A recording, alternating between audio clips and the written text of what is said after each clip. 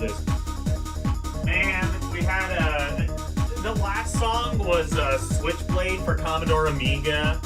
I literally, like, right before I pressed the Go Live button on OBS, I wanted to add Switchblade for, well, what I think will be a pretty obvious reason fairly soon.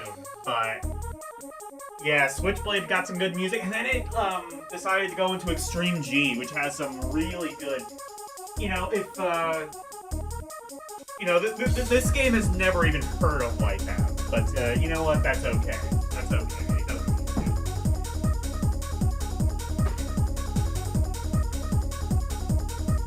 They did make a Wipeout for N64, I think, at some stage, didn't they? That's probably pretty good. Is it as good as Extreme G, though? Probably better. Who knows? Anyway. Let's play the Lynx. Oh, actually.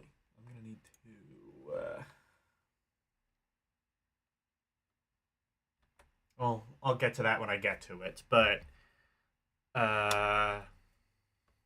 anyway, yeah, audio is working fine.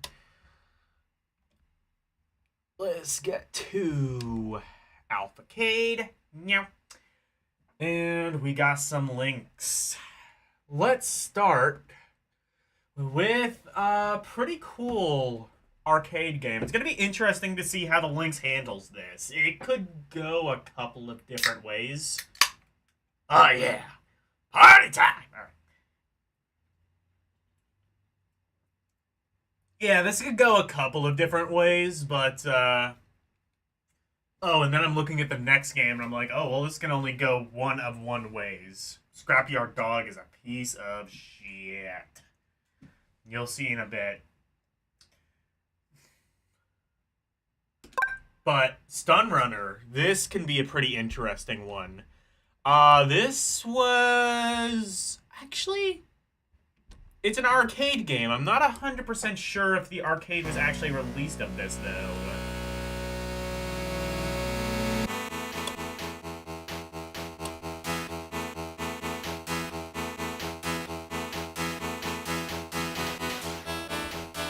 That's probably good volume. Slightly on my end.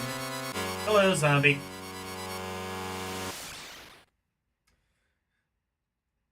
Winners don't do drugs, but when I do drugs, etc. When I do drugs, I feel like a winner. Now, don't do drugs.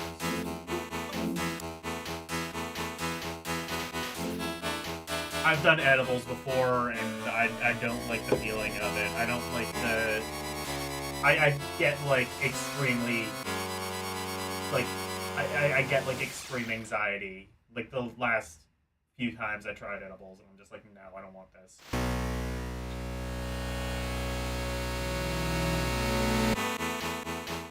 Plus, all that money you spend on drugs, you could be spending it on my membership, which is only $2.99 a month. That's a much smarter use of your money. Welcome, Gun Runner. All that money you spend on drugs could be spent making rich people richer.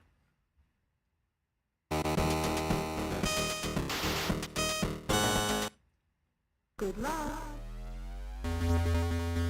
And, oh yes, it is a good port. Wait. Stay off the railing. The outside wall is backwards.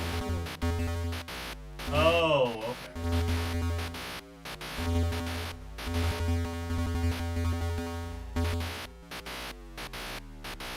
You have completed level 1. Oh, okay. That worked. Oh, this is a good port. It looks pretty cool. I can tell you that for nothing.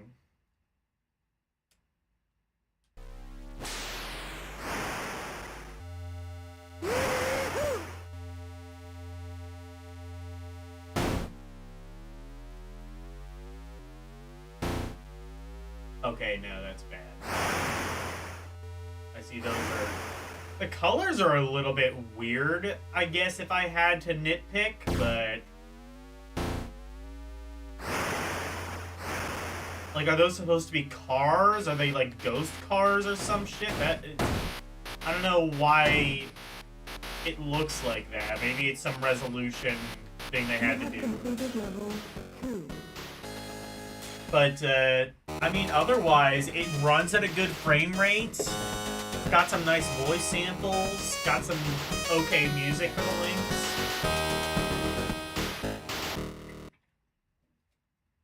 Does a good job at,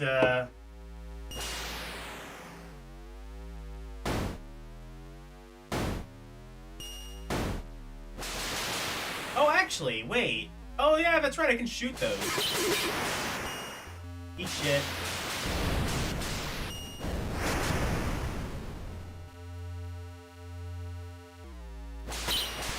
I think, wasn't the original arcade of this unreleased, or am I thinking of Grid Runner, which was like a sequel to this that was never released?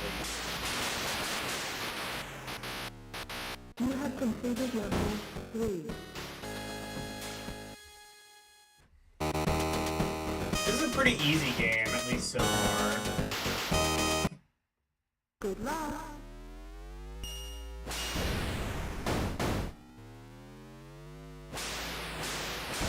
Look, it's got, like, hills. This is pretty cool. I know for certain... I knew going into this that 2 games almost for certain would get the outstanding rating. This could also get that. That remains to be seen, though.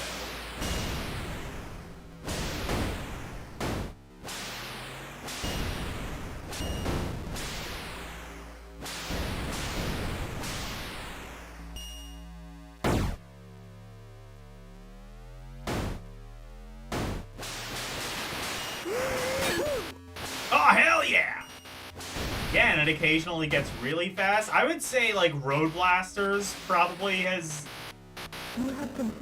gotten the closest to, like, has probably been the best racing game I've played on Jaguar, but this is also probably up there.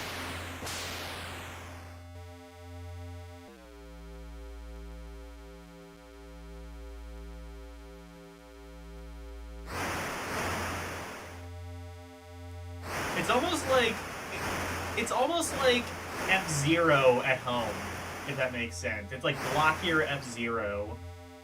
You get like these speed up things which make you go real fast.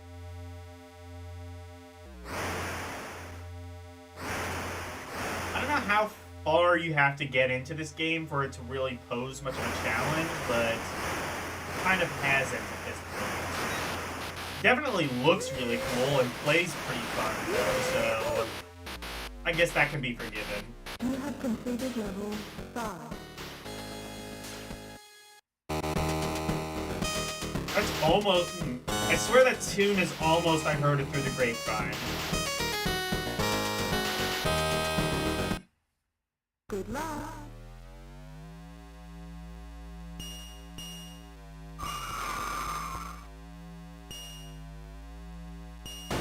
Also, by the way, I don't control acceleration at all. My only button seems to be the one button that shoots.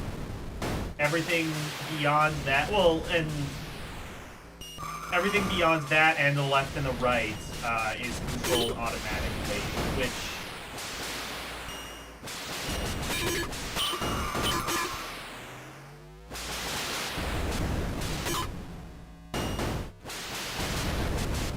I didn't necessarily think you needed to do that.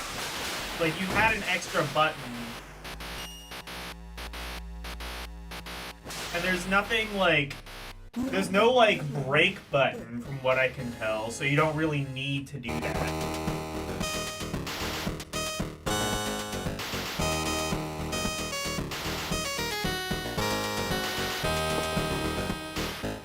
You really only have, like, one of the buttons being used.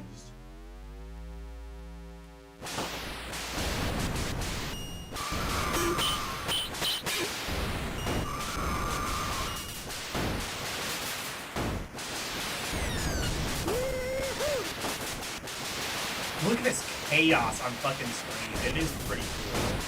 It looks pretty cool, and you know what? It plays alright as well. Yeah, I'm definitely praising this game a lot. This, like I said, this was an arcade game. I can't remember if the arcade of this was released or not. I want to say this was released, and there was another one called, like, Grid Runner or something that was unreleased. But yeah, the arcade version, you can load this up in MAME, and it looks pretty sick.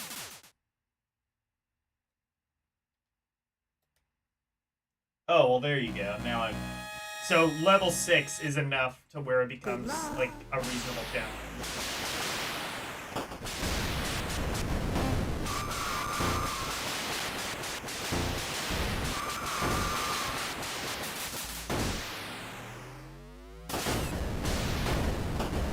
I would say maybe, like, taking that long to get to that point you could see as a bit of a flaw. I guess I think I would rather that than the game just start out bullshit hard, like a lot of these early arcade games did. Then again, though, was the arcade game actually that difficult? Was the arcade game actually this relatively easy, or did they just make it easier?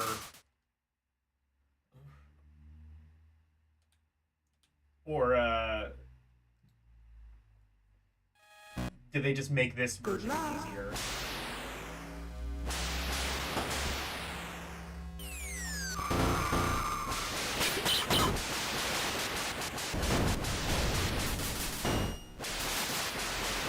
Other thing I could maybe see as a problem is you don't have a particularly wide field of view. You can't see very far in front of you. As a result, I'm kind of hitting things that I can't really see coming from that far away. I don't think that's that big of a deal yet, but I think as you go through the game, that could become an issue if it's not, you know, properly designed around that.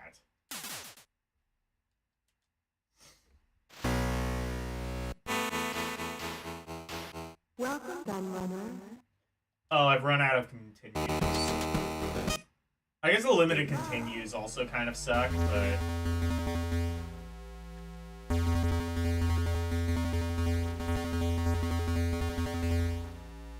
Stay off the railing. The outside wall is backward closed.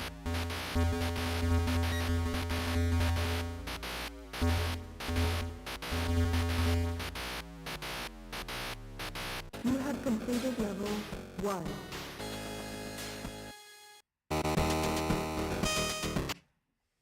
Alright. But yeah, that's a pretty fun game. So let's go to the rankings. I got to do that. There we go. And let's go. So, Stun Runner. I think that could be outstanding.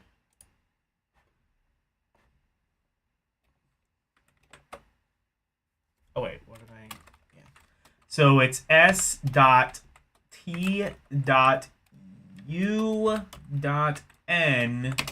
runner. Does that stand for anything? Almost certainly not. Did they do it anyway? Yes, they did. Hey, Drunky Cheese. How are you doing?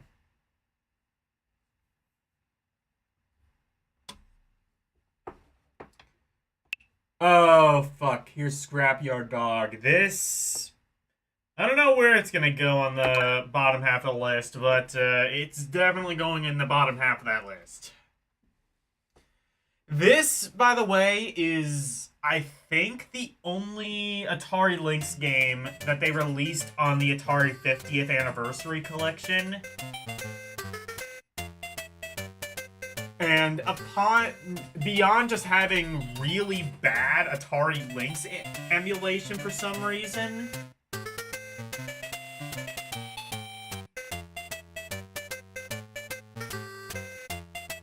they included quite possibly one of the worst Atari Lynx games. And, like, none of the good ones. No Chips Challenge, no Stun Runner, no... You know, Crystal Mines 2, not even, like, a California Games or anything like that. Scrapyard Dogs. Scrapyard Dog.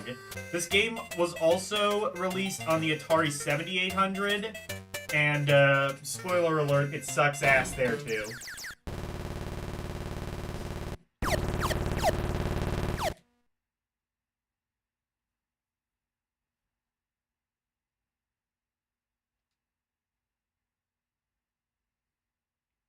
I've got the dog. Find us if you want to see him again. Mr. Big. Man, I knew Mr. Big was trouble. He just wants to be the next one to be with me and to steal my dog. So you're a little kid trying to rescue a dog. This actually... You know what? Maybe this isn't actually as bad as I remember. I remember this game being a lot worse. Oh, it's one-hit death? Okay, never mind. Now I remember why it's bad.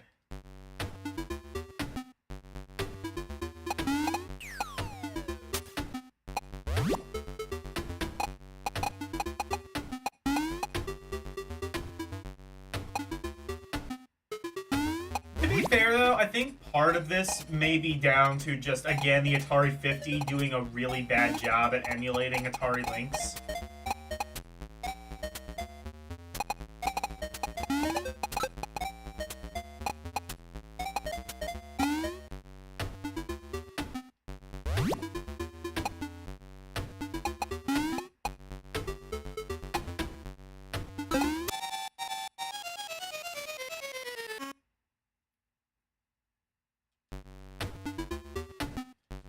Also, I think I might be more remembering the 7800 version of Scrapyard Dog, which is considerably worse than this. That version, I think, was, like, nigh unplayable, from what I remember. Then again, I also remember this one being really bad, so maybe my memory is just faulty. This one is pretty bad, I would say, so far, but it's not, like, the worst game on the Atari Lynx. It's painfully mediocre, I would say, so far. If not a bit, like, overly difficult.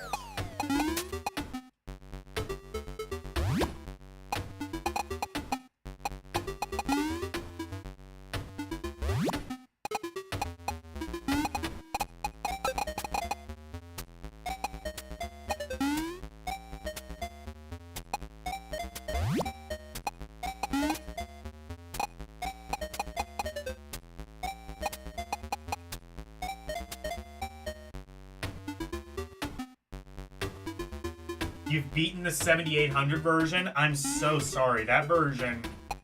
You know what? Maybe I have to play the 7800 version, because I remember that game being, like, total dog shit. But I also thought I remembered this game being dog shit. And it's not good, but it's also not as bad as I remember.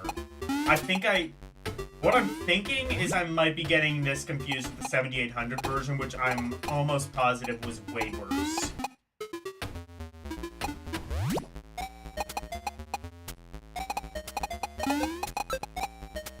Also, hello, Jerry.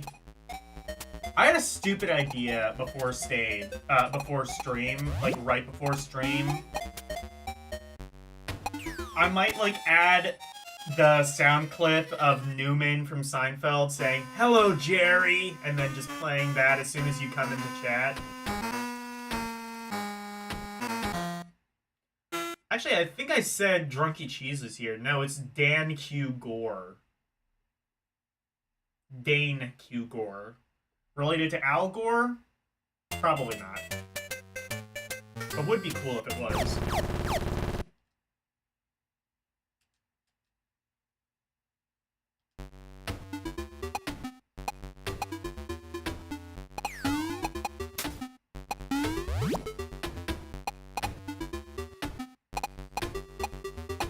Man, fuck Al Gore. He supported hanging Chad. Why would you want to hang that guy? I mean, I don't like Chad either, but maybe we shouldn't hang him.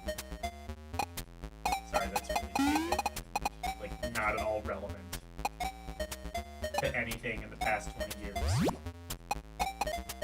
So, not at all relevant to anything, for the most part, since I was alive.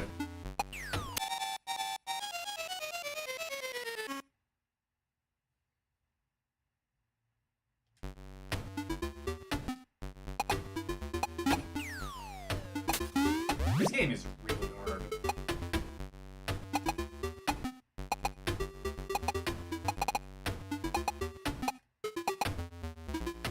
Oh, you can use the option 1 and option 2 buttons as projectiles as well. Why would you do that? Because what else were you gonna do with that? Actually, usually games use like the option buttons to turn the music on and off. I'm a little surprised this doesn't have that option. A lot of Lynx games did. I do like how the enemies just vaporize when you throw your whatever crackers or whatever they are at them. That's kind of cool.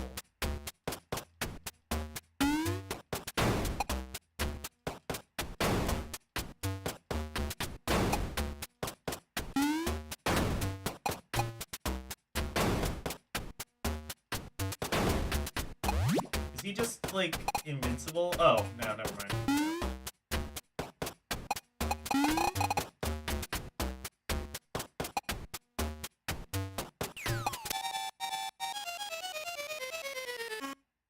What killed me?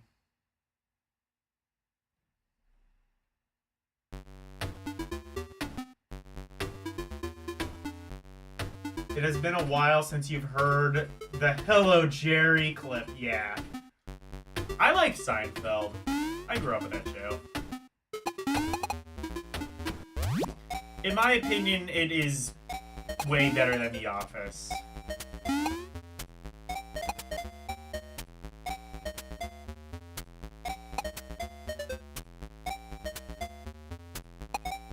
This has some alright music.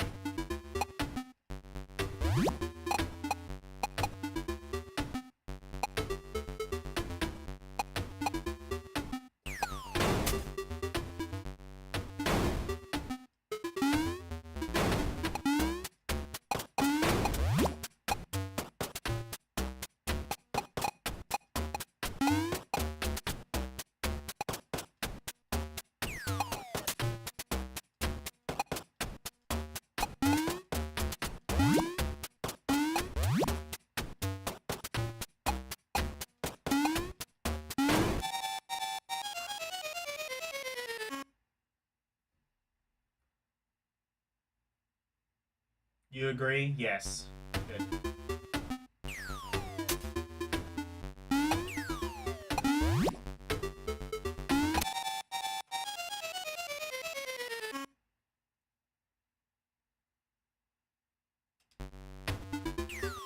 How many lives do I have?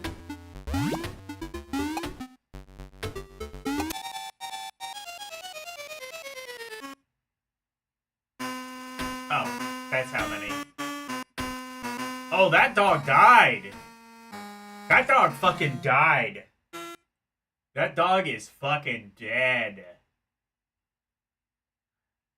We need, like, some Sarah McLachlan, like, I will remember you. Oh, shit! Actually, speaking of which, Roberta Flack is dead.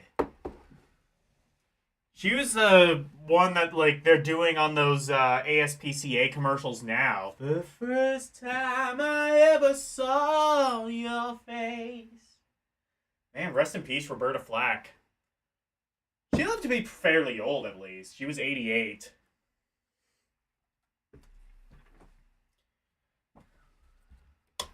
Scrapyard Dog.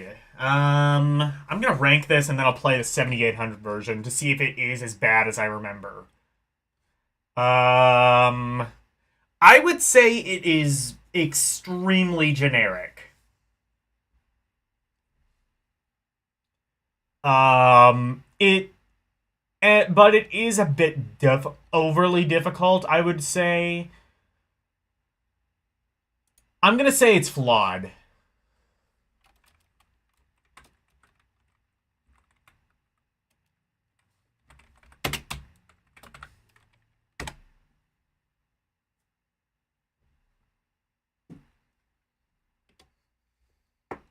Which is admittedly quite a bit harder, higher than I was planning on putting it.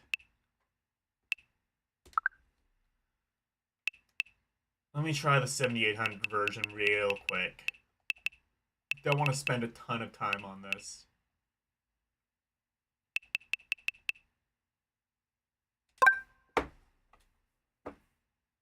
More like crap yard dog.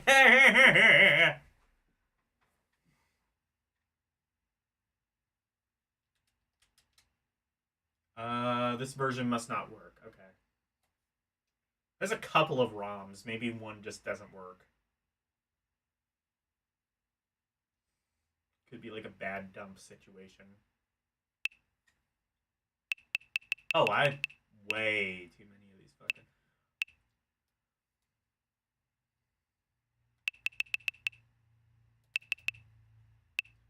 Let's try this one. This is probably like the top one. I'm guessing is like the most reliable ROM. Nope. What emulator am I using? I should be using like, what is it? Like, I think the emulator might just be called like 7800 EMU or something.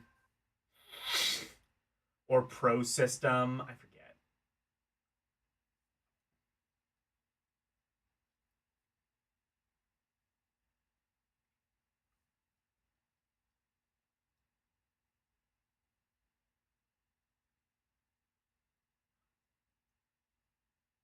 Again, though, like, I will say, though, like, Scrapyard Dog being, like, the only Lynx game on the Atari 50th Anniversary Collection, unless there was another one that I can't remember. Oh, I think there was, like, some, like, Port of Asteroids or some shit like that, but, like, that being pretty much the only showing on the Atari Lynx, I guess does fit with the Atari Lynx motif operandi of not necessarily putting your best foot forward.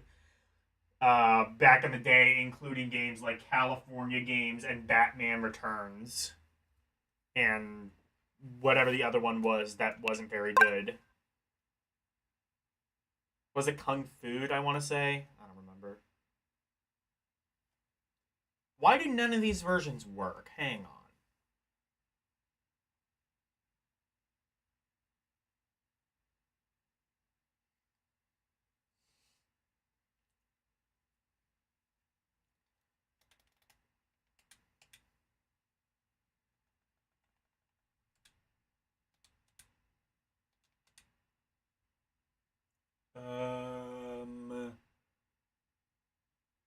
Okay, yeah, it uses the Pro System emulator. That should work.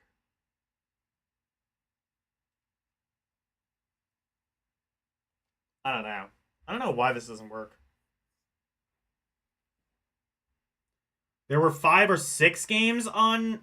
There were 5 or 6 Lynx games on Atari 50. I think they might have added some later, but I haven't picked up... I haven't played Atari 50 really since it kind of came out. I think there was, like, Scrapyard Dog, and there was something else that I can't remember. I think it was, like, some Asteroids game. Maybe they've added some of the good ones now. Like, if it were up to me, I would say, like, Chips Challenge is one that should be there. I can't imagine that would be too expensive to implement. Yeah, this just isn't working. I don't know why.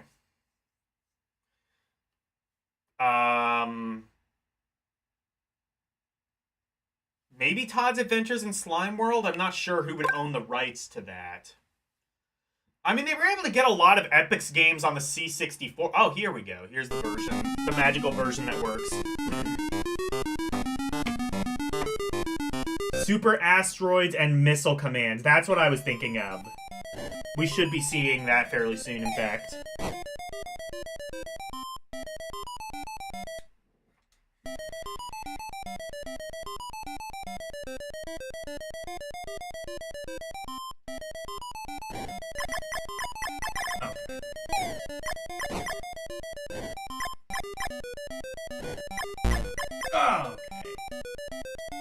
Oh.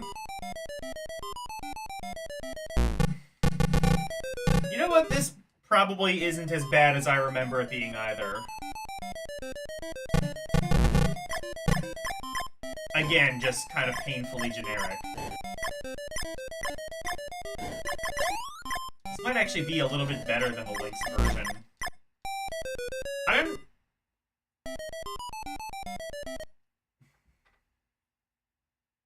Todd's Adventures in Slime World was an Epix game? Yeah, you should be able to...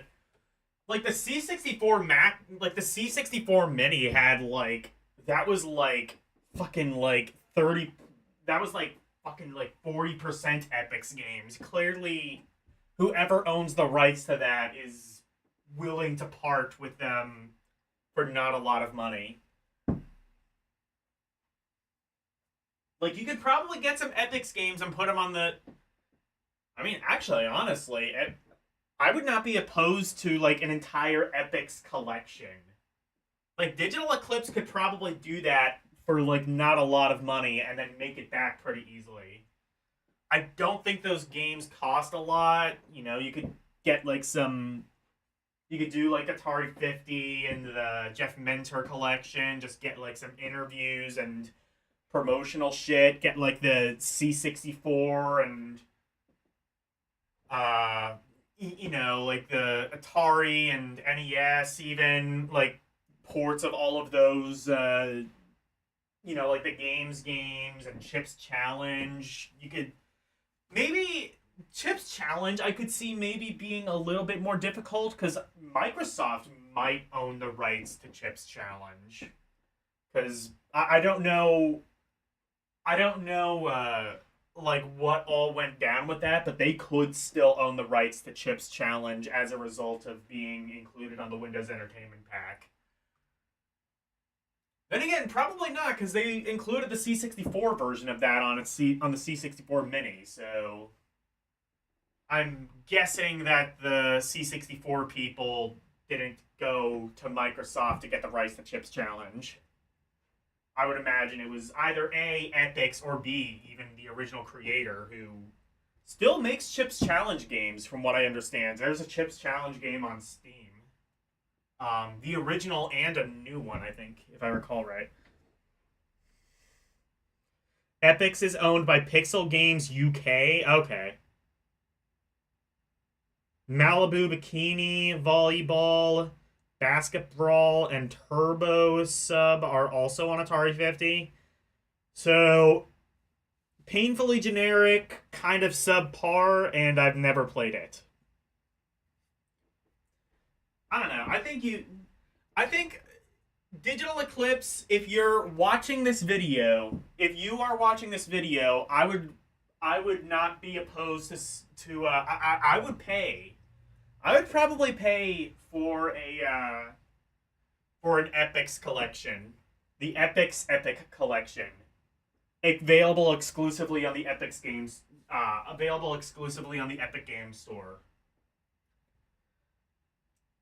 Also, allow Chips Challenge in Fortnite. Do that. At least put Jazz Jackrabbit in Fortnite. What the hell are you doing? I wonder if, actually, I wonder if you can do that. Is Jazz Jackrabbit available in Fortnite? They should be.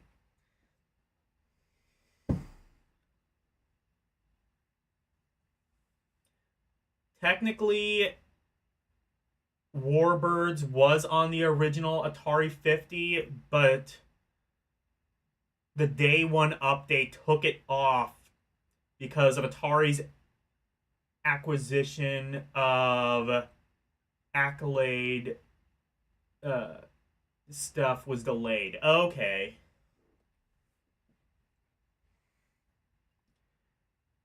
Wait, so Atari owns the Accolade catalog? Oh shit, can we get... Okay, new Bubsy game available exclusively on the Atari VCS. Let's fucking go. Let's do it. I'm so down. That's the killer app that system needed this whole time. Bubsy.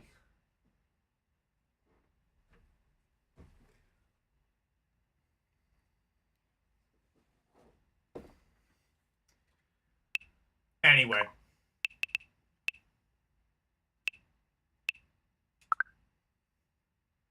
Scrapyard Dog, Shadow of the Beast. I've played a bunch of ports of Shadow of the Beast, and I've not liked any of them. Sega CD version was kind of jank. The Amiga original was kind of jank.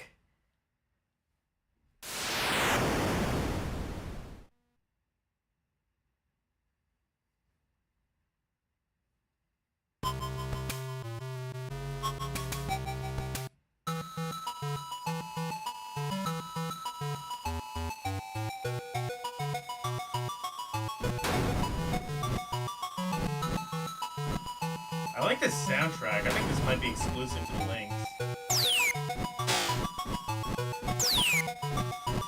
Yeah, this is my experience with Shadow of the Beast. You just get hit by things you can't really see.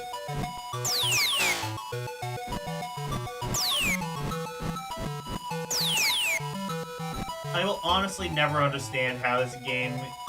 I guess just because it looks pretty. That's why people liked it back in the day.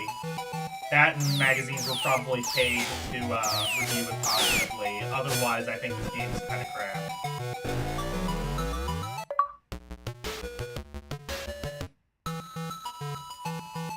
What?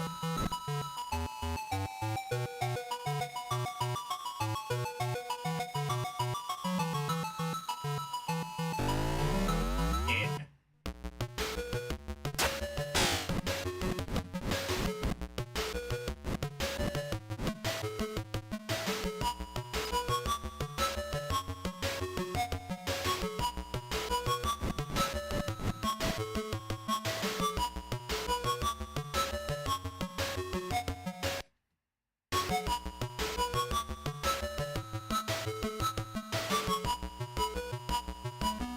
Well, it's got some good animation. It's got a pretty smooth walk animation.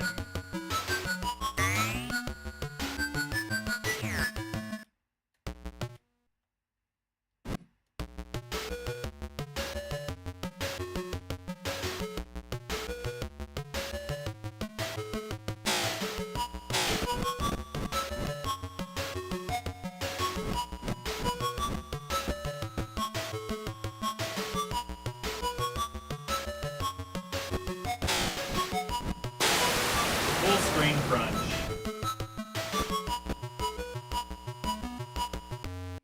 Making me take a leap of faith. I guess...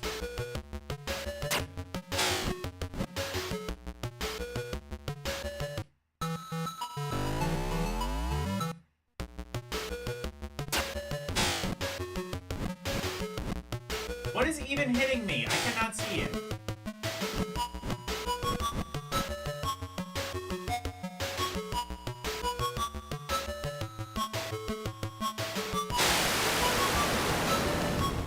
Do you have fall damage? Is that what's happening?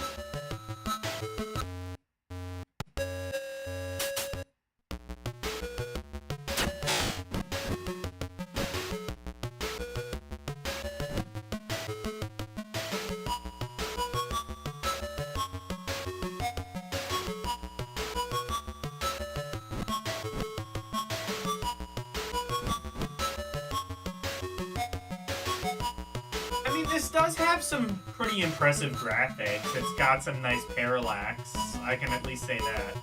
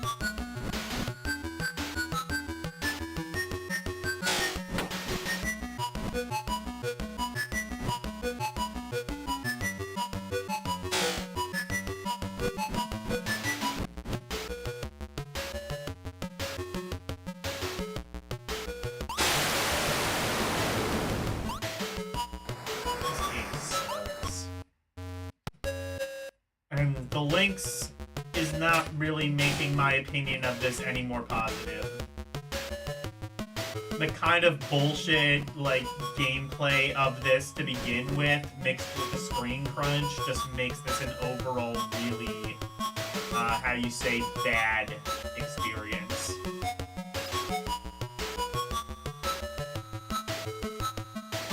If you really do like this game, play it on Sega CD, play it on, like, CD32, or ideally, don't play it at all and learn to like a better game. But if you have to play it, don't play it here.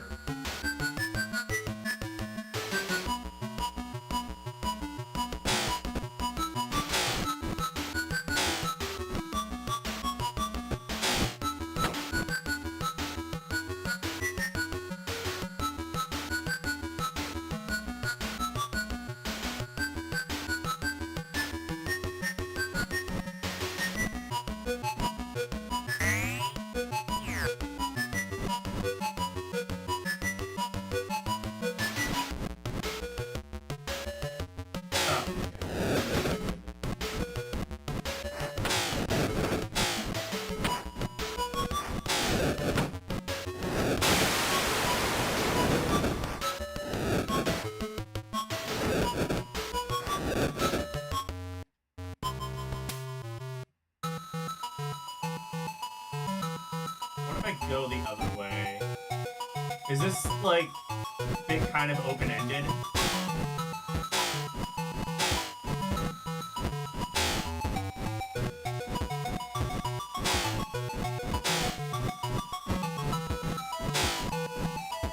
I don't think I can actually hit that.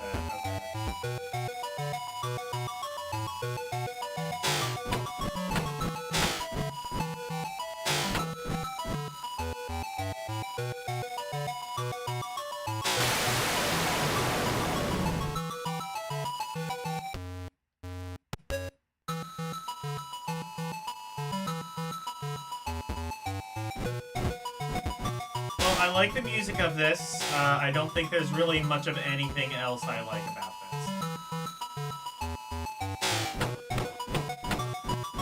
this. Do British people even like this game anymore?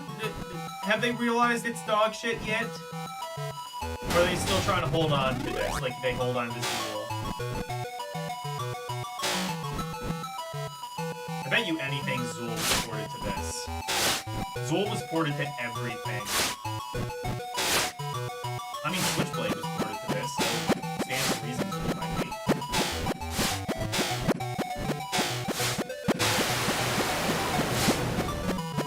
Guess what? I'm done. I'm done. Tap out, tap.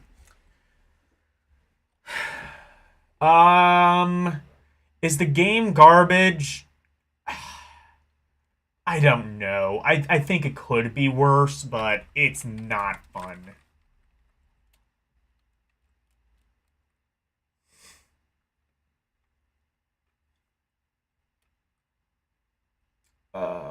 What was it called?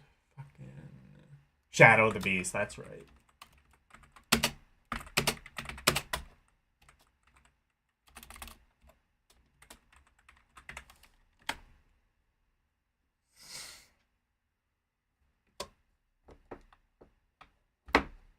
Next is oh wait, no, this is okay, so it's Mahjong, but it's like Mahjong for stupid white people, so I might be able to understand it. I think this is just the Shanghai Mahjong, I think, is like the PC version of Mahjong, where it's just like a tile matching game.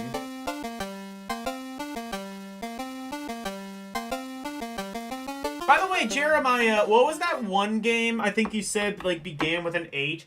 I looked at the entire Atari Lynx library, and it looked like I covered every game. At least according to the Wikipedia list of like released.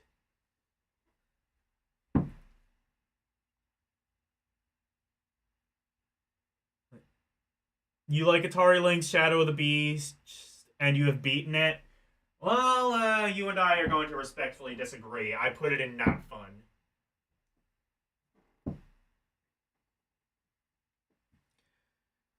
ARs. The only game that I saw on that list that I haven't gotten to yet, which I think I will later, is the Fidelity Ultimate Chess Challenge, which I think I'm going to get to when I get to the T's, because my ROM list doesn't separate articles. I think there is a way to make it do that. The Hyperdrone? I didn't see that in the list, but I might look that up, actually, and download that real quick.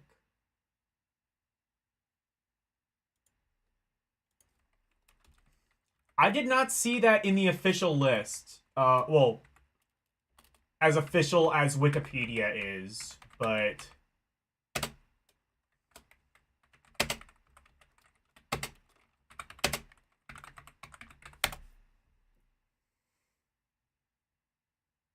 Hyperdrone.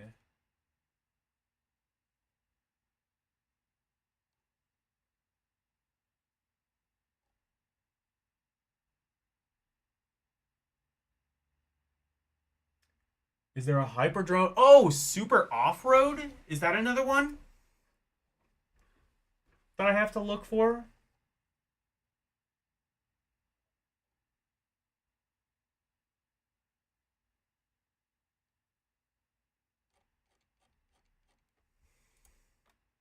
I'm gonna check real quick. If I'm gonna have to download Super Off-Road as well.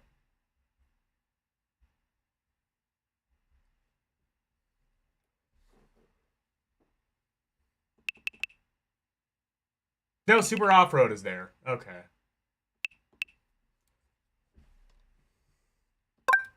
Actually, I'm gonna use Google because DuckDuckGo used to be a good Google alternative. Now, I don't know what they did, but DuckDuckGo does not have as good of results as Google does anymore. They used to.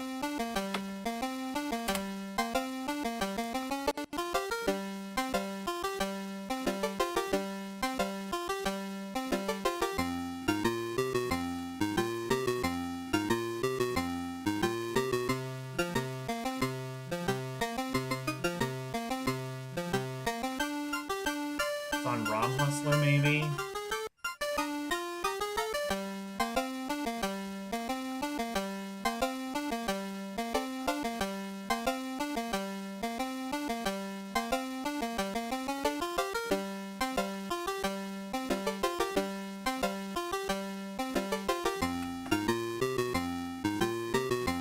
ROM Hustler have it?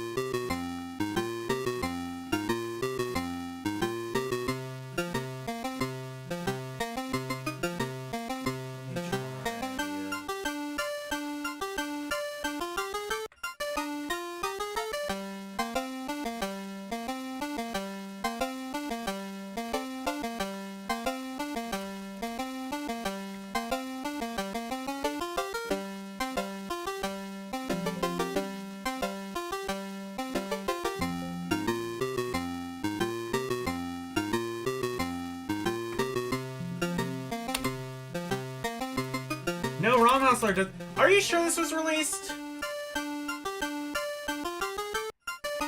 Because I cannot find this game anywhere.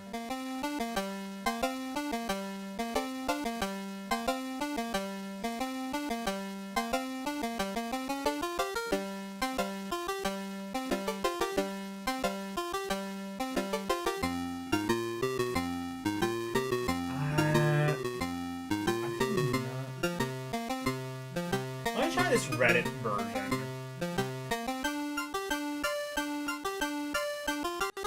Let me try this Reddit thread. See if...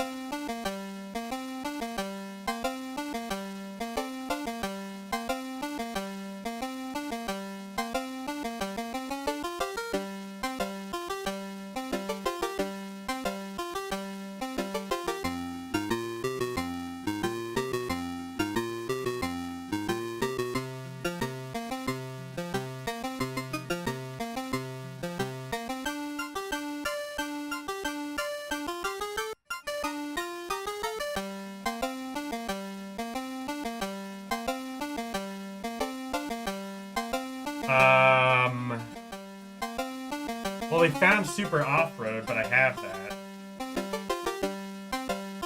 Do you have a ROM of Hyperdrome? Can you send that to me? Because, like, this has apparently been memory hold. This one game has apparently just been memory hold off the face. This entire game has just been memory hold off the face of the earth. I'm gonna try one thing. Atari Lynx ROM's free.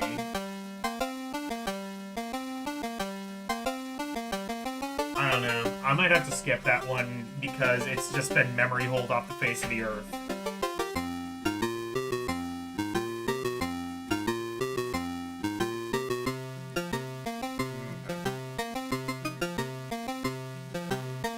Maybe this game's lost media, who knows?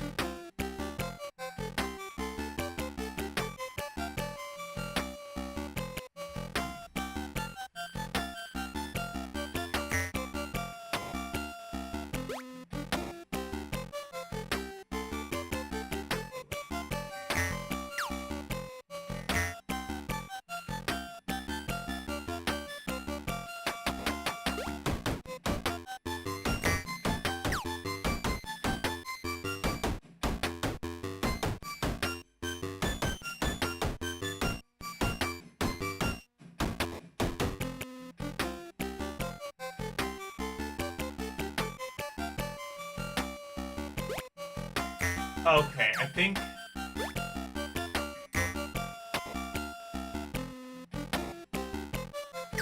Can I get that one and match it with that? No, what? Those don't match? Oh, does it have to be exact?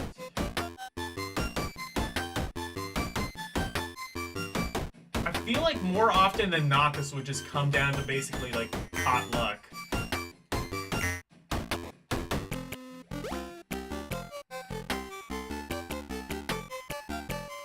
Like, whether the thing that you need is actually available.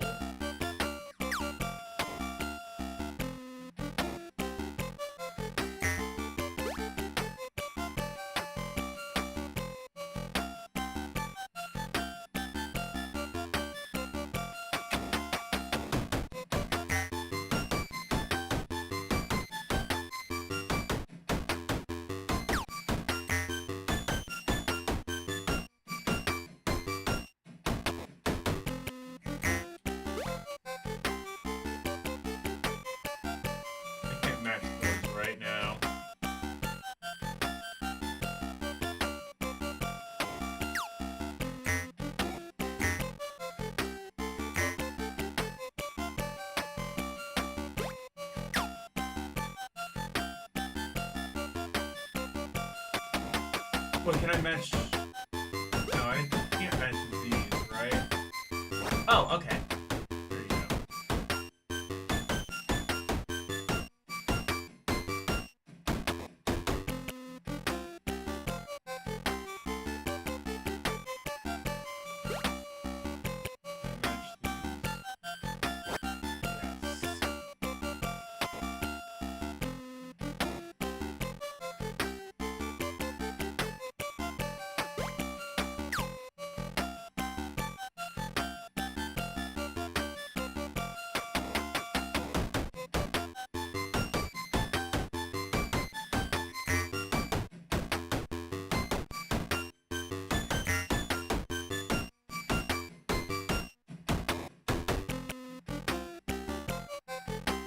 I'm not timed on this, am I? Oh no, the timer's going up.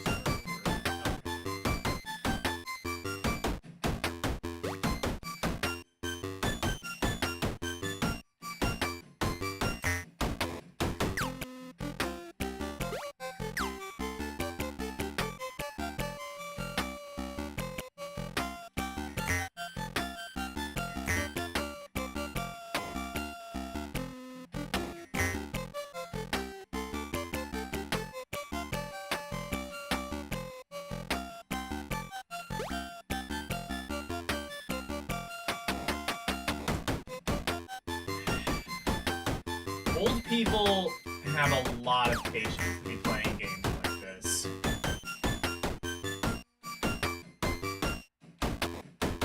And I might have, like, more patience than some, but I don't think I have patience for this.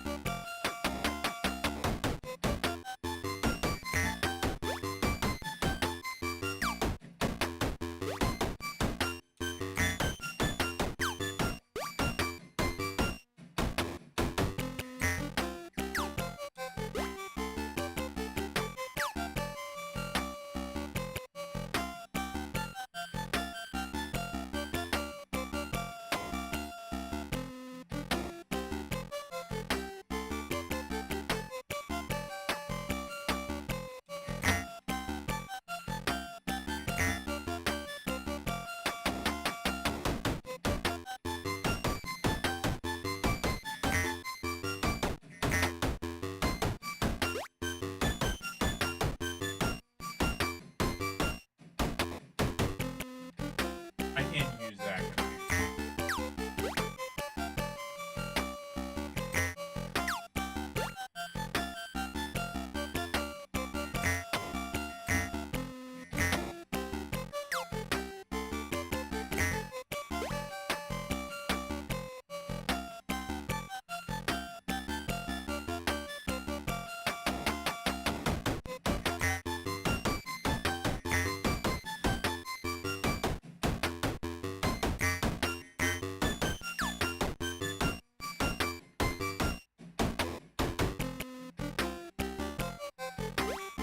I'm just dreading, like,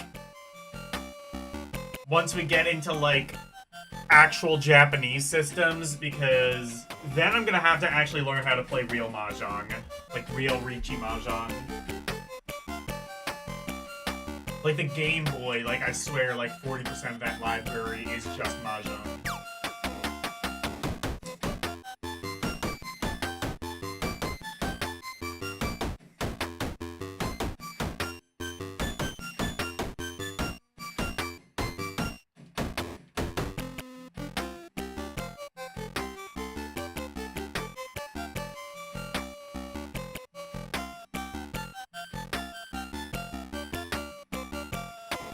How pissed would a Japanese person be if I was just insistent on this is real Mahjong? Not that fake shit you play.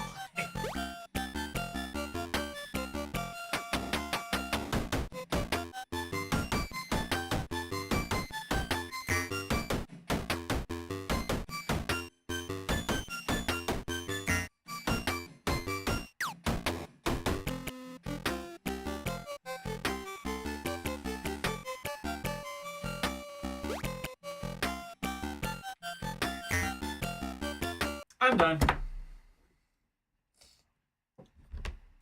Shanghai. It's a functional port of my.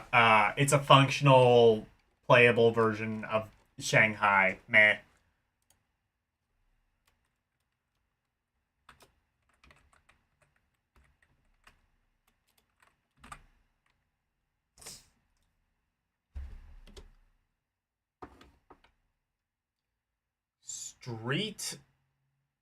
Street Talons. Oh, Steel Talons. Not sure I know what this is.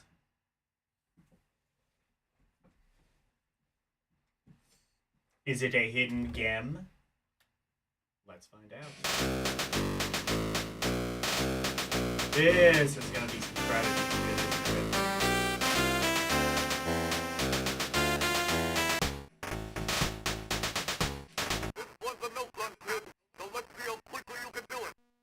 What did he say?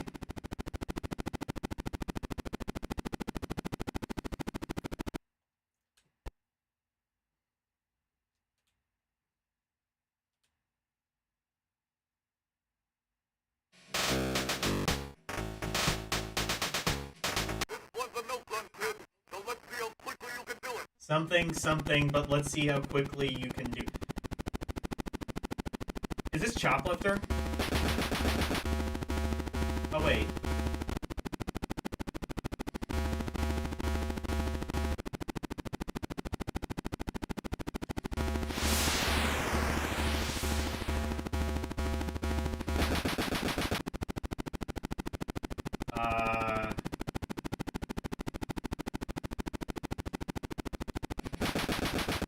Oh, this is a rail shooter, but like...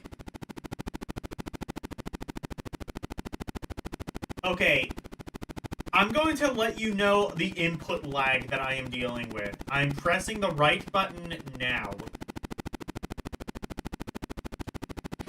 That is inexcusable.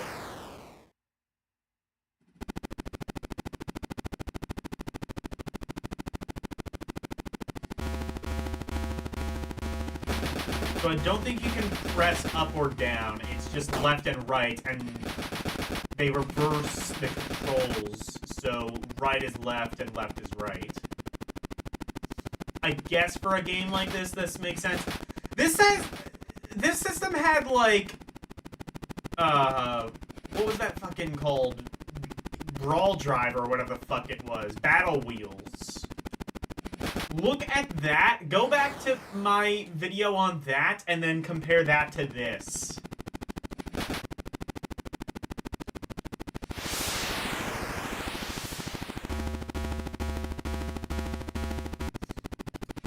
You know that hidden gem? This is a hidden turd. This is a game that you probably played like 30 years ago, thought it was shit, and then 30 years later you forgot it was shit.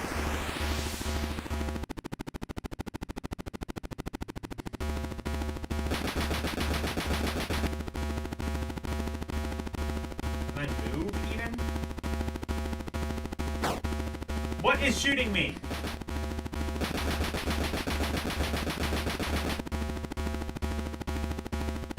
Oh, wait a minute. I see. So I'm a...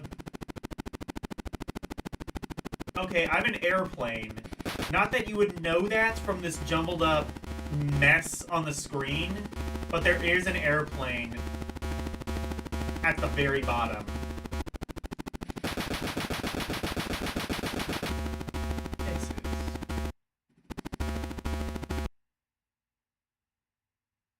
Okay, that's map, I guess.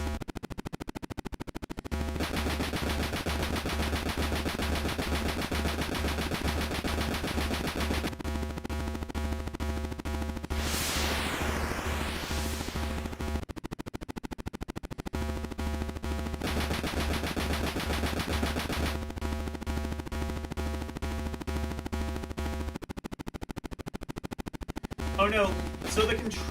Okay, the crosshair is reversed, but the flight controls aren't. And yes, despite the fact that it seems... I guess the plane can't actually take up off the air, because it seems like it's just on the ground.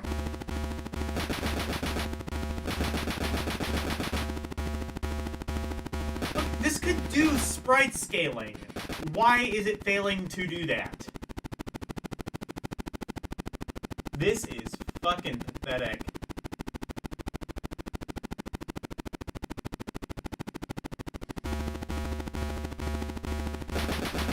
Is this the worst? Like, no, hard driving is still worse than this.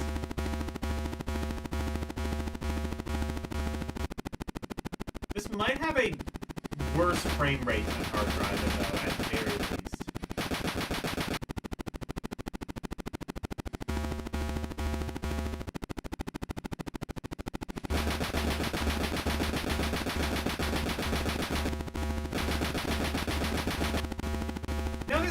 Just be worse than this might actually just be worse than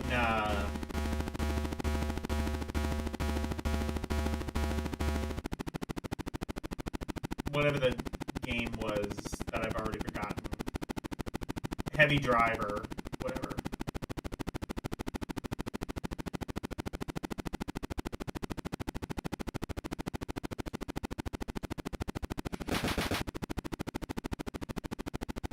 I literally just said the name of the game and I already forgot what it was.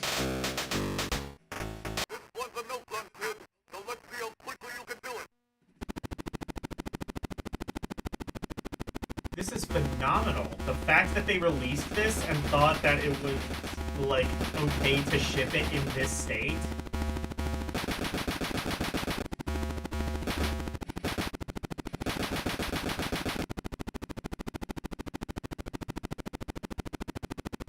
I can think of literally nothing about this game that screams ready, let alone, like, fun.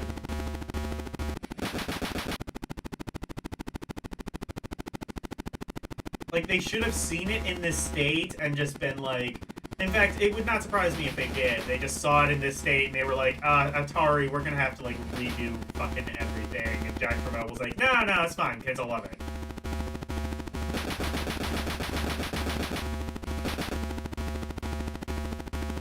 Jack Tramiel hates kids, as evidenced by the fact that he thought this was okay for release. How are y'all? I'm doing good, despite the fact that I'm playing this.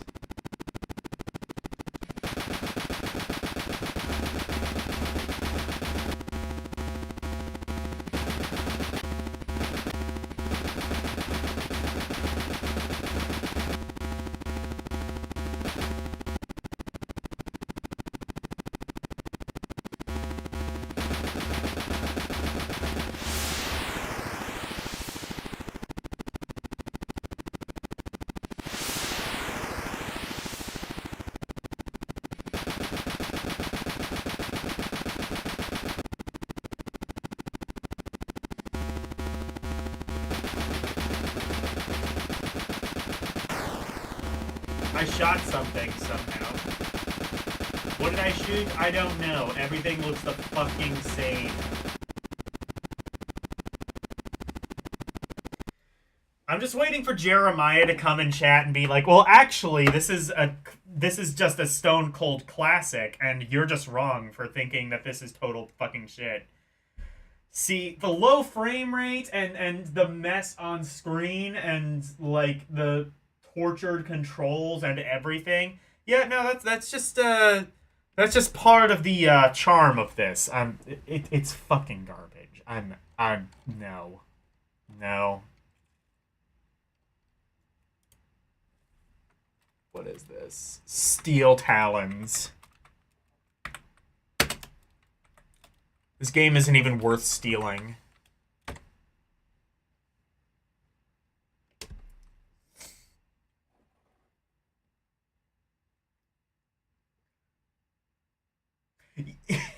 Oh god, yeah, Prime 1, check this.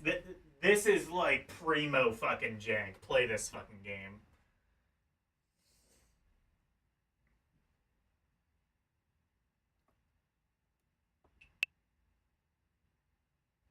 There was a game VGM was playing earlier that, like... I forget what it was. Speaking of which, I'm going to... Actually, while I'm here, I'm gonna pimp out a channel that I think you guys might like.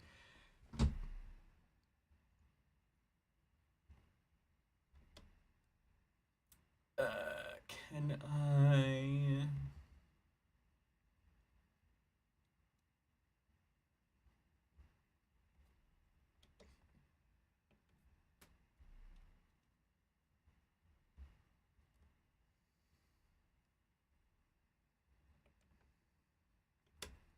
Do I have a silo? Is this a silo?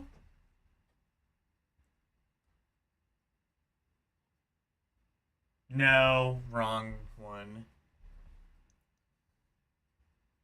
Fuck. Okay, I don't have...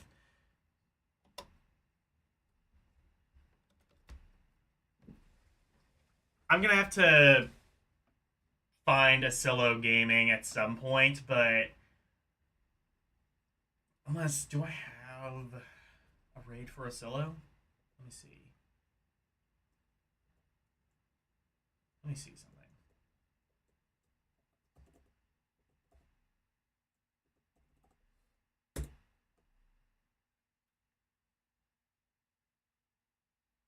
No, I don't. Okay. I'll have to send a link to him at some point, but he just finished the Sega Genesis thing.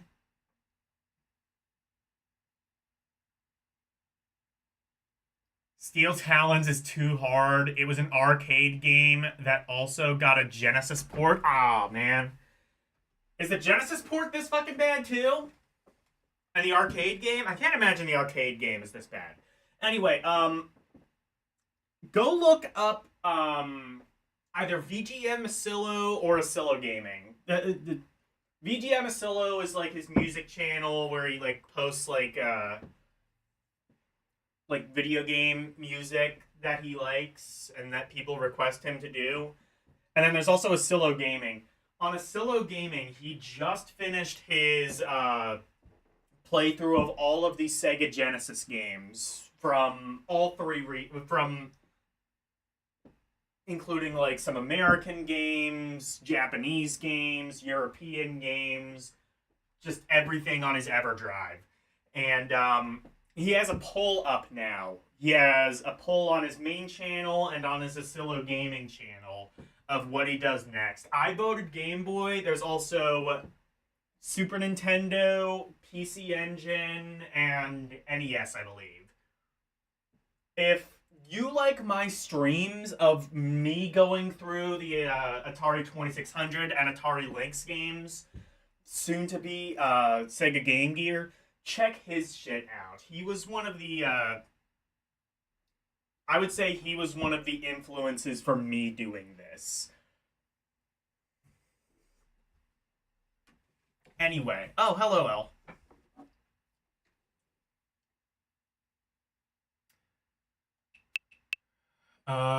Here we have Super Asteroids and Missile Command. Well, I'll give you one guess, as to what this might be.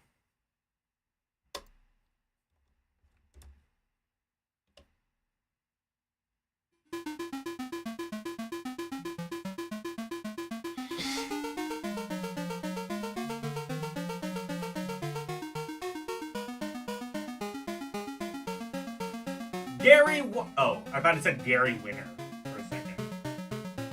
I think this was one of the games. This was like one of two games that launched with the Atari 50th anniversary. The other again being Scrapyard Dog. I wonder if Atari Lynx emulation is better than how it launched, because when it launched, it was awful. You can see my stream of that, like when Atari 50 launched the Lynx emulation. I was complaining a lot about that. Okay, this is Missile Command, I guess.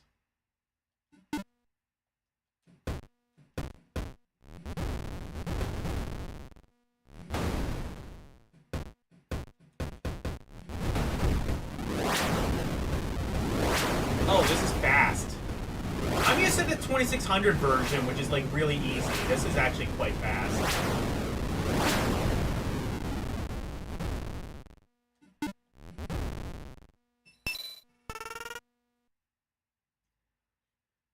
They updated the graphics slightly.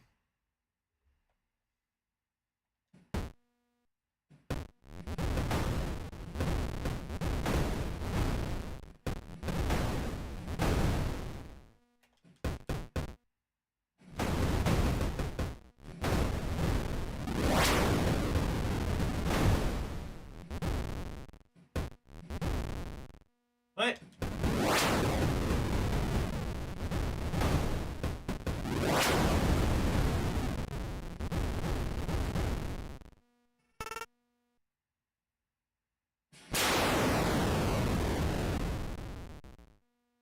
Oh, that's the explosion it gives you? That's lame. Let me try again. I can do better, I think. Maybe, maybe not.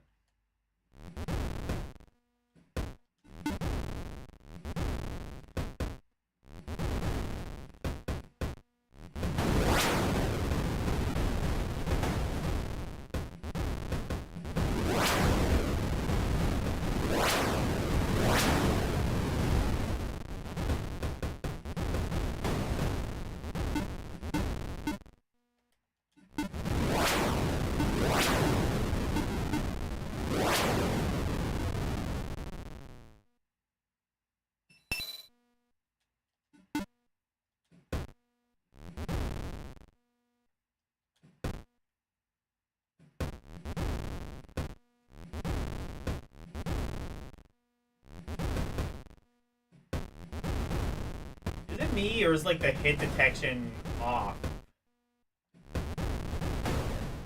Like, I'm definitely hitting some of these missiles, and they aren't...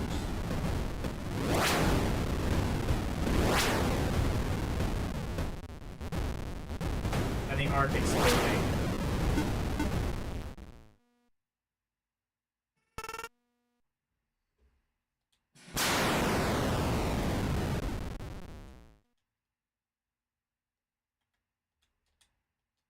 Let me try one more thing.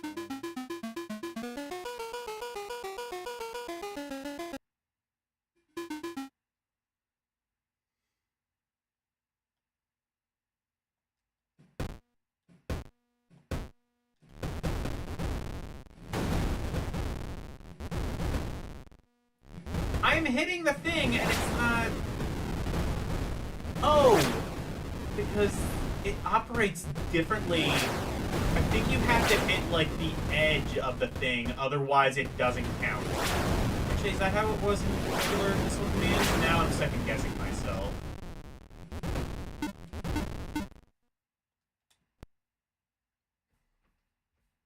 Actually, it might be.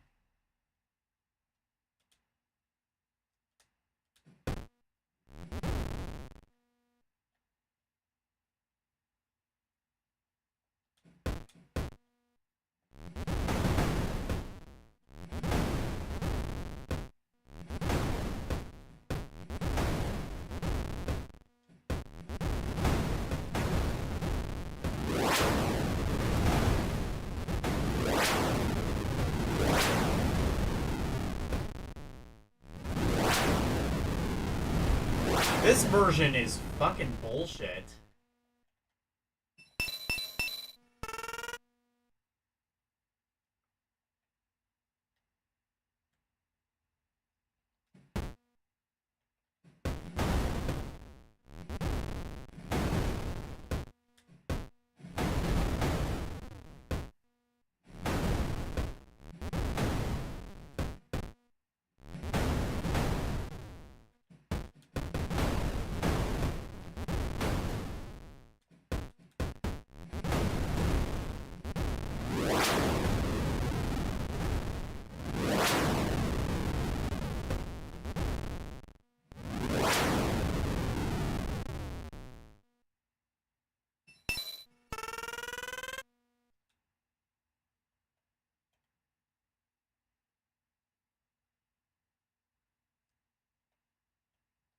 Wait, there's planes? Well, that's a different thing. There's planes shooting, like, bombs. Was there, like, a super missile command in the arcade that this is based on? Because this actually, like, kind of expands the gameplay. I'm not sure if I like what it does with its expansion, though.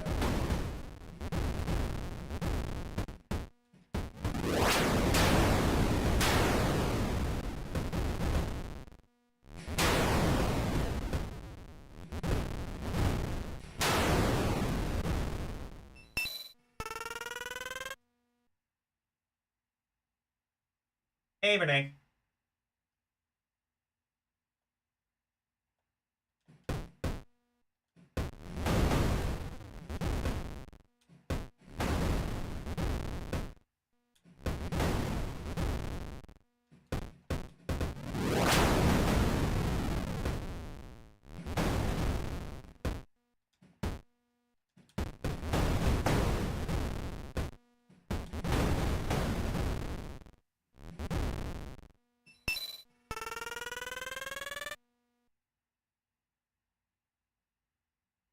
Oh, shit. Well, I can upgrade? Also, the money is, like, done in euro for some reason? Okay. Megaton. Fast. Duel. Hell yeah. Let's go.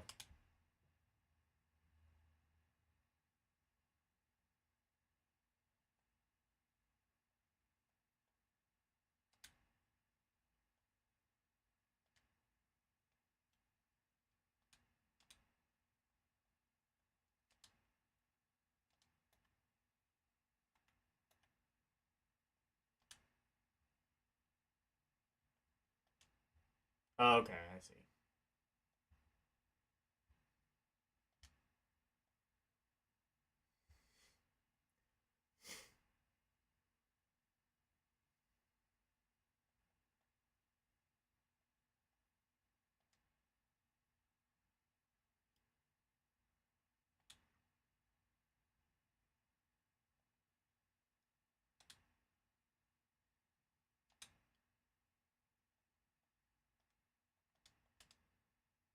How much of this can I... Okay.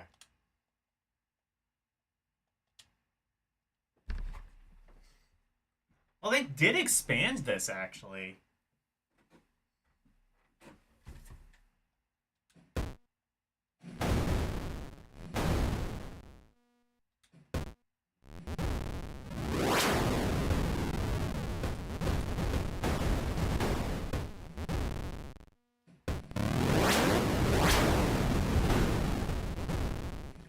Oh, shit.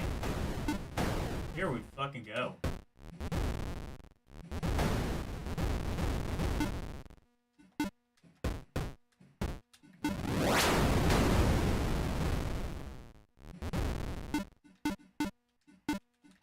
I'm fucked. I'm out. Alright. I'm satisfied with that.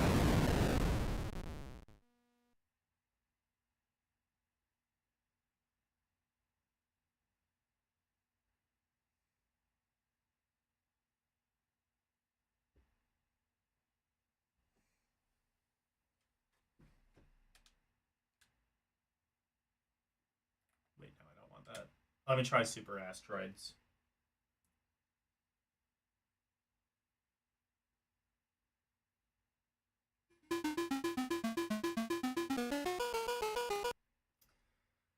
Now, I usually don't like asteroids. Let me see if this...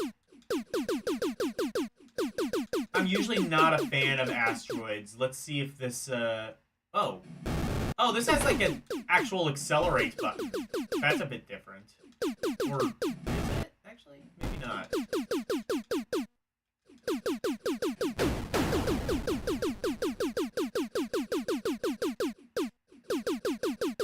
Okay, yeah, this is just like actual asteroids where I kind of don't ever want to accelerate because it is extremely risky. Because this can easily happen.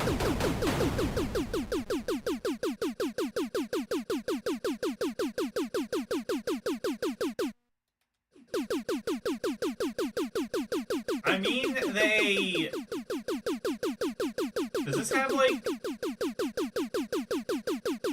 power-ups and shit, too? If so, that could be kind of cool. Does it have a power-up that makes your ship controllable?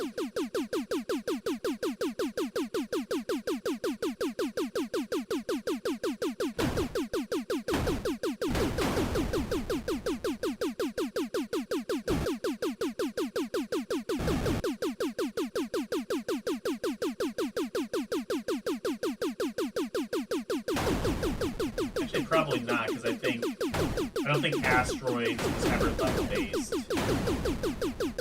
Mindstorm on Vectrex was. That's why Mindstorm is better.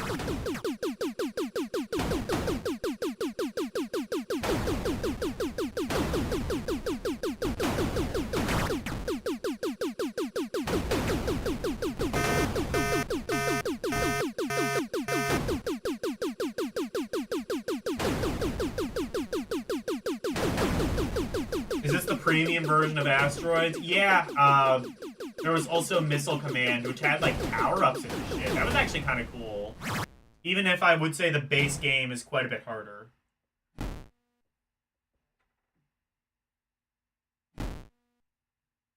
This was one of the last two releases in 1995. Okay. I mean, there are worse ways to go out. I would say this game... I would say even this game,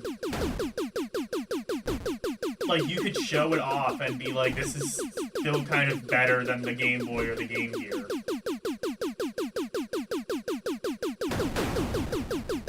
least in terms of looks. The way it plays is like Asteroids, in that I fucking hate it and I wish it would die.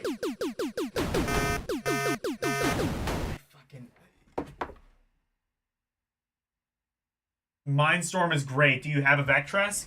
Vectrex? Yes, actually, and I've streamed all of the games on it. You can go back in my channel and look at that if you're interested. I might do another stream actually sometime in the future. I've been planning that. You were playing Mindstorm today? Do you have a Vectrex, Jeremiah? If so, cool. Join me, fellow Vectrex brethren.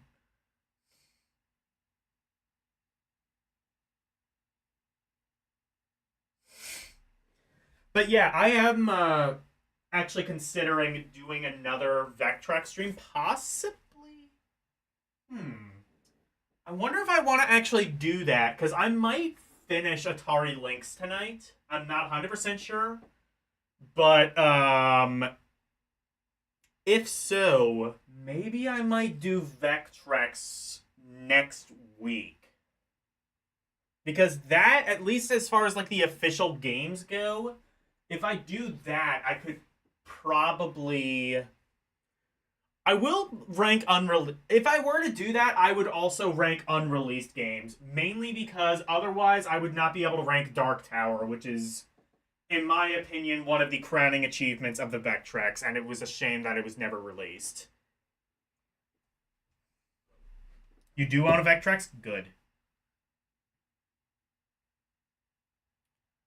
You need to buy the Defender cartridge? I didn't know it's called Protector. I have not played that. I imagine Vectrex could do a decent version of Defender though.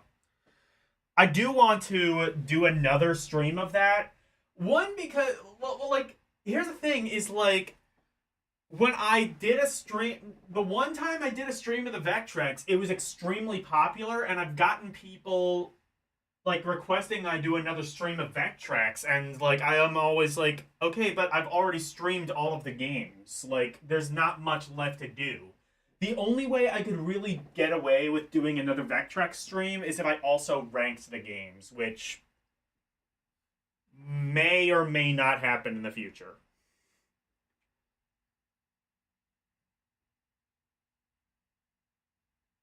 You rearranged your gaming area and you moved all of your Vectrex and 5200 stuff into the gaming area inside of the closet in the hallway. The gaming area full of the consoles with joysticks that don't work properly. I'm very fortunate to have a I'm very fortunate to have gotten a Vectrex for only $200 at an auction, and even more fortunate to have gotten one with a functioning joystick, because those things do not have a good, those things are not very reliable, and they are very expensive to fix. Like, not as bad as the Atari 5200 controller, but, and also, like, not as bad as the Switch Joy-Con, but I digress.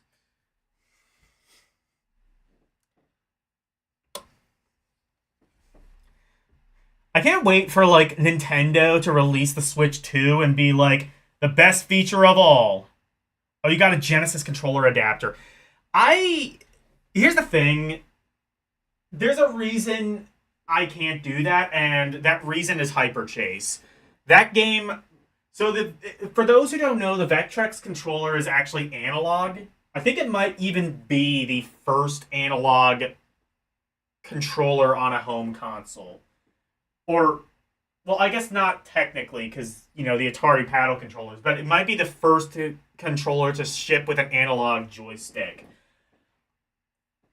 I don't know. I don't know if the 5200 might have shipped first. Maybe it did. It could be the first controller with a functioning analog joystick. But,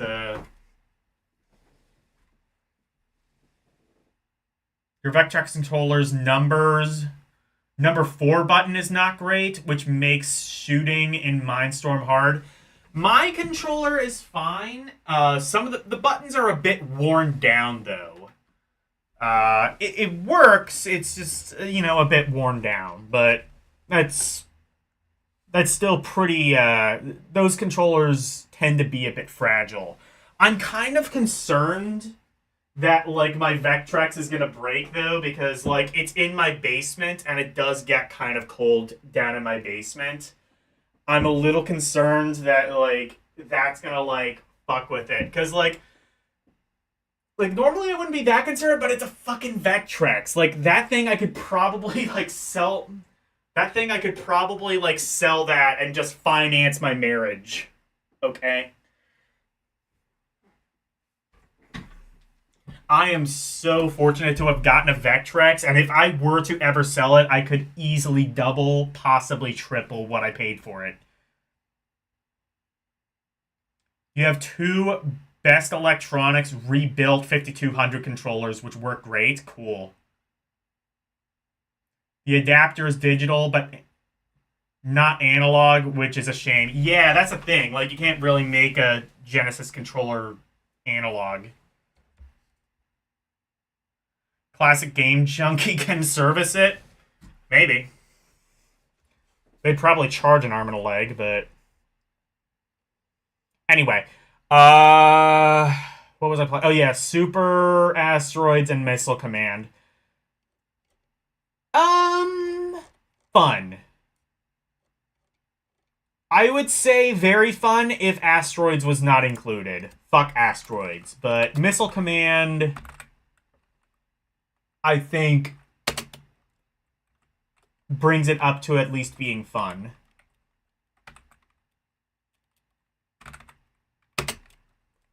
Is it am? Oh, yep, ampersand. Yeah.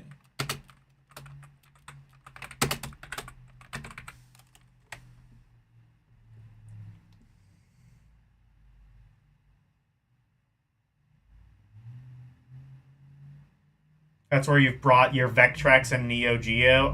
Where is this though? Do they operate online? Because I'm not about to go to fucking... I don't know.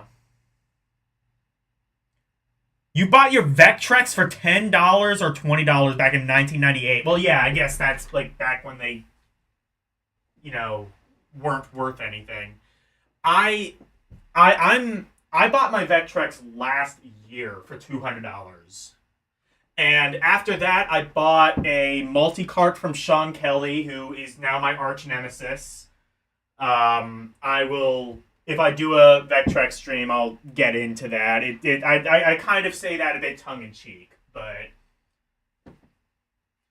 I also bought a reproduction light pen, which is pretty cool. So... If I were to do a Vectrex stream, I would be able to actually use some of the light pen software, which is pretty cool. I was able to try it out, and yeah, it works all right. Although the thing is, Vectrex, being a very old system, has a very small system memory. So after a while, you can just draw stuff, and it's just like, no, I'm not going to draw anymore. No. So you can't, like, really draw anything that detailed. It'll just kind of, like, beep at you and be like, no, actually, we can't do that.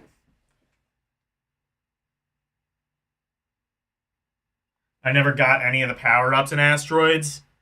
Is that going to make Asteroids playable, though? Okay, I'll try.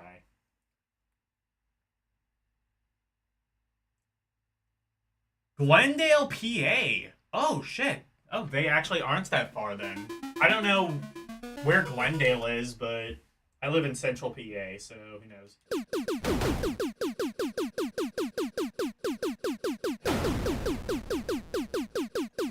fucking hate Asteroids.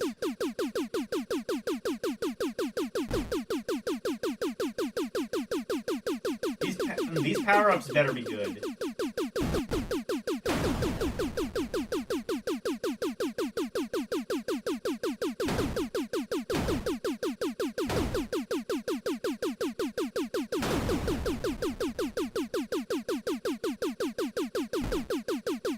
If it weren't for Missile Command, I would probably put this game in, like, the, like, not fun category just because of my blind, visceral hatred for anything asteroids.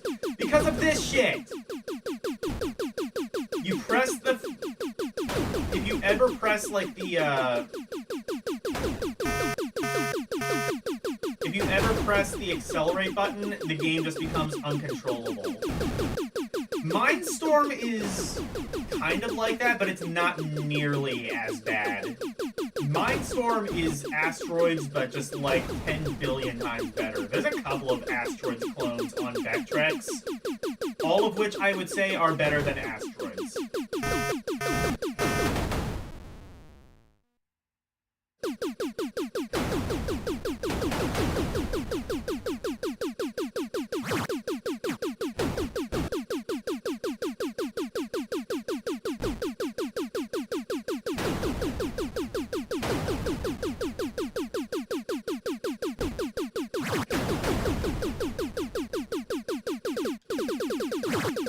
Oh, actually, you can get like a faster auto fire if you just mash the button.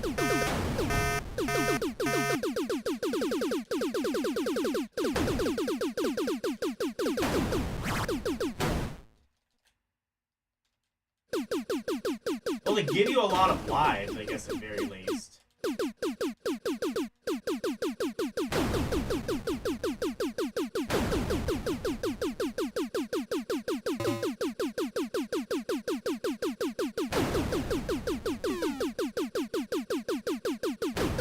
Advancing levels or not, but somehow I'm not dying.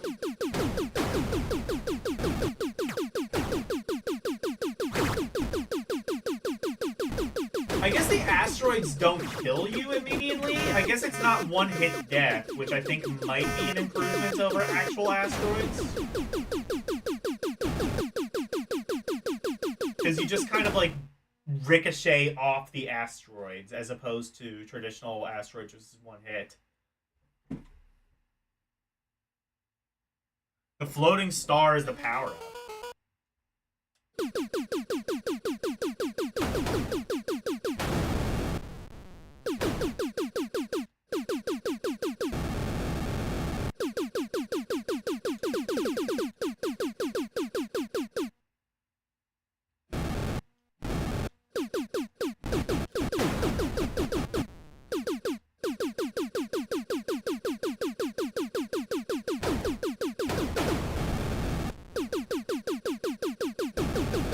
Then that means I have to move the ship, and the game then becomes uncontrollable.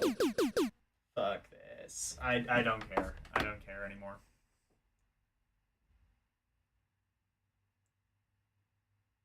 You just gotta boost a bit at a time.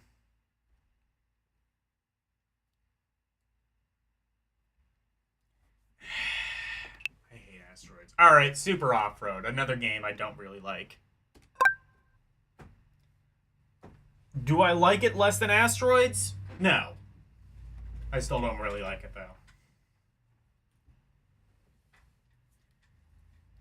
Actually, I'm gonna be interested in seeing how the Atari Lynx handles this, though, because of its notoriously really small resolution. This game kind of relies on a lot of really small sprites traditionally in the arcade and even like the NES ports.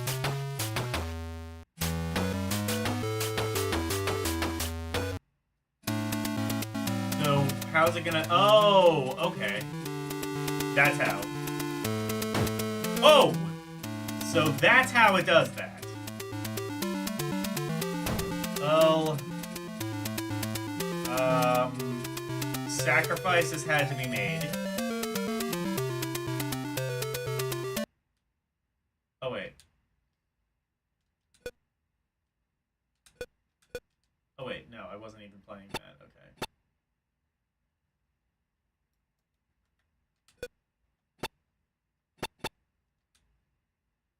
Okay.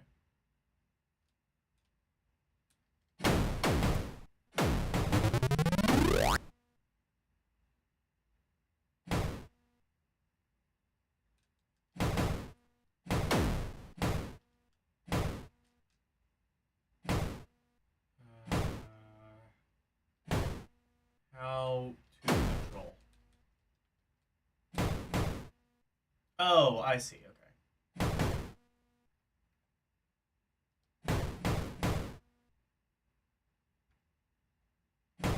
Well, I'm not good at super off-road to begin with.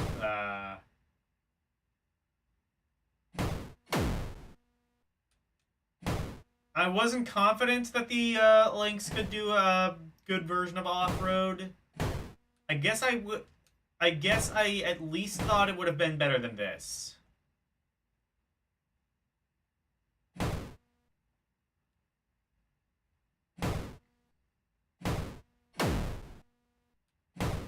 on.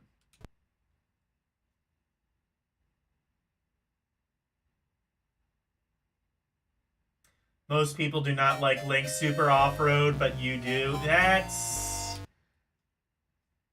I've come to understand you as a bit of a contrarian.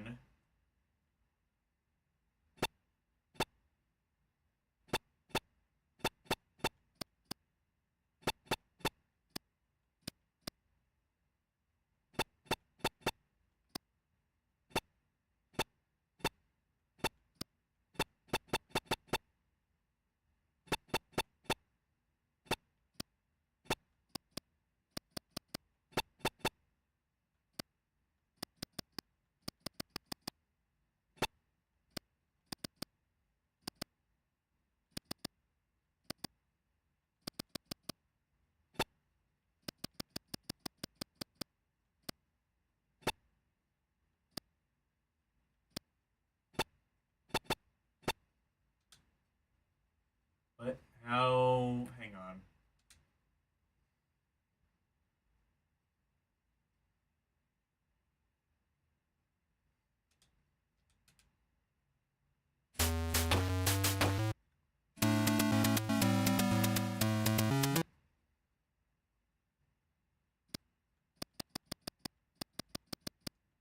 Hold on.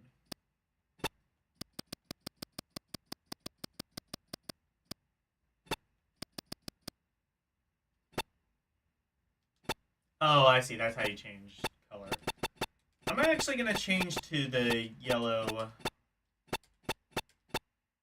I'm going to change to that, because then it might be a little bit easier to see.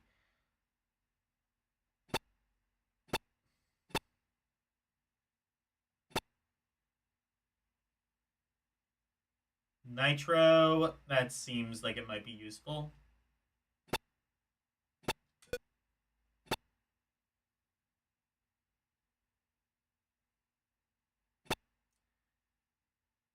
I always saw a,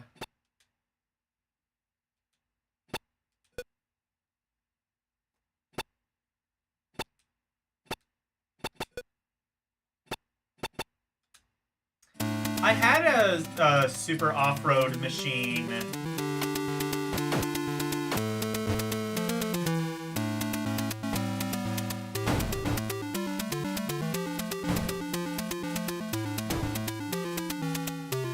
There was a super off-road machine at Hershey Park, I remember. Oh, okay. You know, I think the, was there a Tiger LCD version of the super off-road? Because I think that might have had more frames of animation than this. I can't imagine it having much less.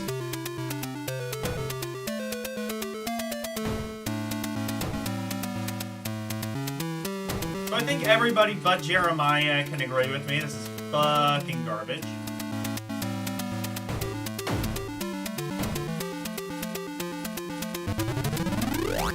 No, it's actually this is actually really good if you give it a chance, guys.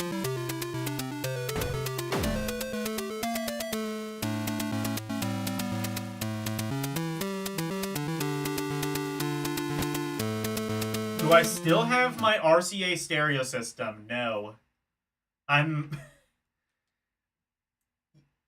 It's so weird you are the first person to actually come from any of my old electronic videos.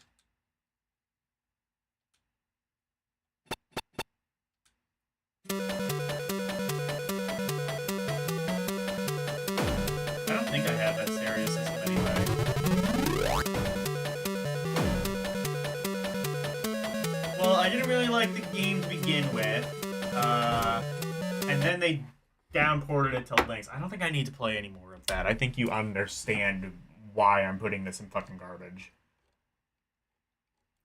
Yeah, for some reason, this game seems to be considered garbage by most people. And by most people, I also include myself, because it is garbage.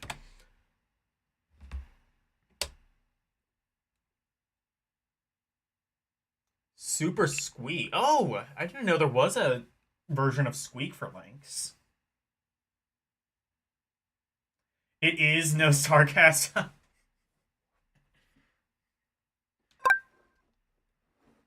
This game is fucking awful. I'm sorry. Jeremiah, I respect your opinion, even if I cannot understand it.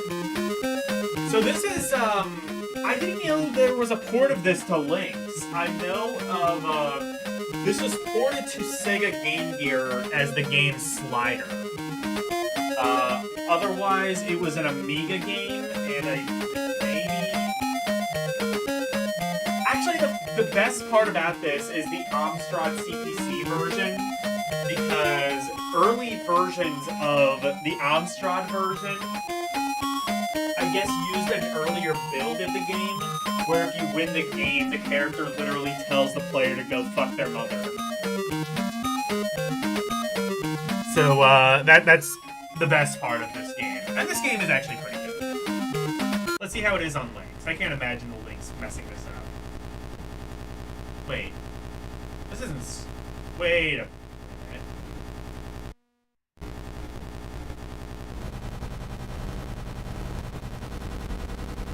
Hang the fuck on. This isn't the game I think it is.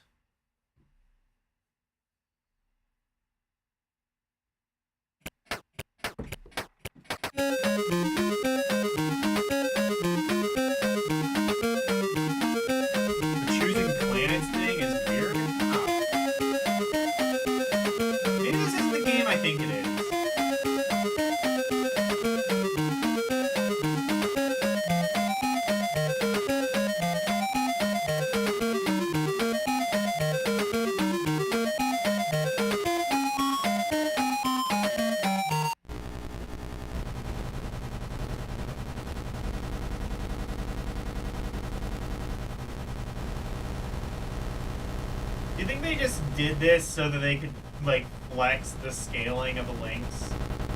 I think that's entirely what happened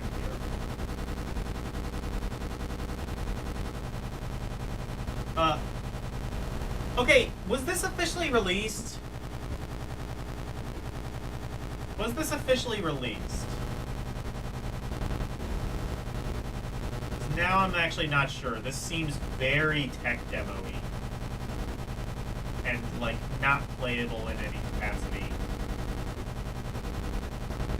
This is a playable game, right? I'm almost positive this is not the game that I thought it was.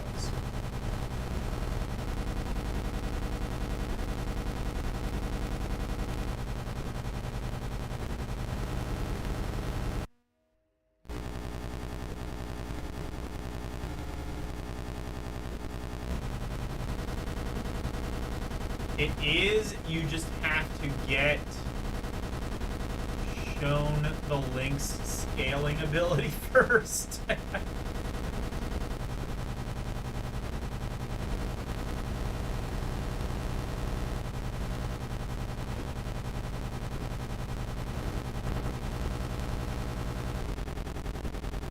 mean, I guess the tech is impressive, but how do I start the game?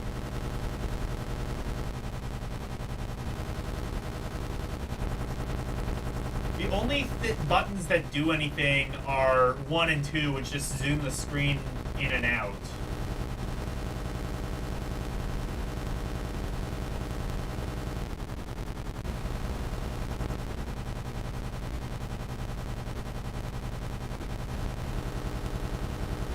They released it like this.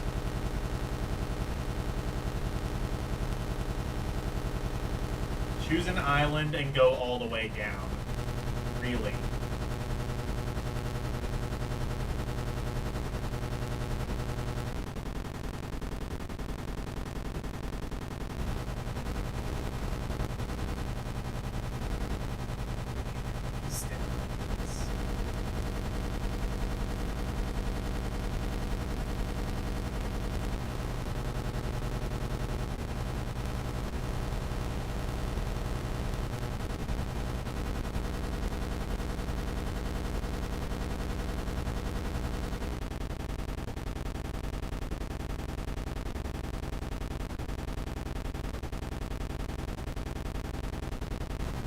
This does not seem like a released game, but Jeremiah insists that it is.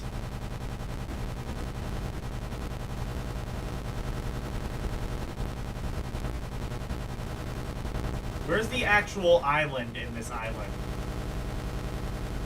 I can't tell what anything is supposed to be.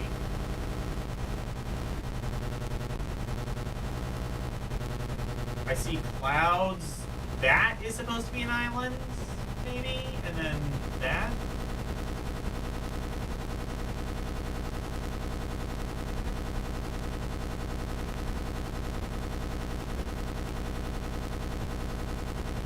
Is Alkenslice here? No.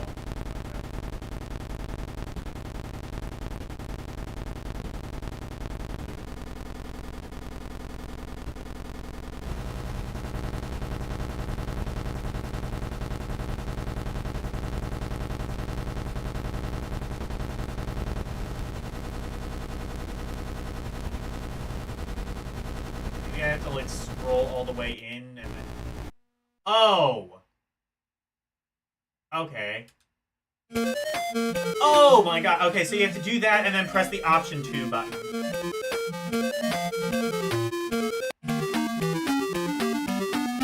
Is this the game that I think it is?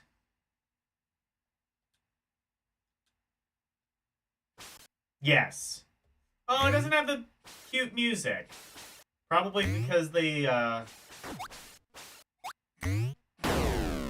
Probably because they wasted, like, half the cartridge memory on whatever that stupid tech demo was.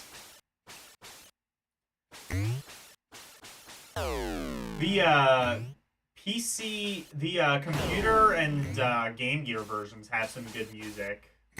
Right around this part.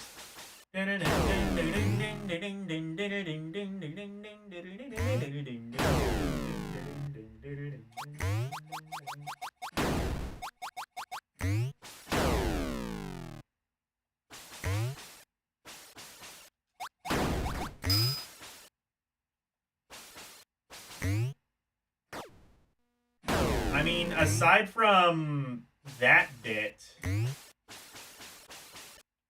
that weird bit at the end, this version of the game is pretty solid.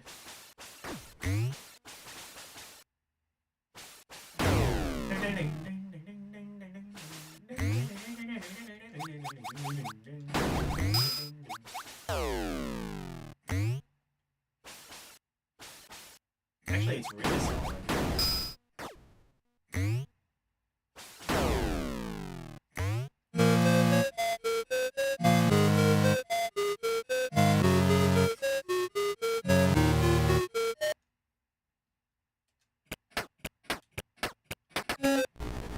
It's gonna make me do this. Alright, let me try this. Let me try a different one.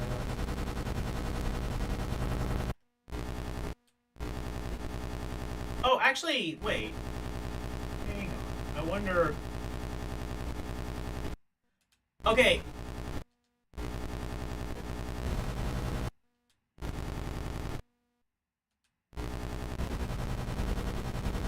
I might not actually need to do that bullshit.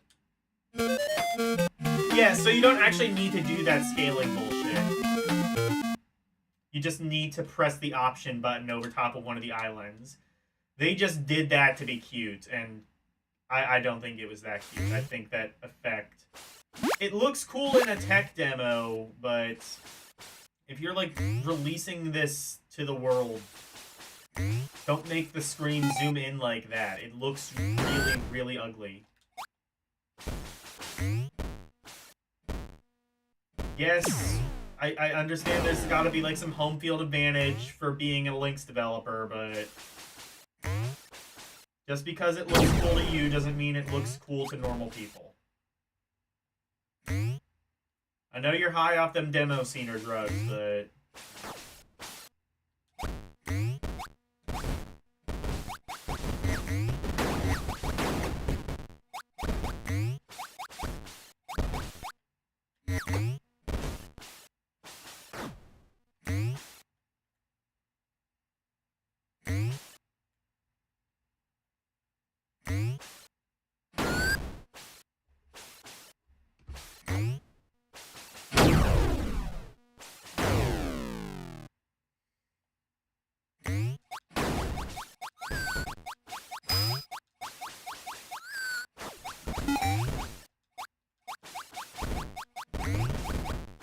I actually can't remember if you could shoot in the Game Gear version of the game. I don't have a lot of experience with the microcomputer versions of this game. I'm mostly familiar with it on the Game Gear where it's called Slider.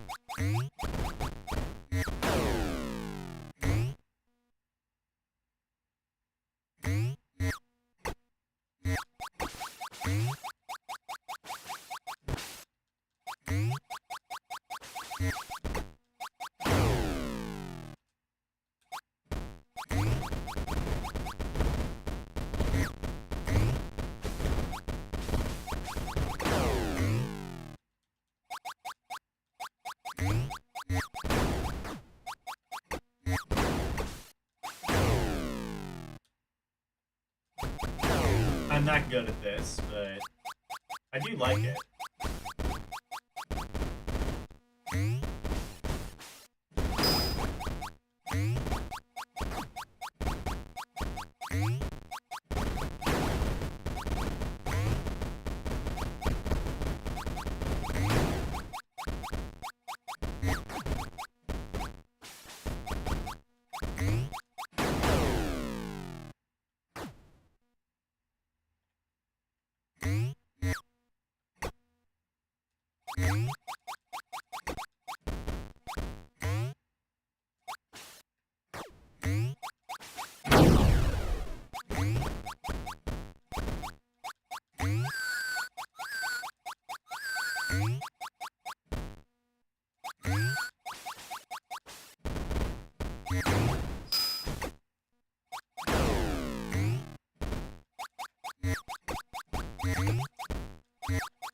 Oh, can they undo some of your progress?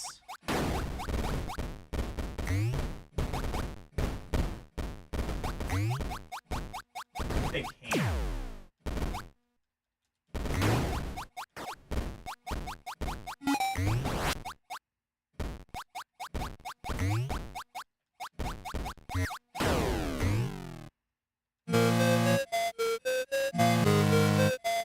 Okay.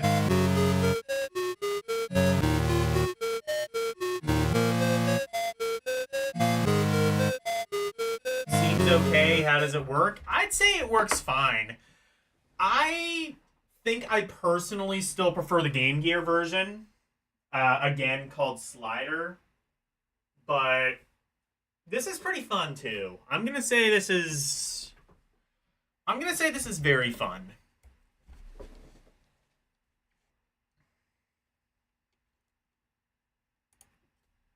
Called Super Squeak, right? Yeah.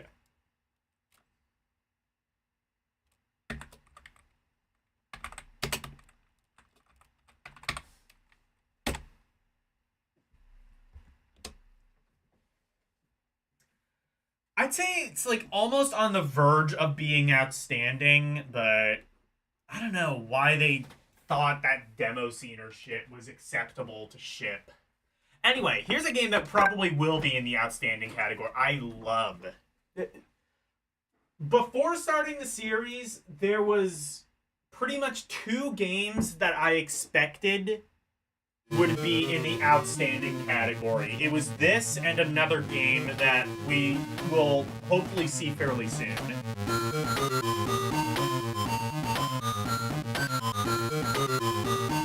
Now this game I play.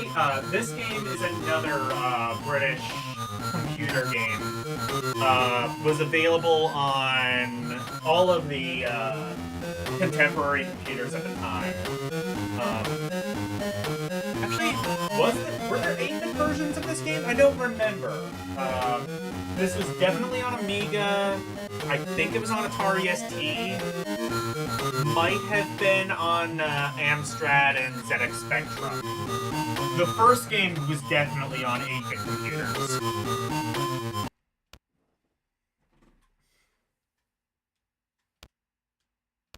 But yeah, this might be my favorite Atari Lynx game, if not for the other one that we will be seeing shortly.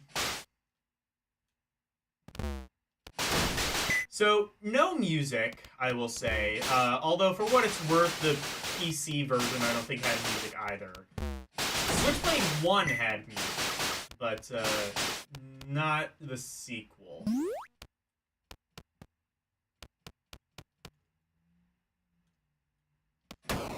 It is also quite slow, admittedly, but...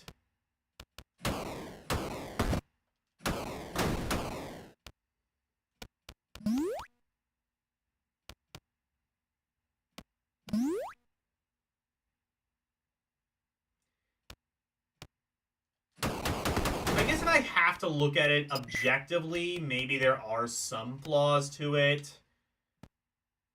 I don't know if those flaws really hurt the game, though.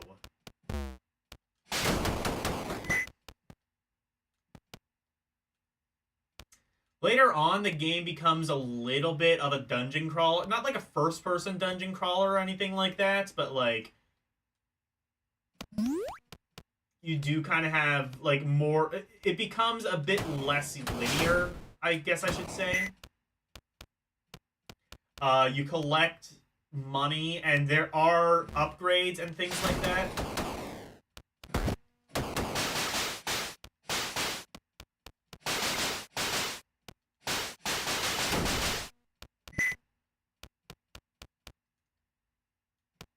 You can get, like, napalm, a couple of other things.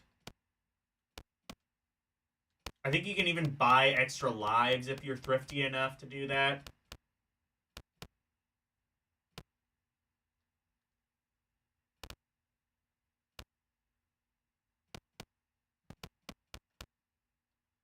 So yeah, it definitely pays to kill everything. So that you get the most amount of money, because upgrades are definitely worth grinding for in this. It's cool, like, I can actually play a game and speak... It's cool on the rare occasions when I can actually play a game and speak on some sort of authority. Looks like a DOS game. It might have been on DOS. It was definitely on, like, the Amiga and systems of that type. This, by the way, the Switchblade games would eventually become the Zool games. And Zool would actually eventually become Ninja Bread Man, but that's a whole other kettle of fish.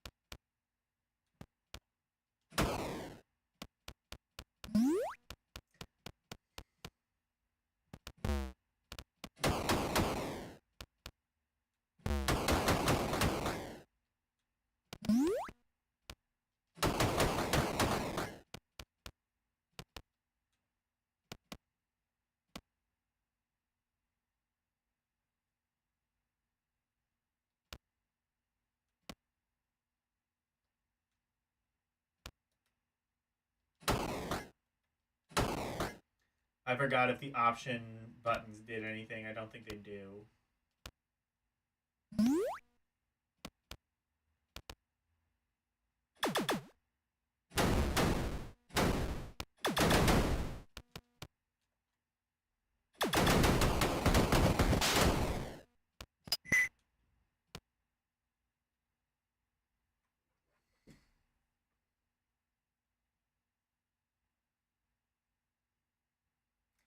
Is this on Switch? It should be.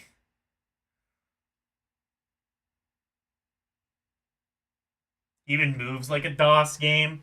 For what it's worth, I don't think the PC version is quite this slow. But the slow movement, I don't think really hurts the game all too much. It realistically should. I think in like any other capacity should make the game a lot more boring, but it doesn't.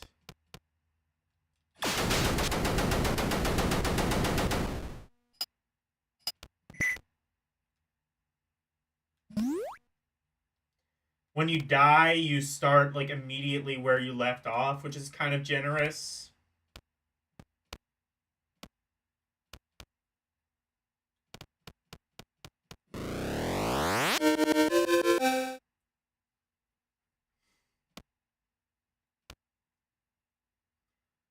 I do also recommend trying out, if this looks appealing to you,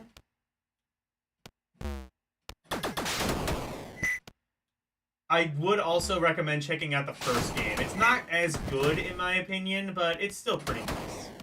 Okay, now here's the shop. So here's where you can actually buy shit. Napalm, from what I remember, isn't really that good. Also, it's like, it costs a lot. Plasma gun. Laser beam. I might buy that.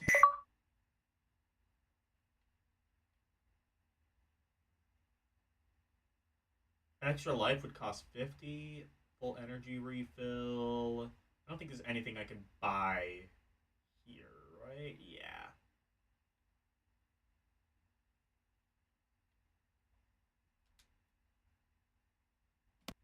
Laser gun, from what I remember, is pretty solid.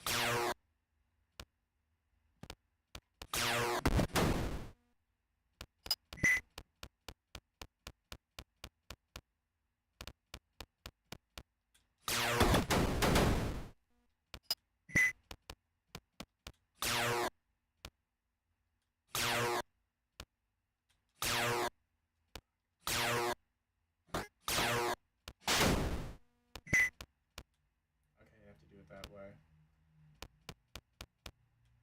I actually forget if it like if you get a weapon upgrade, if it brings you back to the laser gun. If not, I might have wasted a lot unnecessarily.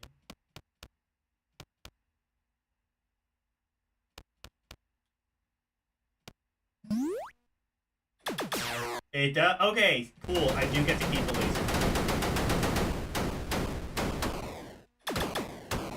But not if I die. Okay. I understand now.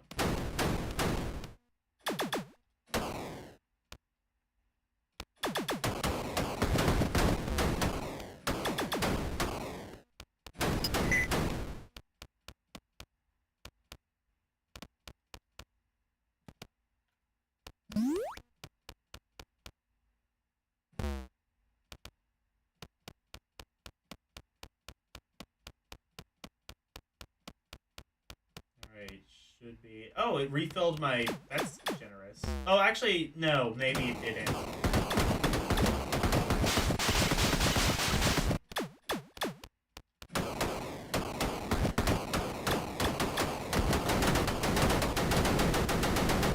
Here we go.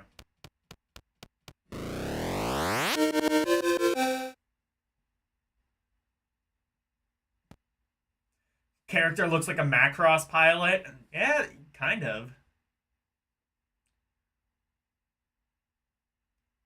They ported the first Switchblade to the Jaguar as a homebrew a few years ago. You grabbed it.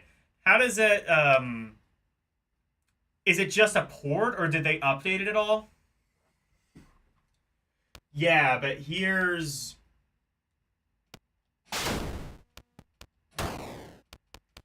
yeah, like here it becomes a bit more of an exploratory game. I I hesitate to call it a Metroidvania because I don't know if it goes really that far. Definitely, I would consider it to be a Metroidvania because no continues in this game, by the way. That might be like... But the game is pretty fun, regardless of that.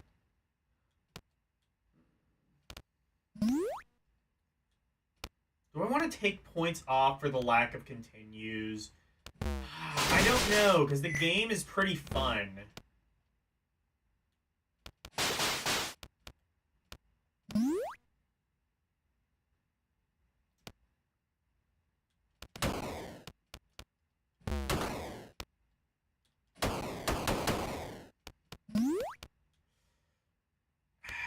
I think if this was an objective list, I would probably take points off for lack of continues. But fuck you, it's my list. I'm doing what I want. This game is outstanding. This, I'm gonna actually say for the record, is probably the...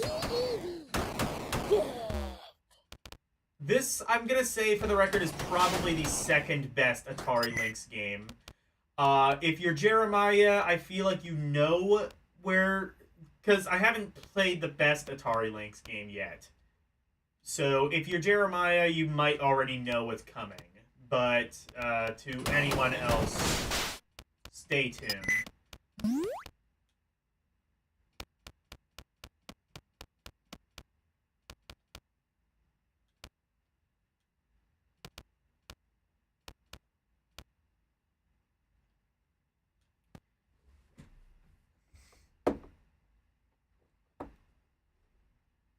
No continues, just like a Metroidvania. Well, I don't know about that. Hey, Shaggy, how are you? Glaven! In the Boygan! Yeah, there you go. Oh, you think it's a straight port? Alright, well, I guess I know what that is then. You figure I'm going with Todd's Adventures in Slime World? You are not wrong. You are not wrong. Switchblade 2, though, outstanding. I really like that game. Again, it does get a bit more non-linear as you play it. I do want to, like, actually play more of it, though. The thing, again, though, that does suck...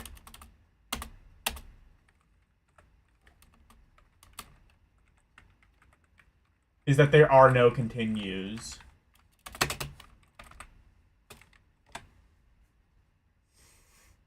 I think if there were continues, I would like it a bit more, but as it stands, it's a fine game. And no music.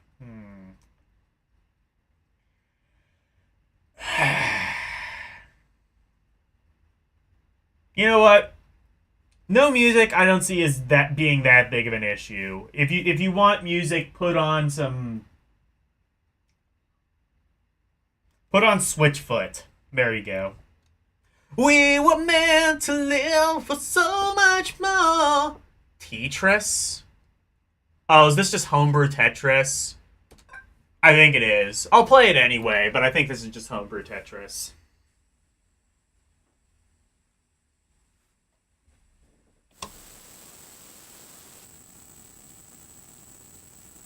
I don't think this is official.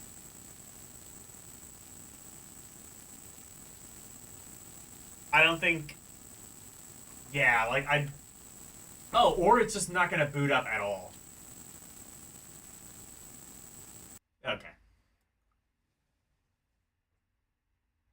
This is a very early homebrew. I'm not ranking this.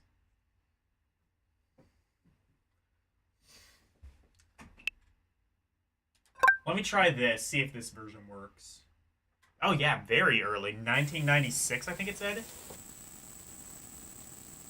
Oh, I got to the title screen at least. I don't think I'm getting much further than that. Okay. Well, I think it's going to be Tetris. Actually, I can at least look at the screenshot and see what it would look like. Hey, what do you know? I was right. Okay, the Fidelity Ultimate Chess Challenge. I'll give you exactly one guess as to what this might be.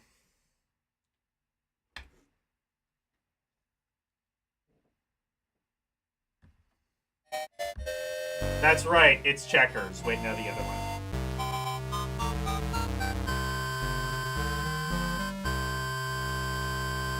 It might have even been started as a retail game. Well, it wasn't. Even if it was, I can't exactly play it. I might have to look up a video of that other Hyperdrone game, because I cannot find it at all on the internet. The internet has just wiped it.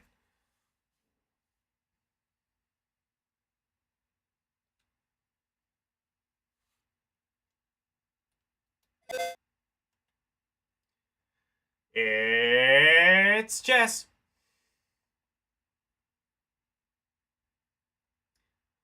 But it's pseudo 3D. Ooh. Where's my cursor?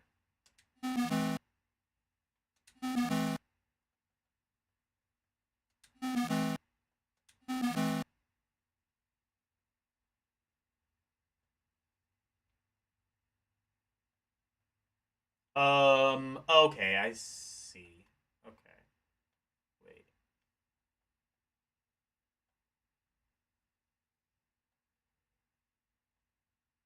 Here we go.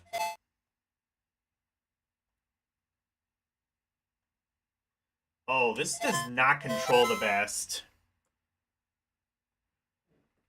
The controls are very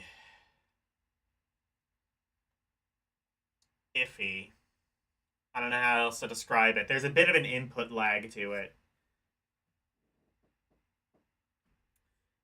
Is it backgammon? Yeah, I think this is backgammon, right? Alright, bye, Arus.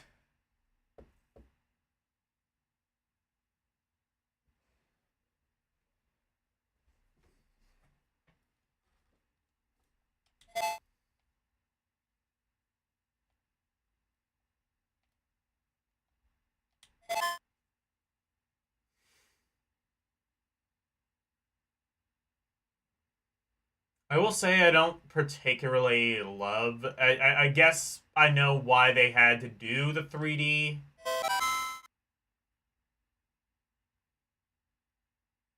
Like, kind of style, because it looks sort of impressive, but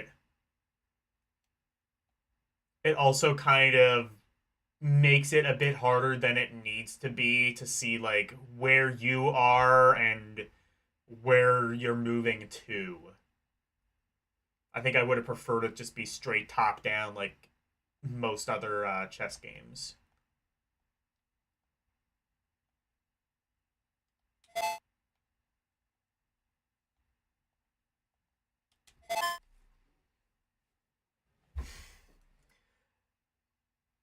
I know how.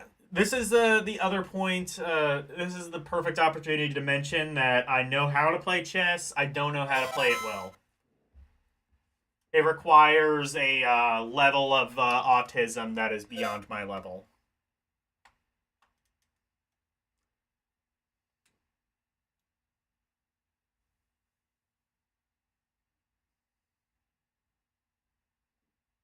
Oh, you fool.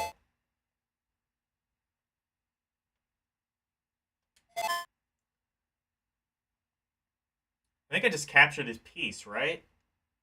Oh, wait, no, he's gonna... I think he's gonna capture me. Never mind. Yeah, he did. Well, I took his knight, or I took his pawn, he took my knight. I'm sure that... Wait a minute! Oh, you fool!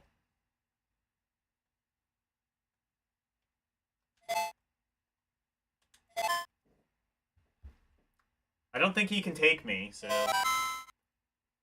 Wait, how did he... What did he move to do that? Oh, did he move his knight? I guess. I don't know.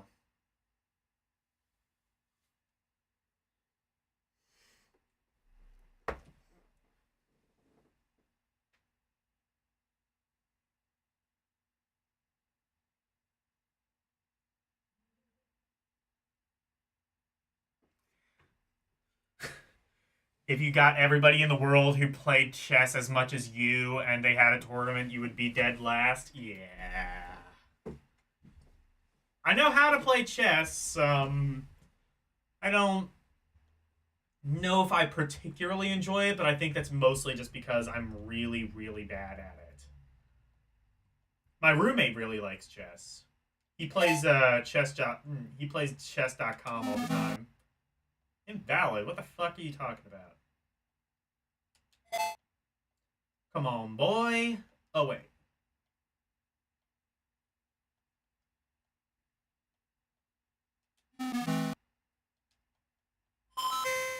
What? Oh, can you just forfeit? No, what did I do? Oh, I see. That's just the sound it makes when you deselect a piece.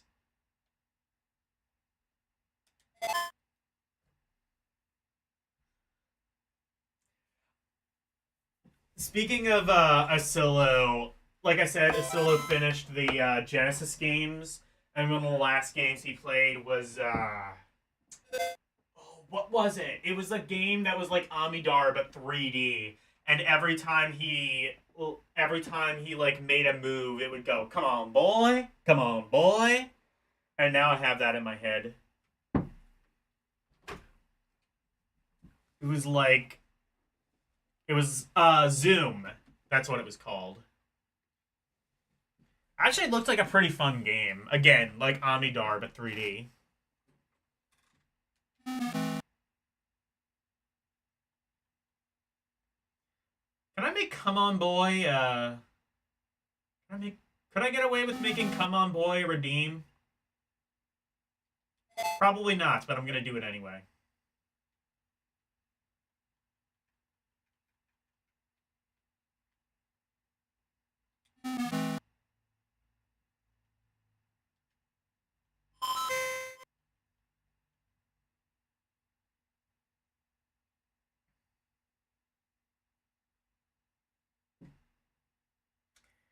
Yep, it's chess. I don't think we need to see more of that.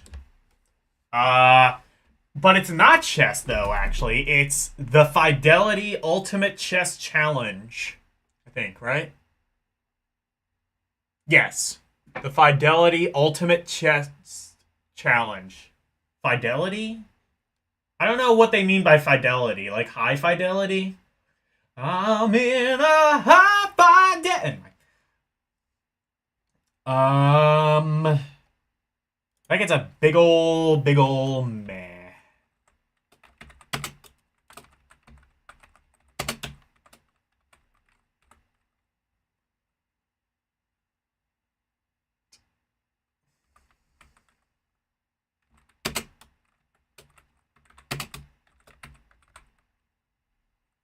I want to make sure I'm spelling shit. Okay.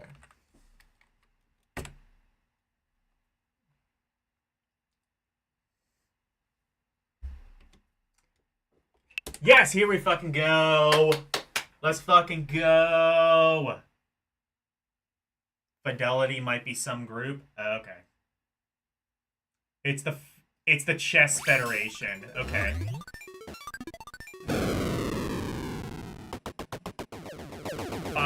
Fine. Fidelity. Fidelity, however you say it. Alright, let's fucking go. Todd's Adventure. I will say, I'm gonna say a lot of nice things about this game because it's good. This is probably the absolute worst way to play it, though. For one reason and one reason only, the PC Engine CD version has FMV anime cutscenes, and those cutscenes are good.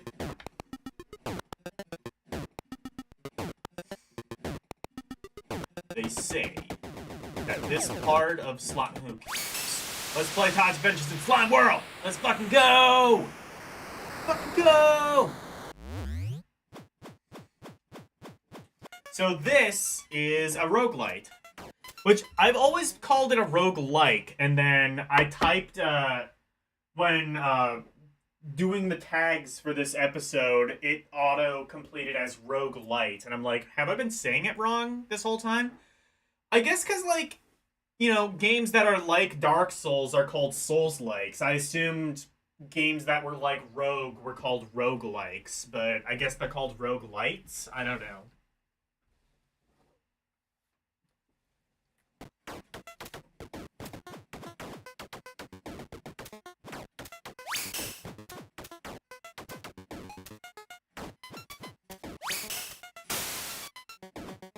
So, you're Todd.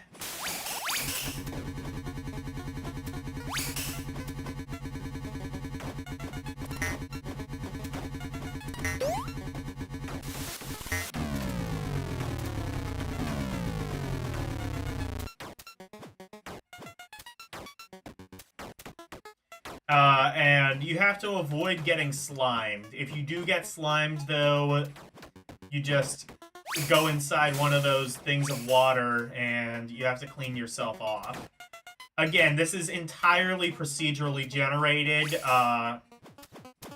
It auto-completes the map.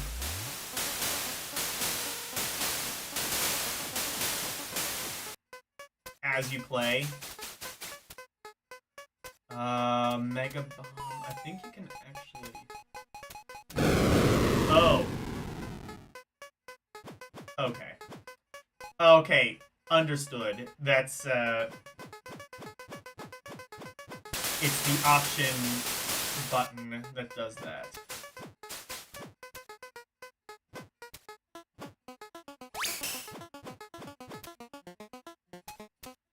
That is a jetpack. Also, I like the very dissonant music. A lot of Lynx games had this kind of music. I think here it works really well. Really especially well. This did also come out on Sega Genesis, and that port is also very good. I would even say that port is better than this, because it does feature quite a bit less screen crunch. Roguelike isn't exactly the same as a roguelite. Oh, then maybe I have to maybe I have to fix the tag then. Is a roguelite what? Like Rogue but with less mechanics, maybe? Roguelite and roguelike are two separate things, you think. Okay.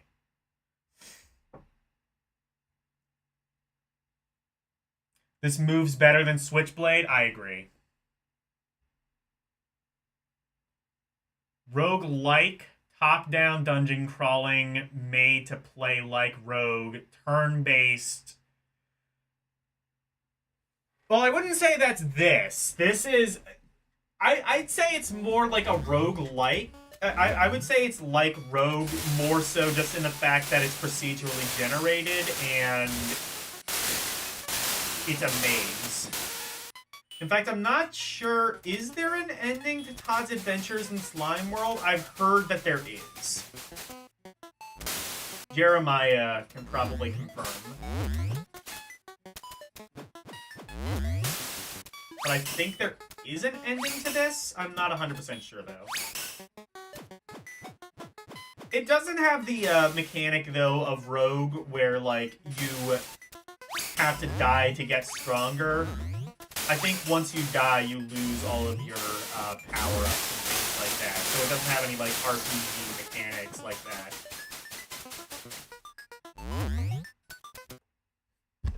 Roguelite takes elements of Rogue, such as random dungeons, enemies, pickups. Okay, so this would be a roguelite. Okay.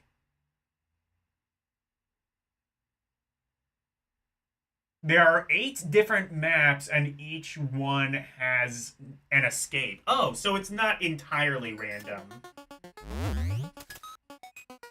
I think there is actually...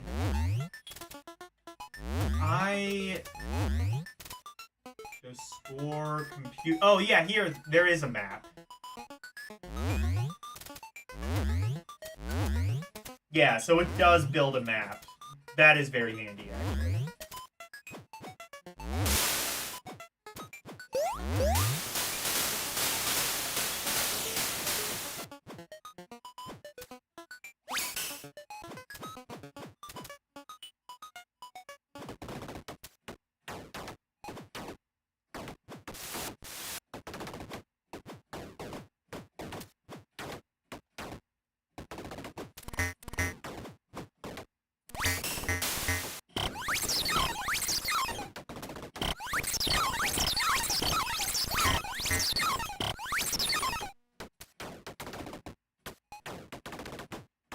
I do kind of wonder, like, what happens? Does the game just end? Do you go through all 8 maps?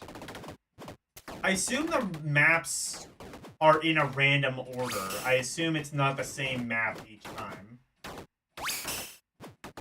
If it is the same map each time, I guess I would hesitate to even call it a roguelite.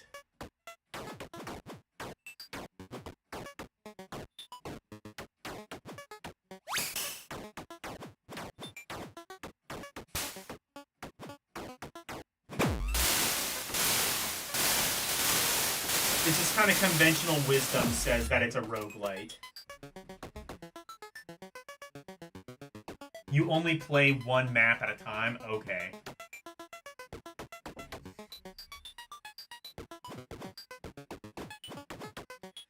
The other thing, too, that's interesting about this game is the Atari Lynx did have the capability of doing 16-player multiplayer. No game officially ever actually supported that. I don't even know if homebrew games ever did. This is the only game that even came close. I think you can link up to 8 people at a time. Has anybody ever done that? I don't know. But that sounds like it would be fun, admittedly. Just 8 different people at a time, all trying to escape the labyrinth at once. That seems like it could be fun. You get kind of like it would be kind of like a cooperative multiplayer type of thing. That could be neat.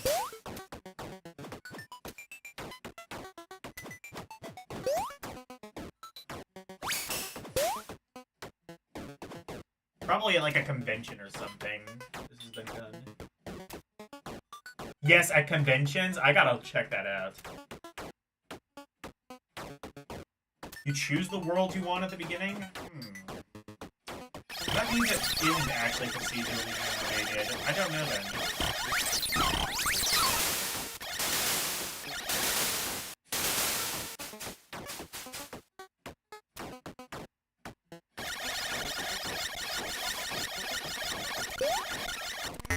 Oh shit, oh shit, oh shit, okay. There is a bit of screen crunch to this, as with many Lynx games. I think you could maybe make an argument, though, that in this kind of game, where exploration is sort of the feature, you could make the argument that that sort of adds to it. I'm not sure if I'm here to make that argument, but you could.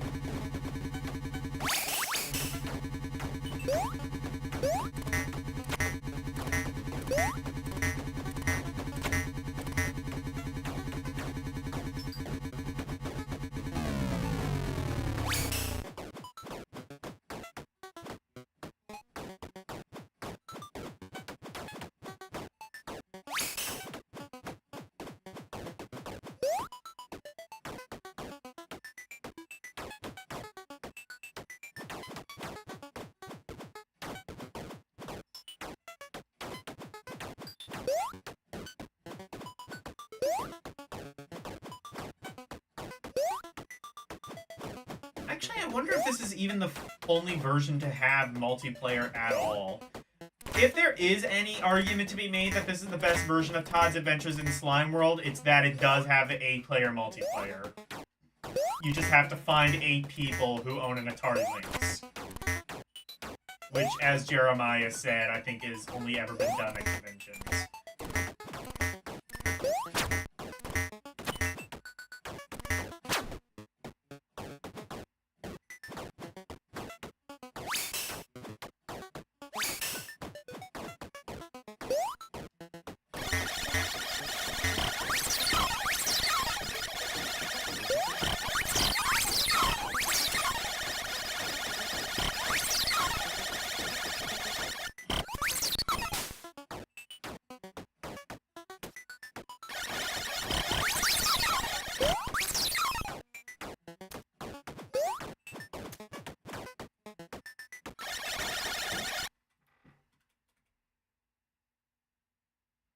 So there's no fighting games on Lynx. There's Pit Fighter.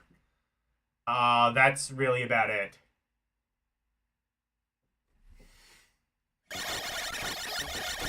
There's Shit Fighter.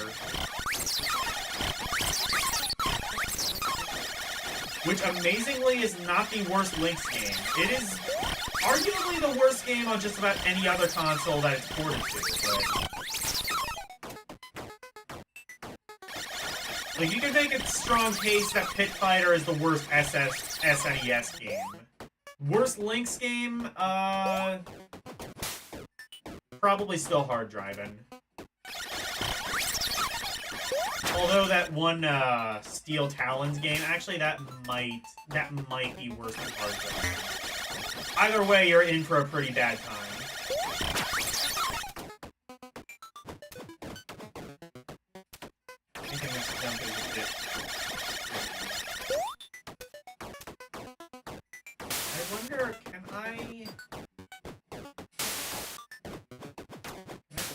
It.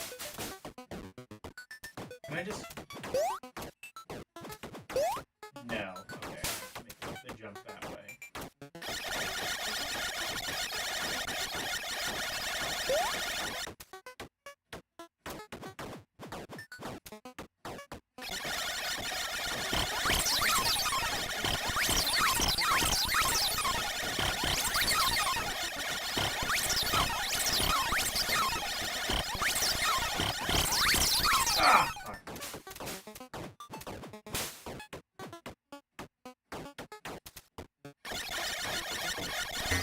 That jump is possible, I know it is. Hey, maybe it's not. Maybe it's oh, here we go. Let's go.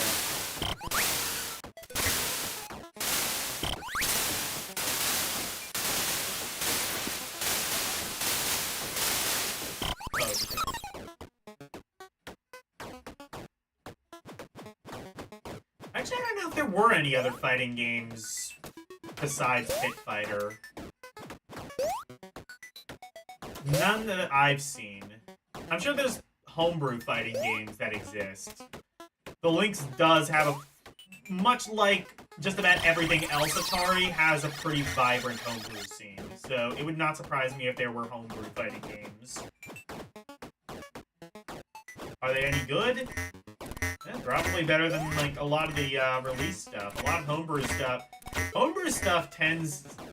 Yeah, I mean, like, you know, tends to be released later on. Well after, like, all of the technical tricks of the Lynx had been discovered. To make the games as good as they really can be.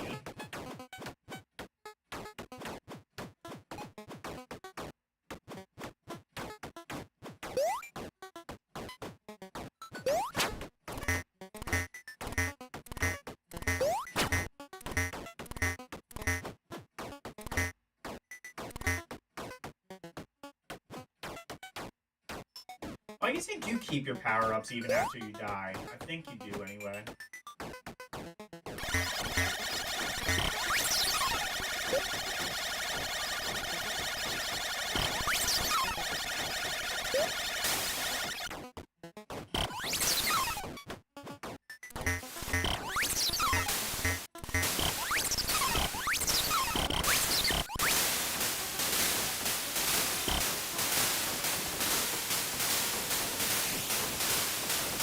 Go, go. Thank you.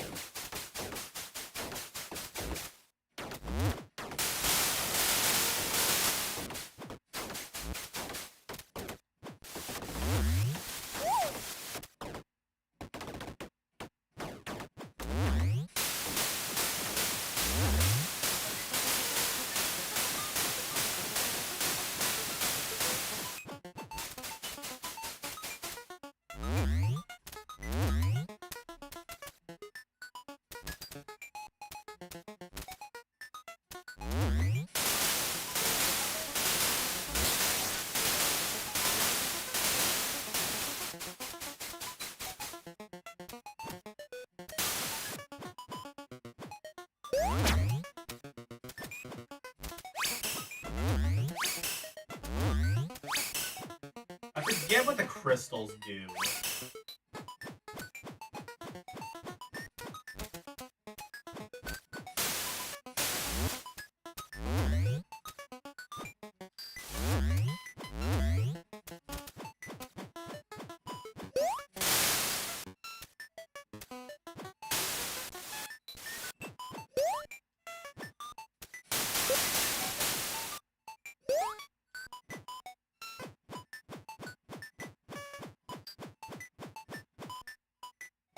I might be going backwards. I think I am.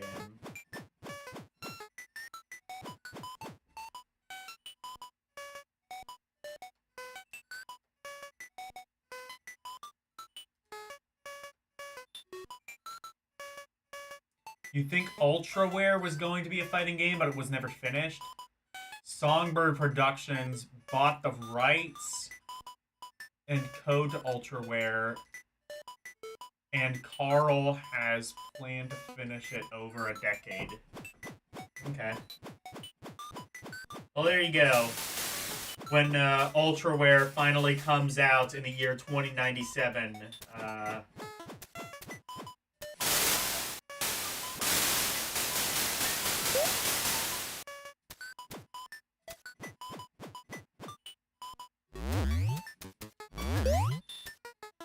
then you can enjoy the first good Lynx fighting game. Maybe. Maybe it'll still be shit, who knows. It'll probably still be shit.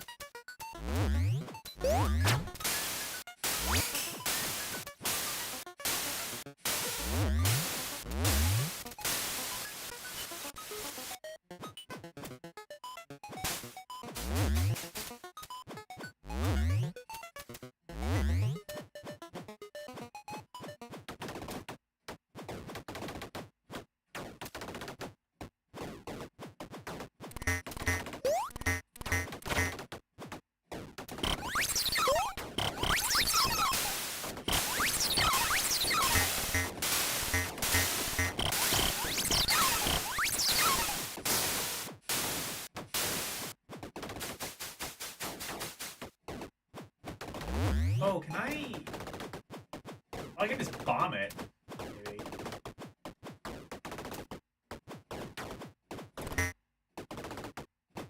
Maybe not.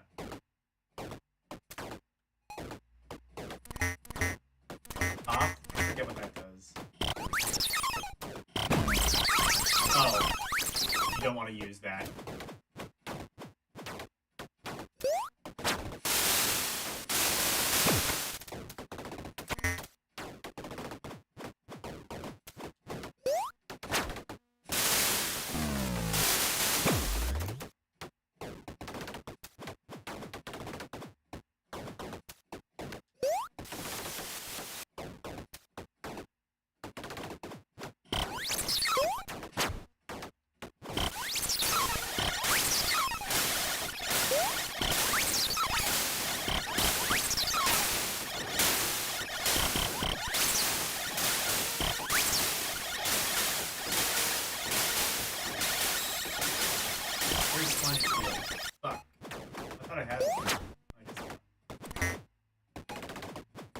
somehow survived that.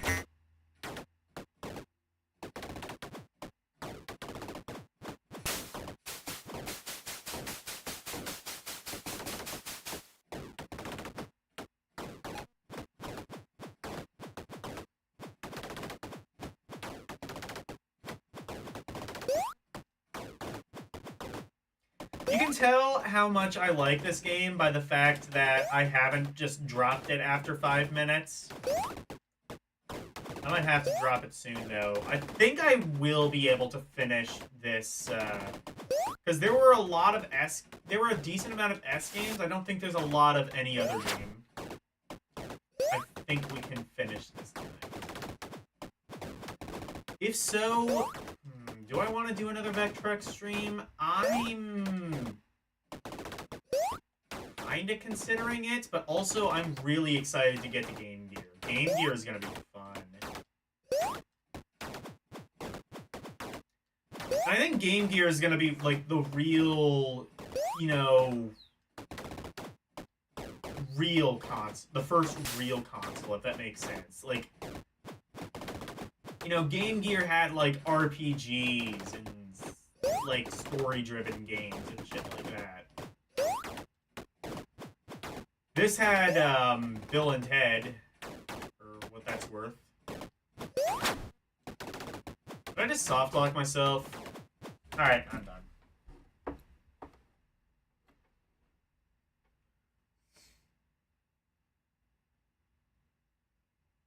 You lied to me about Road Riot.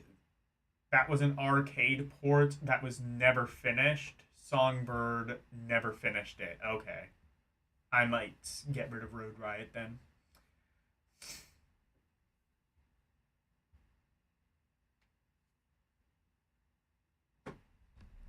Anyway, Todd's Adventures in Slime World. It might be the best game on the Atari Lynx. I would still say it's better on other consoles, but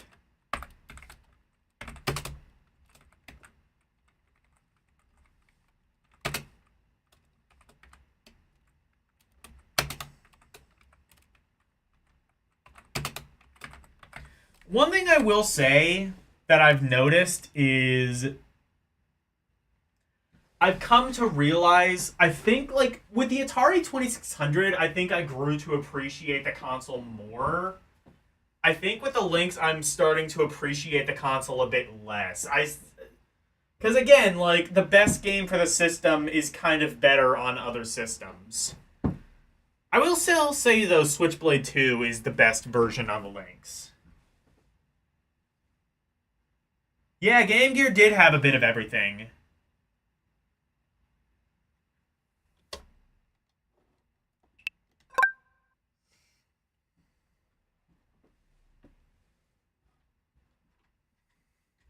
It also had the worst versions of the best Sonic games.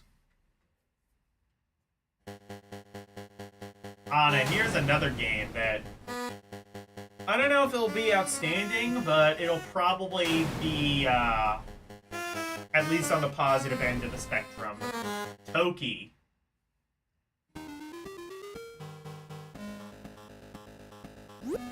Now, I think most people... Well, this was an arcade game initially. I think most people are probably going to know the SNES, or no, Genesis game, which was a sequel to this called... I think it was called Toki Going Ape Spit. That game was pretty good too. This... I don't know if this is as good, but... it's alright.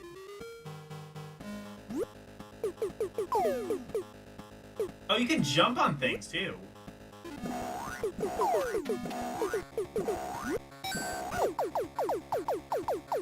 Actually, that is kind of useful, I think, in some cases.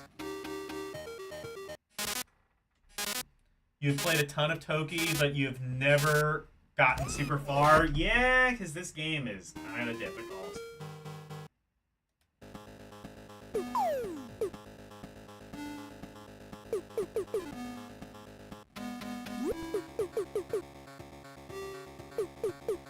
I think there was NES Toki game too.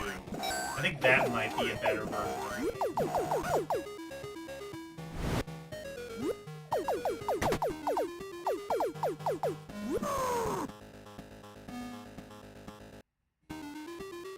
An arcade hard platformer? Kind of. I wouldn't even necessarily say it's a platformer, though. I don't think there's much platforming to be done. I would call it more of a run and gun. Like Monkey Contra.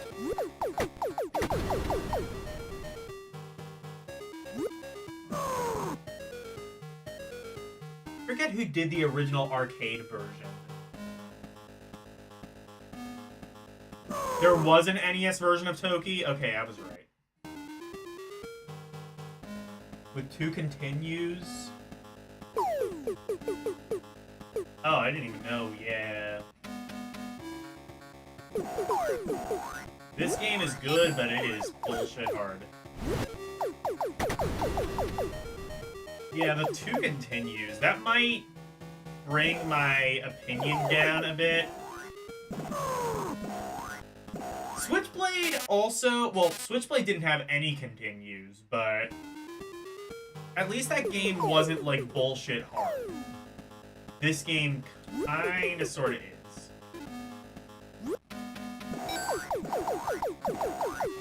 I mean, there's no reason... This is an arcade game. The arcade game would have had continues. You just pop in an extra quarter. You know, I've had, like, this deliciously evil idea before. What if, like, these companies did, like...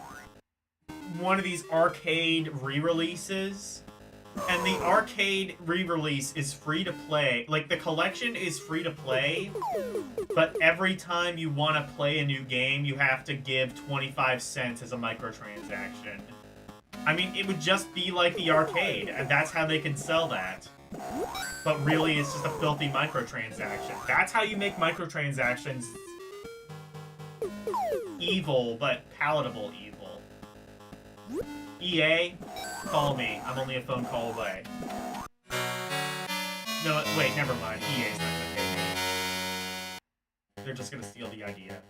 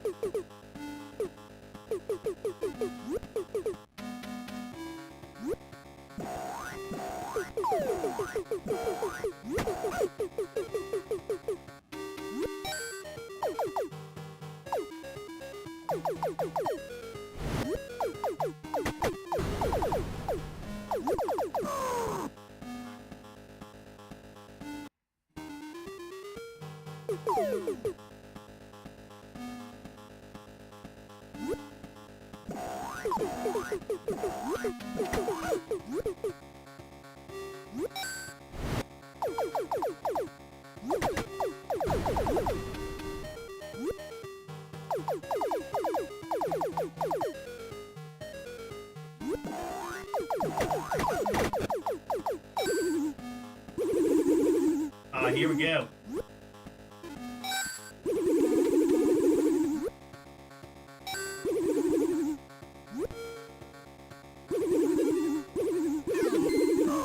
Oh, fuck you.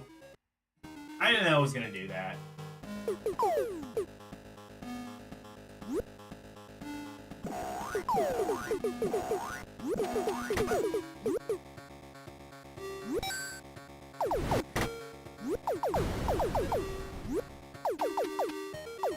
I want to like this game, but they make it so hard.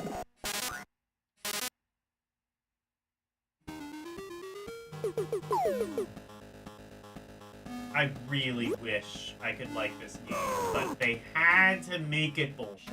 They just had to make it bullshit. Can somebody do, like, a ROM hack that, like, gives this game unlimited continues? Actually, wait, no, never mind. Just play the arcade version. That probably has unlimited continues.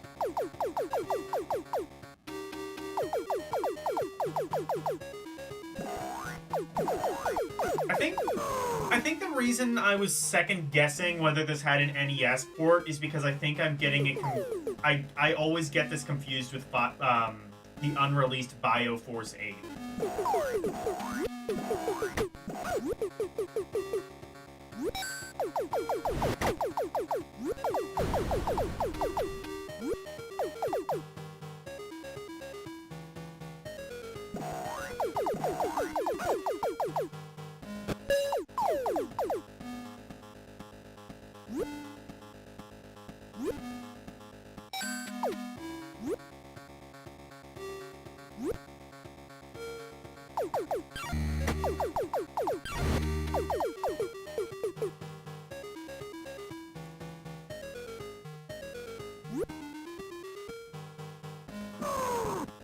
Fuck you. Oh, checkpoint. Okay. That is the one gesture of forgiveness this game has given me.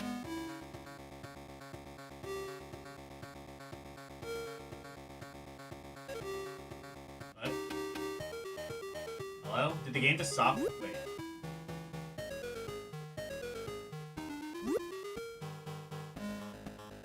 Is there meant to be like a boss or something here? Oh. Okay. I understand now.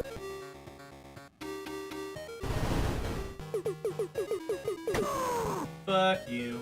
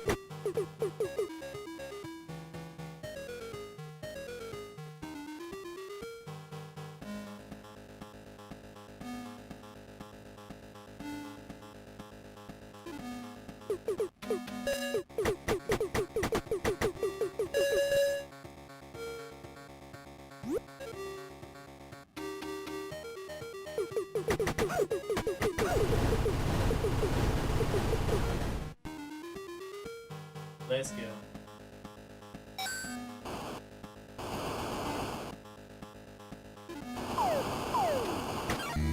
Oh, let's fucking go. I got nuclear ape spit now, bitch. Or, not nuclear, but flaming ape spit. This game is a flaming bag of ape spit. Anyway. No, it's totally.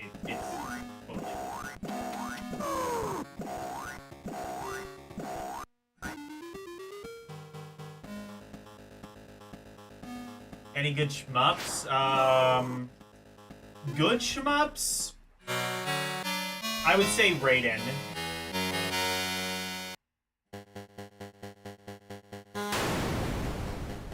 Okay.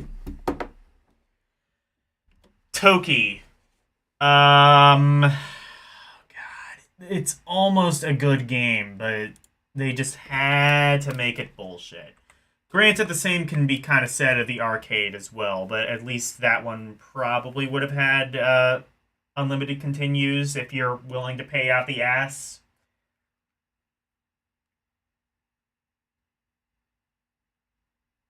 Oh, there's another shmup? Okay.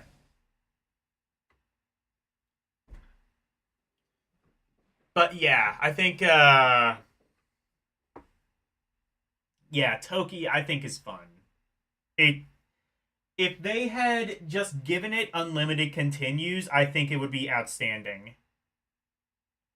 Raiden even had a Windows port, I would imagine.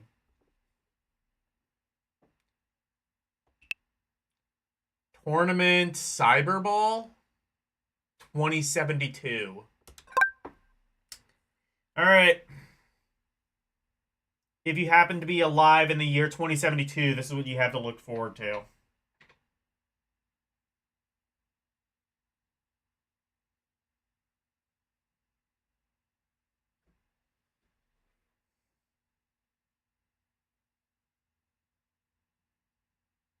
Yeah, unlimited continues would be nice. I think that would make the game outstanding. Otherwise, I think it kind of has to go down to fun. It pains me to do that, but they should have made their game fair.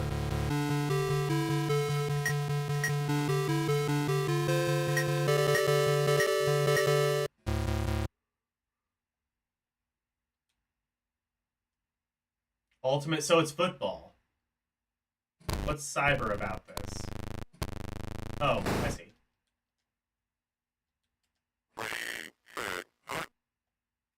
Good sound.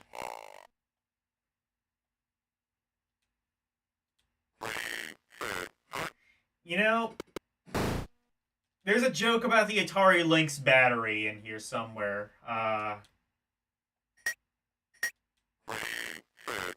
The battery life of the Lynx is so terrible that even on emulation it sounds like it's dying.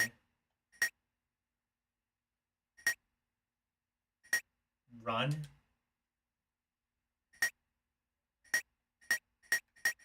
I don't know how to play football.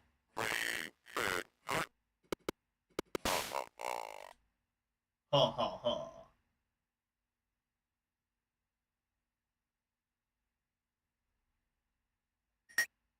Option?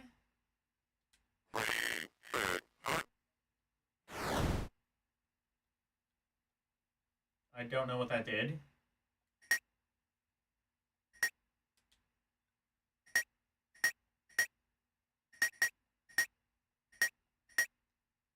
Try that.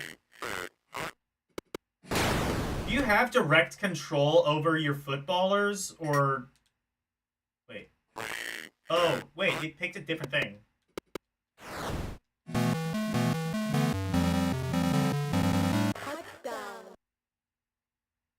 Oh, it looks pretty cool.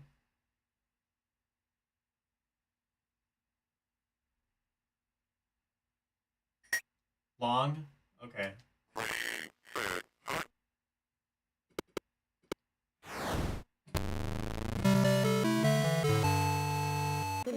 Good. I mean, it looks good. I suck at football.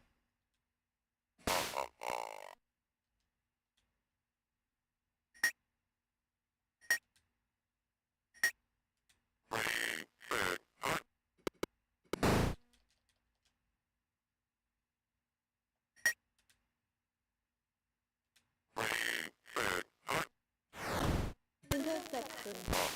Fuck! Well, this game does ooze with personality. I gotta say that's something.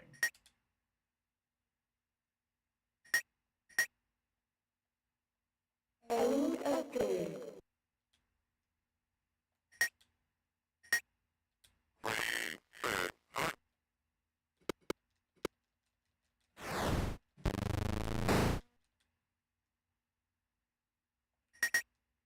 Short? What is any of this? I don't know.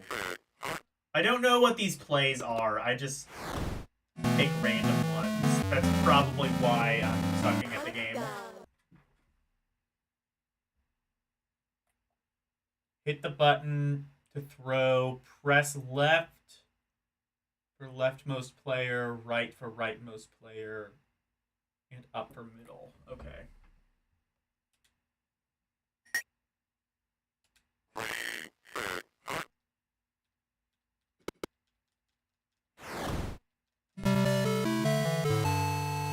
Very good.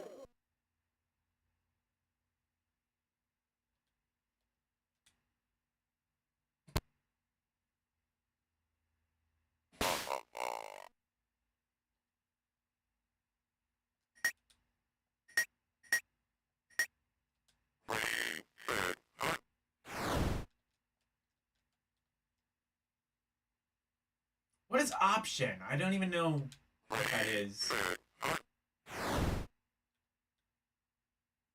Oh, well, that actually kind of helped. Try that again.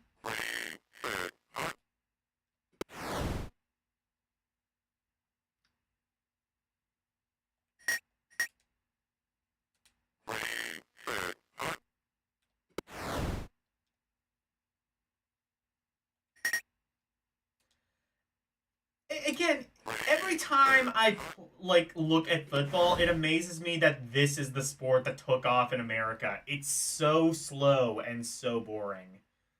Like, Americans need to get into rugby. Rugby is anarchist football. They keep trying to make rugby a thing in America, and they keep failing because apparently Americans like their sports slow and boring. You know, like sex.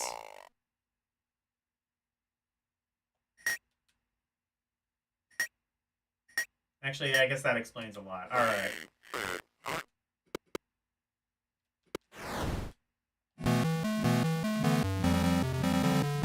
Touchdown.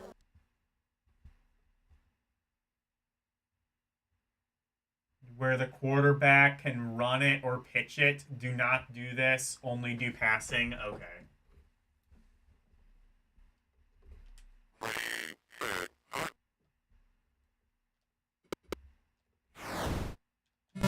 Fuck. Conversion good. End of game.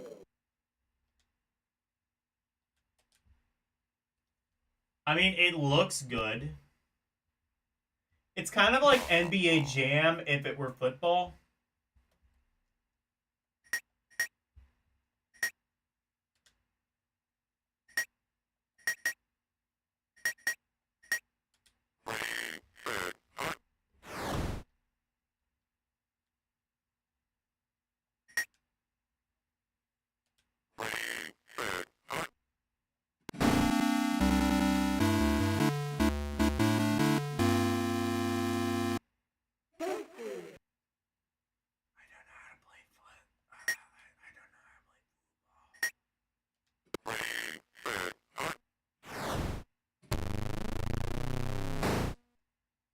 Oh, here we go.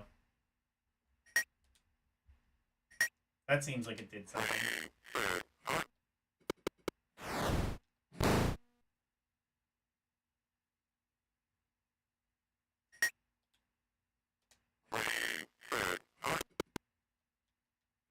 I don't know what short, medium, and long are, but...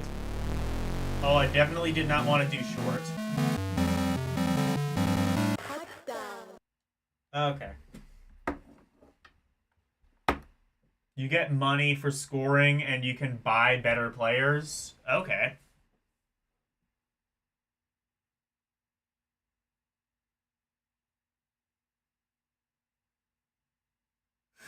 You win games 84-14 and you can't even do a run play. Good. Alright, what was that? Tournament Cyberball 2072. I mean, it has personality, I guess. Is that enough to make it fun? No.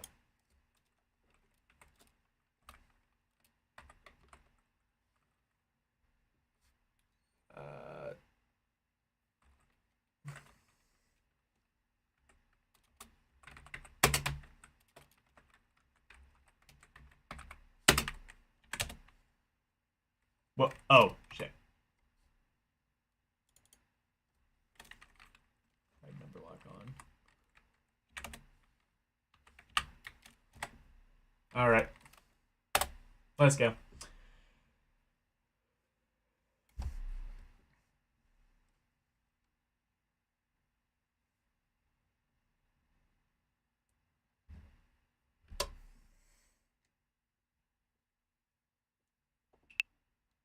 Turbo Sub. Is this going to be Depth Charger? Or it might be a first-person game. Could be a couple of things.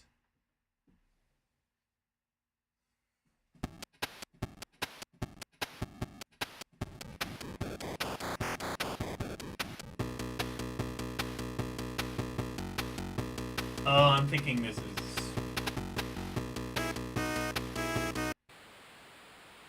Oh, super scaling?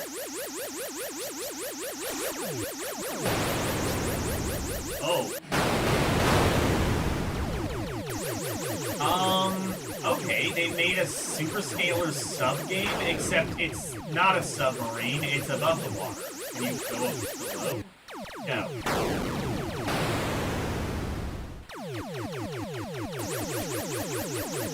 Maybe it goes... Oh, there you go, that's how. Oh, well, this looks pretty cool. Look, it's got, like...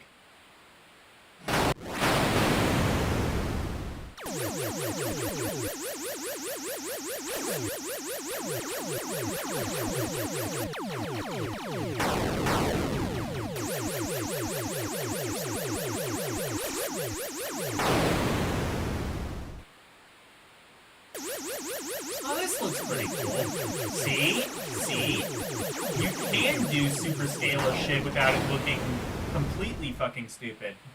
This was an arcade port from a company who only managed to produce one game. Presumably this.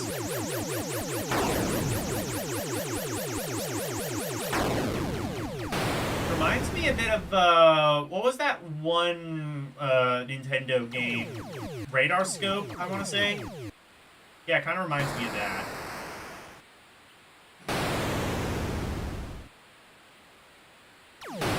Oh.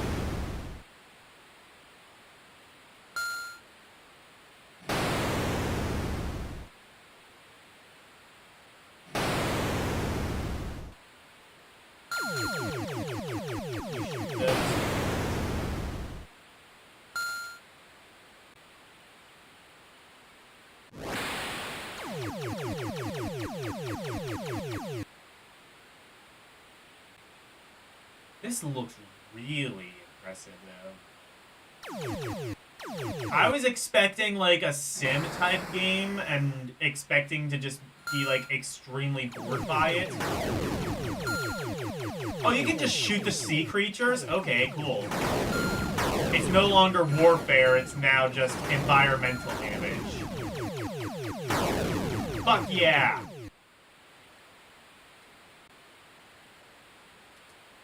Fuck the Great Barrier Reefs. They weren't doing no good, no how.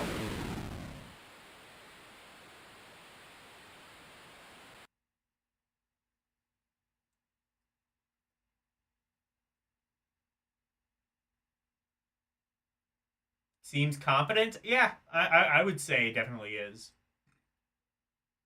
Oh, the second game, which was never released, is one of the most famous lost arcade games ever. Oh shit, they released Polybius?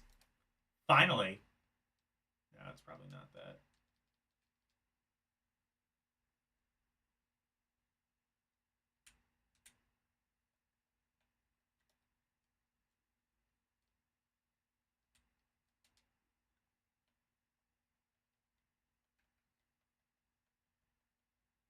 Oh.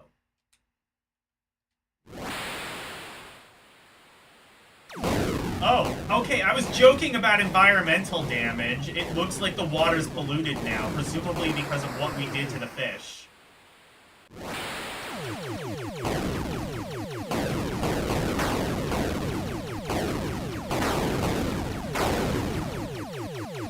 There's not enough fish eating the algae, and as a result, the water is green.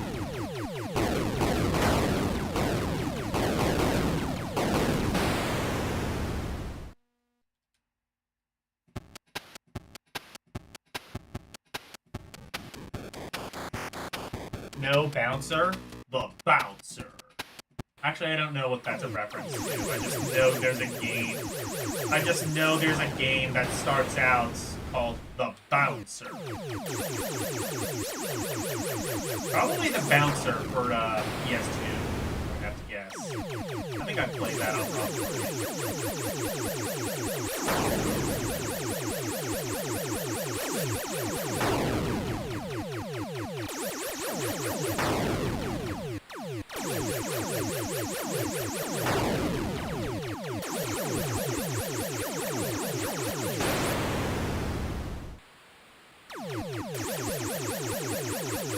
how the Atari got this game is a mystery. Jack Tramiel finds a way. Actually, let me read the full thing. Remember that flashlight-based J2Me game you mentioned? Apparently, it's lost media called Alone. Interesting.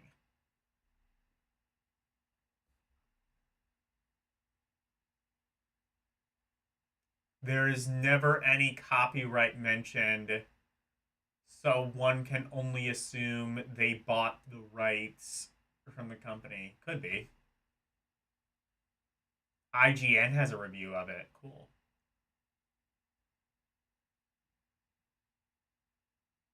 It appeared at trade shows and has rave reviews, but no cabinet is known to exist. And I assume it's, like, never been dumped in Maine.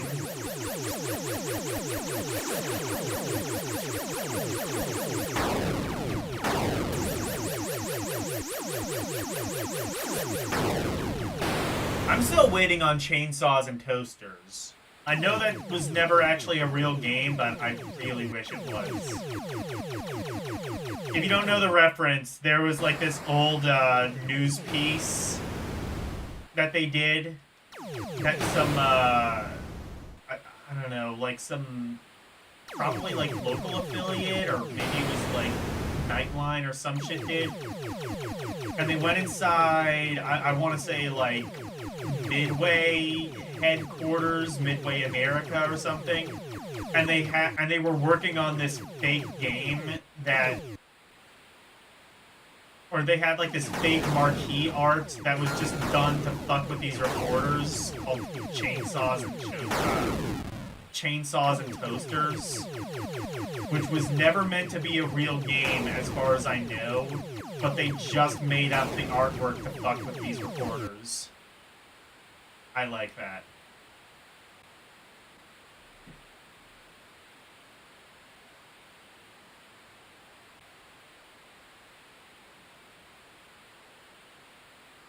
Yeah, this is kind of Afterburner.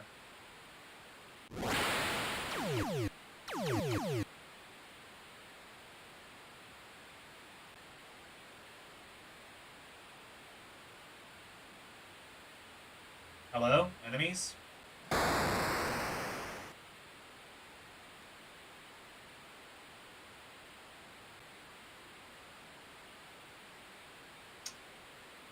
Well, shit. Seems we done killed everyone.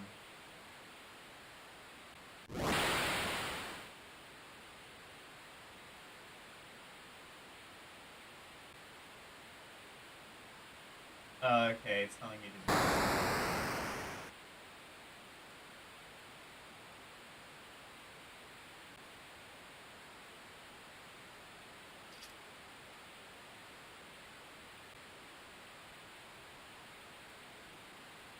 Well, boys, we did it. Now what? Alright. Sub Hunt. No, not Sub Hunt. That's a totally different game. What am I thinking of? Oh, Turbo Sub. Okay. Yeah. I would say that is very fun. Especially when there are enemies.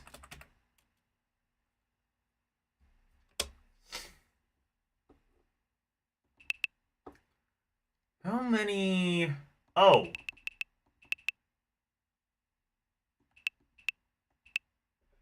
There's a couple W games.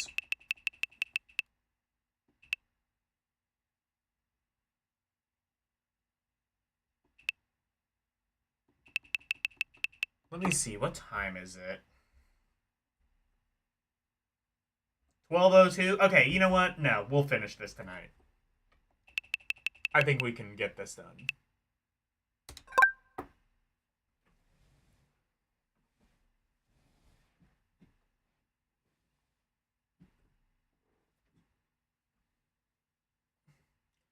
Viking Child. Is this gonna be like Lost Vikings? Actually, I think this might be a platformer.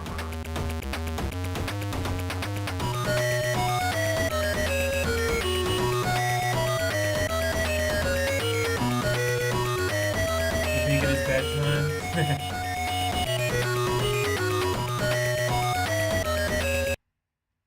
Well, I'm on my own then. I'm gonna rank all of these games garbage, and you're gonna be like, what? You ranked Xenophobe garbage? How dare you? That game is the crowning achievement of the Atari Lynx. Actually, it might be. From what I understand, every port of Xenophobe is not bad, except for the NES version, which is dog shit.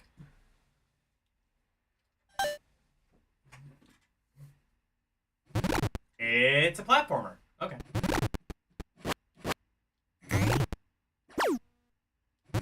Very slow platformer. I have to imagine this is also a computer port of some kind.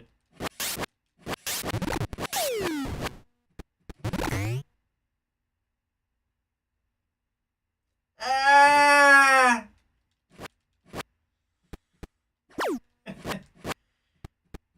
I mean, this is really slow, but it's slow to the point of being funny, so I can admire it on that level.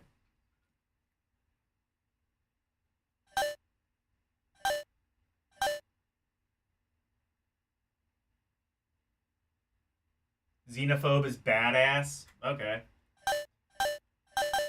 I think did I play it on the 2600, and I think I liked it more than I thought I would.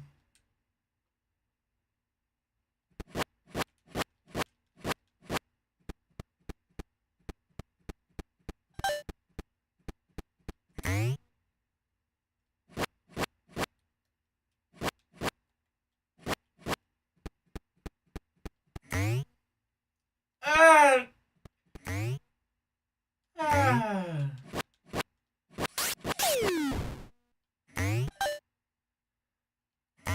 Ah! Okay.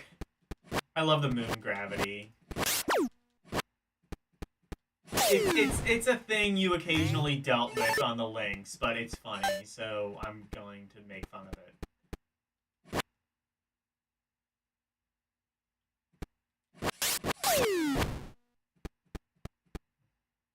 Otherwise, so far this seems okay. I would not say it's like on the same quality as something like Switchblade, but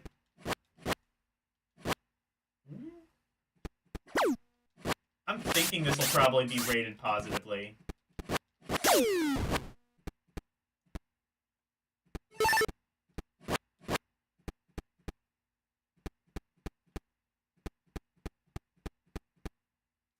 How positively, though?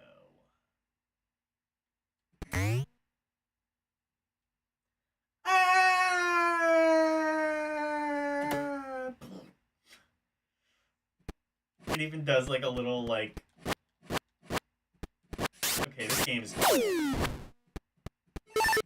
I think this game is outstanding. Not because it's actually good, but because it's so funny. This game is pure. These are the games I enjoy streaming. Just the games that are pure comedy. Intentional or otherwise, it doesn't really matter.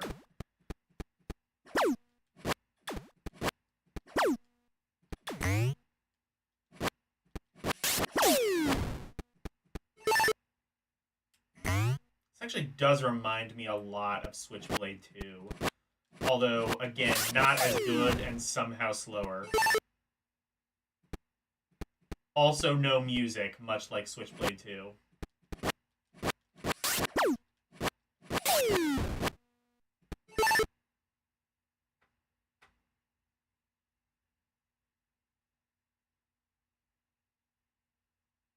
Did the Lynx have some storage problem? I don't know. I will say a lot of these games were computer ports, and a lot of computer games, like on Amiga, often made you choose between sound effects or music. So that could be just... This might also be a computer port, maybe? I don't know.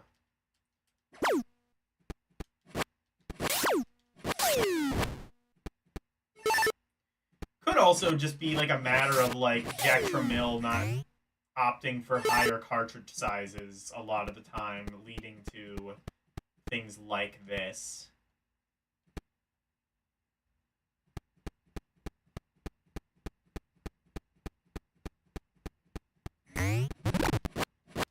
Especially if the game was first-party Lynx.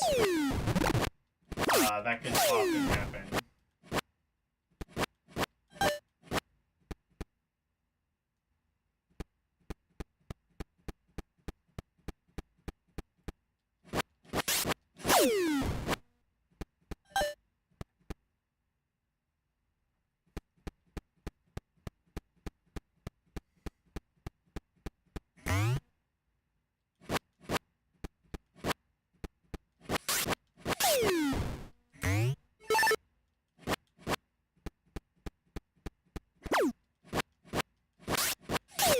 I think even more, you know, LCX said that Switchblade 2 felt like a DOS game. I think even more so this feels like a DOS game. Like, this feels like a reskin of Commander Keen or something.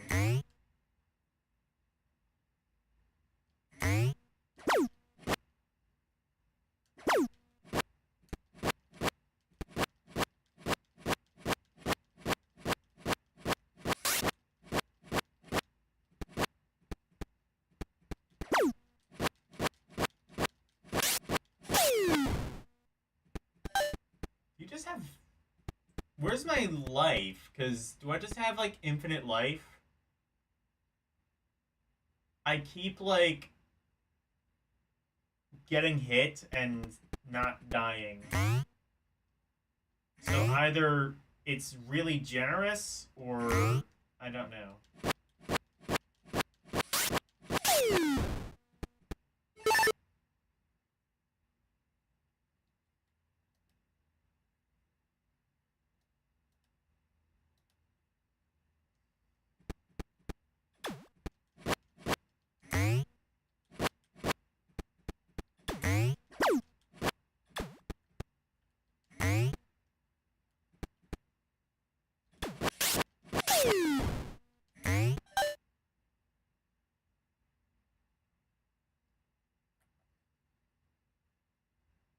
This is one of the last 3 games you needed to complete your Lynx set last year, so you have not played it much. Okay.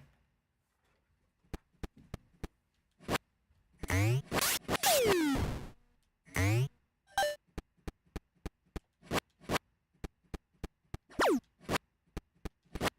think I might have just accidentally given myself infinite energy somehow.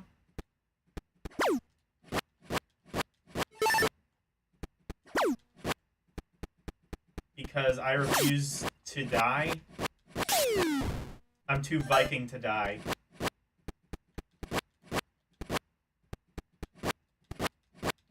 I have to live so that Led Zeppelin can make a song about me.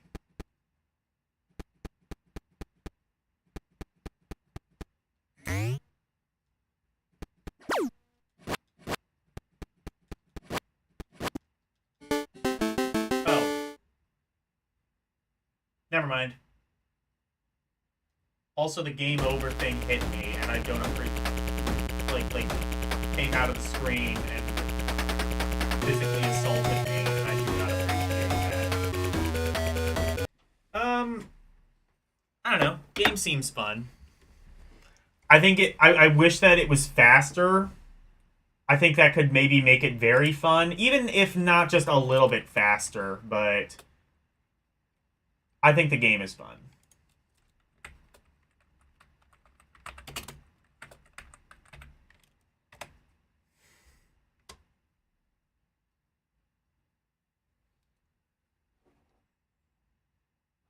Warlords. Oh, wait, no, not Warlords. It's Warbirds. Oh!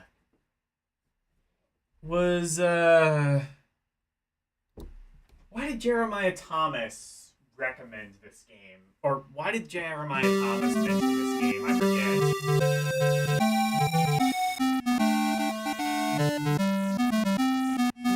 Flight sim, presumably.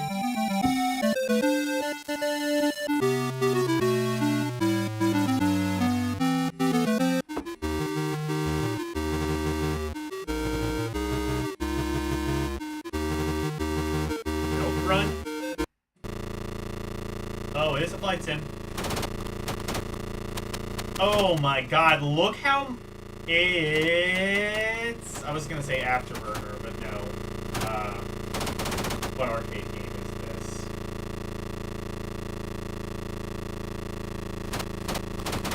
If you hold the B button down, you get out of cockpit view. I guess this is just Top Gun, but...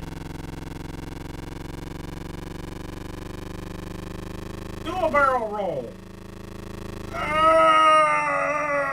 Okay.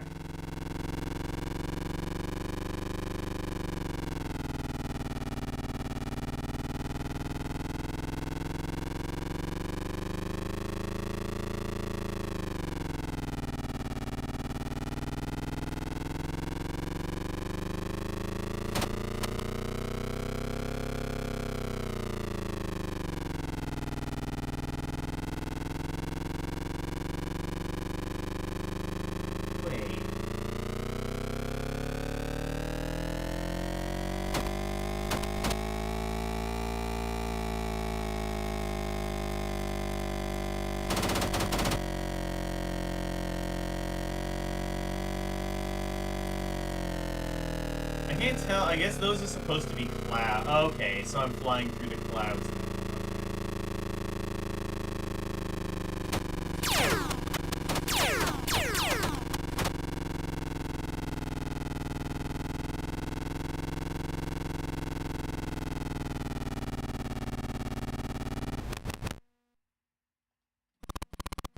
What?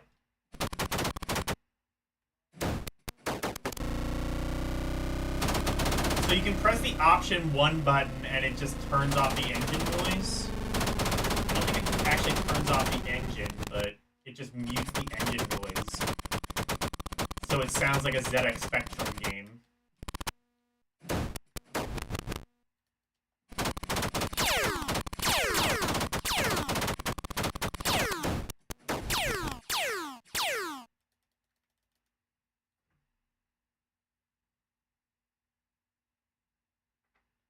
People love to play this with comlinks. It looks good. I don't know how well it plays.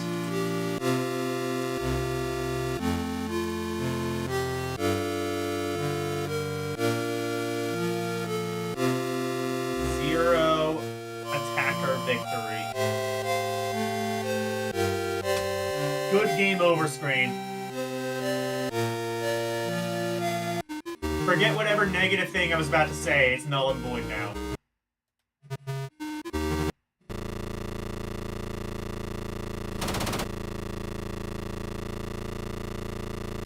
Whatever I was gonna say about the game, it's null and void. That game over screen makes up for it.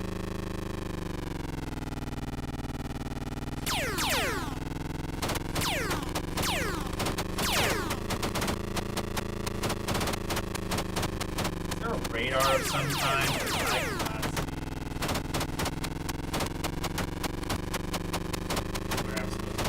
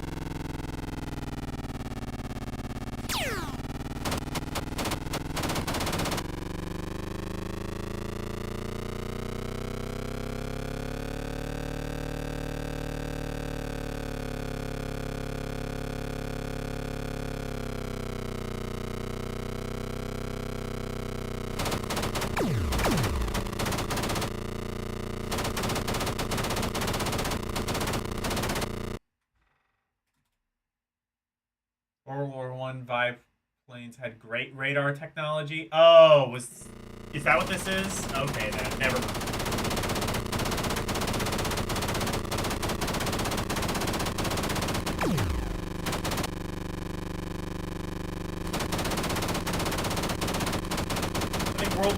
I think World War One biplanes also had a greater field of range than this.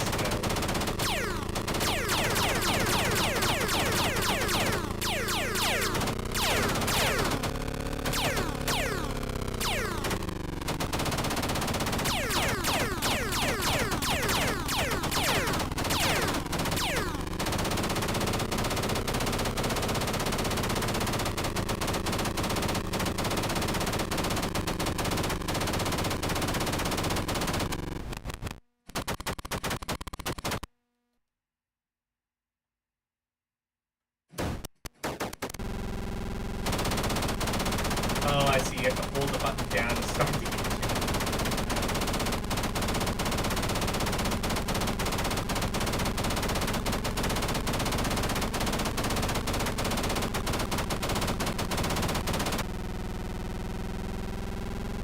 Oh, I can't see shit, Captain.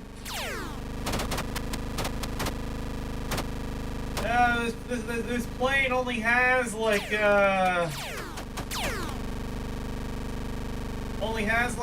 5-foot field of view.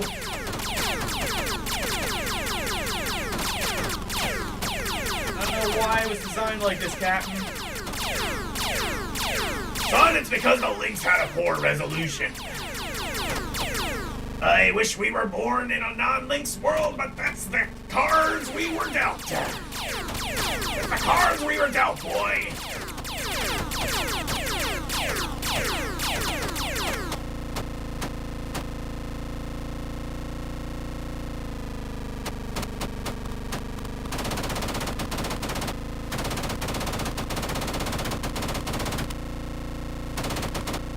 You think I can land in the barn? Okay.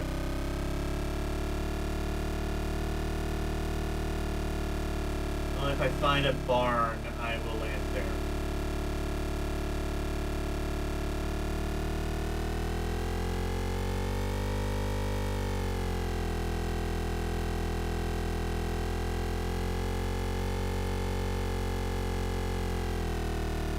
Can we crash?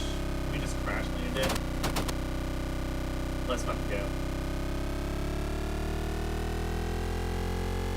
It's kamikaze! Ah!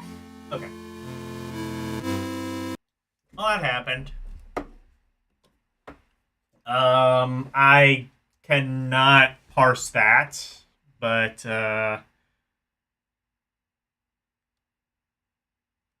it happened.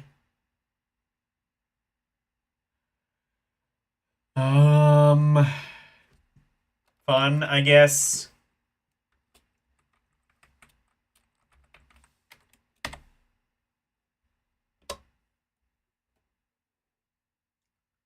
World-class foosball. Or soccer, I guess.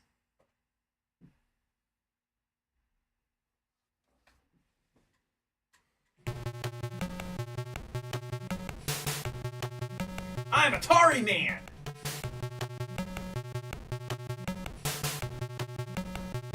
Oh, world-class football. I see, not foosball. Automatic setup. Yeah, that's it.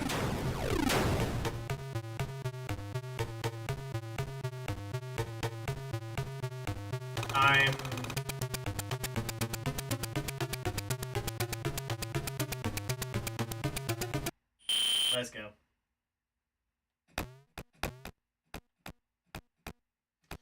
Ooh, that's good. Cool fucking frame rate.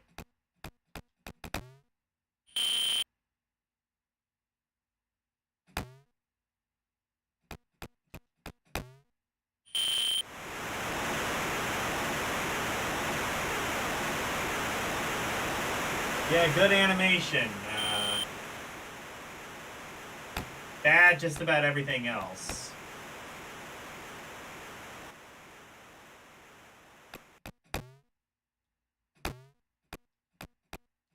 Well, I don't know how to play many soccer games, but,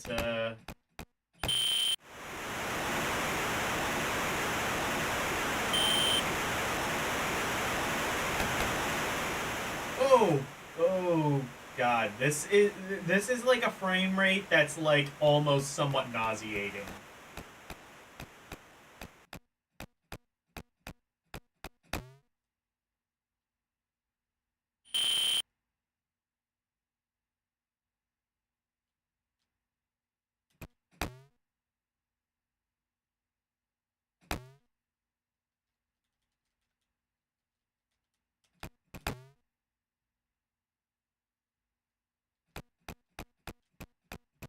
I don't know how to play soccer games in the best of times, but even I can tell this one is kind of fucking dire.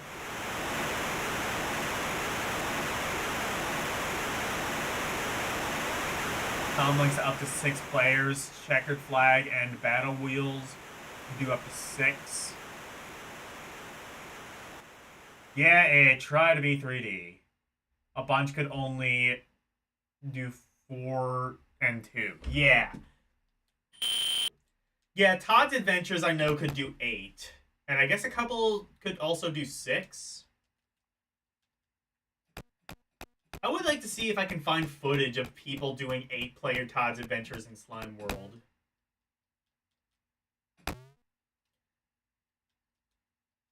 I wonder if I wonder if those people, because you can like mod them.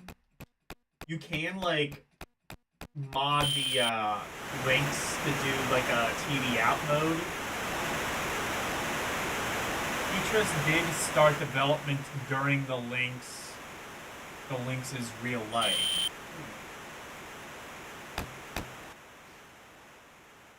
I mean, it's Tetris. I'm guessing it never really had an actual, like... I have to guess that it didn't really... It was never really intended to be a physical release. And I can't even figure out how to start the game, so I'm guessing my emulator just doesn't work with it. Not that I think the game was that close to finished anyway. It just, like, had, like, a staticky title screen. I'm not sure if it would have had any sound otherwise. Let's go. Come on. Goal. Goal. Goal. We can do this. Go, go, go, go, go, go. Fuck you.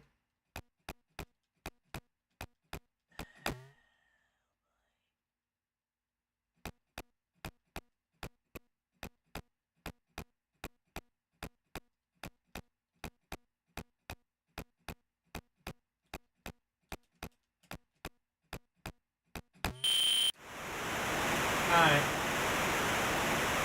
Well, that's soccer. I'm not going to play that on account of I don't want the audience to get motion sick during that game.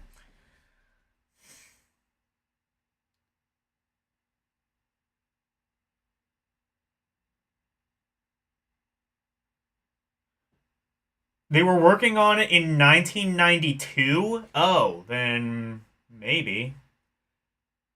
That seems, though, like, one, the game looks extremely unfinished, and two, like, I feel like they would have run into, like, legal trouble with Nintendo at that time. They kind of owned the exclusive rights to Tetris. Very infamously. I mean, like, Atari themselves would have been very much in the crossfire of that lawsuit. That soccer game, it's awful.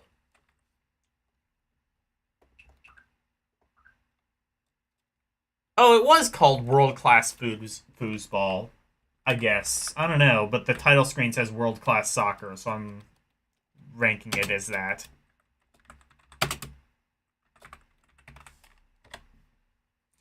More like World Ass Soccer. Alright, we got a couple of X games, and then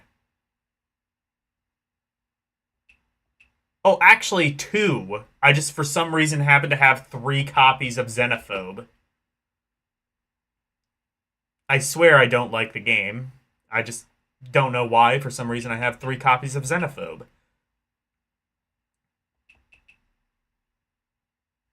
No, I tell a lie. I have 4 copies of... Why do I have 4 copies of Xenophobe?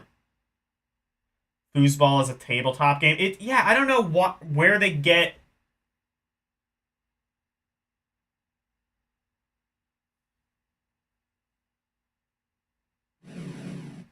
Yeah, I don't know where they get off calling that foosball, and they also misspelled foosball. So it's fussball.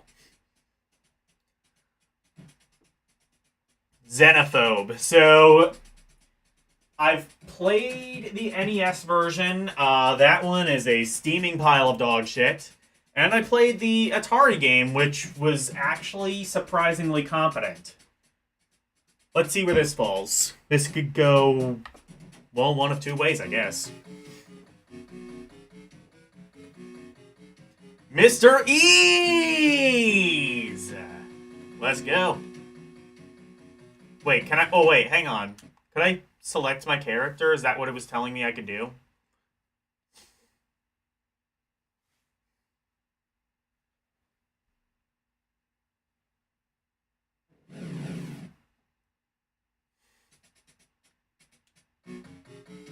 Oh, yes, I can. I can be Mr. Ease! Dr. Quack. Mr. Fogg. U2 a B-52. Okay, well... So, I'm inclined to pick that one because it is referencing 2 of my favorite bands. Cool Truth. I like the names. And then that's it. Ooh, I am torn between Mr. Ease. Oh, wait. Oh, there's more. There's more. Hang on. There's also Dr. Zordriz. Call Schmicken. What the fuck are these names? Mr. Embrace. Oh, Mr. Embrace. Okay. Dr. Pink. Another reference to one of my favorite bands. No, not Pink. Pink Floyd. I forgot there was a band. I forgot there was a singer-songwriter called Pink, who I don't like. Hey, Logan. Oh, oops. Right. Logan. I almost went an entire stream without doing that. Oh, God. Ooh, I do like Mr. Hees. Also, Dr. Quack, the duck. Ooh, you know what? I want to be the duck. I'm gonna be the duck. I'm gonna be Dr. Quack. I love these characters, though.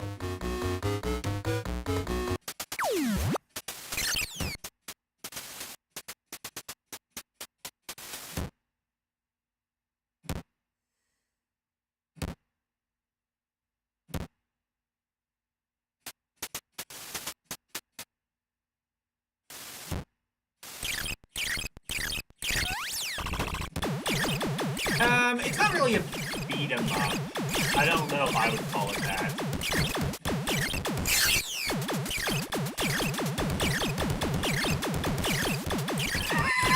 Look at its in-game sprite. It's just like smiling, like.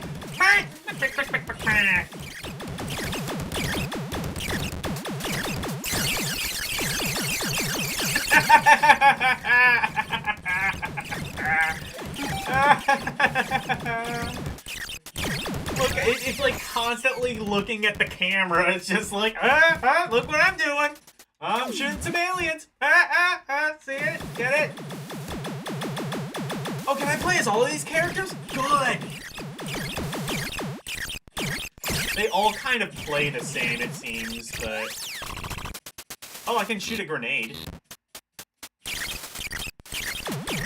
Or not, maybe?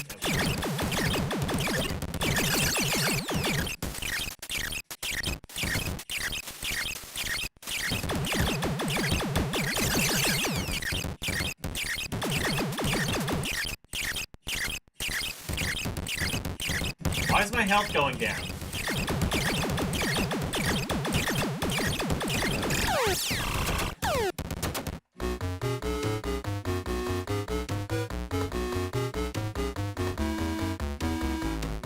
No bonus. Okay. Okay.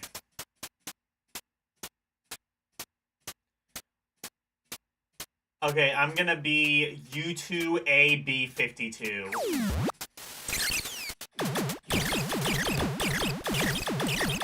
We get to shoot a rock lobster? That would be sick. Okay, Dr. Quack is, like, by far my favorite. What the fuck? You can't... Game itself, I'm not sure if it's actually good, but it is really funny.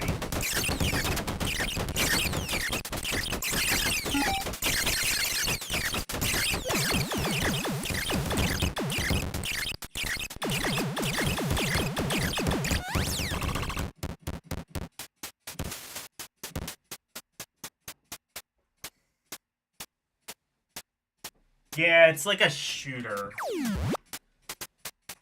I think the Atari version, the Atari 2600 version, might still be the best version.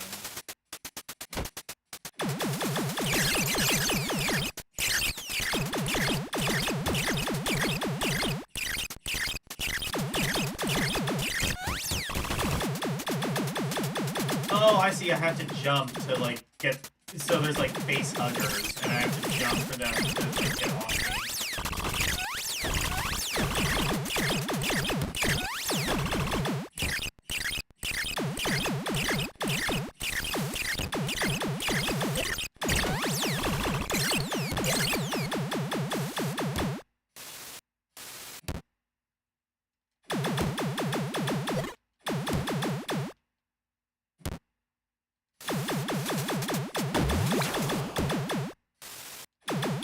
I mean, not face huggers. We've never even heard of aliens. We don't know even what that would be.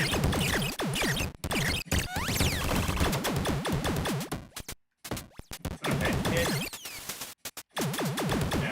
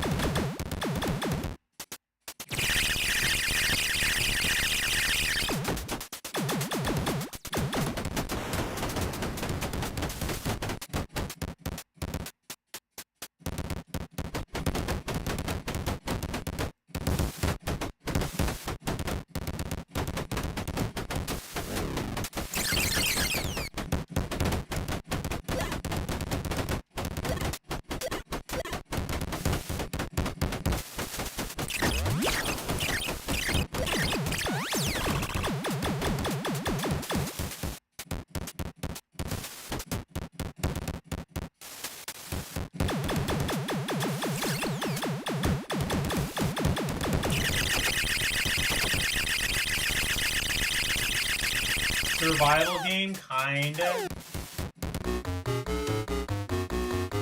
Yeah, the characters are my lives, I guess.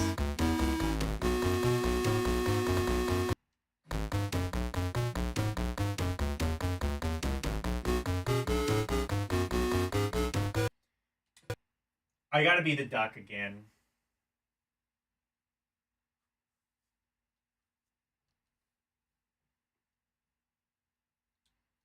They had a fun old time with this game, didn't they? Just look at its in-game sprite. It's just like, look what I'm doing.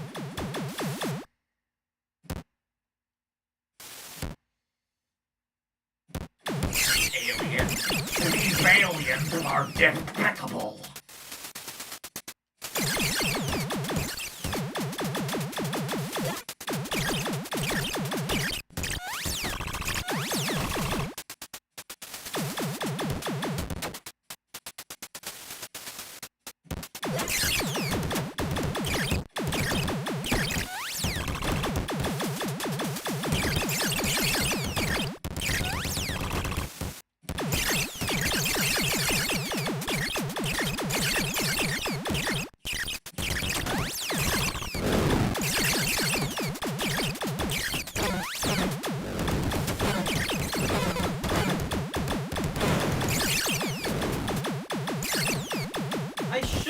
probably play the actual arcade version of this.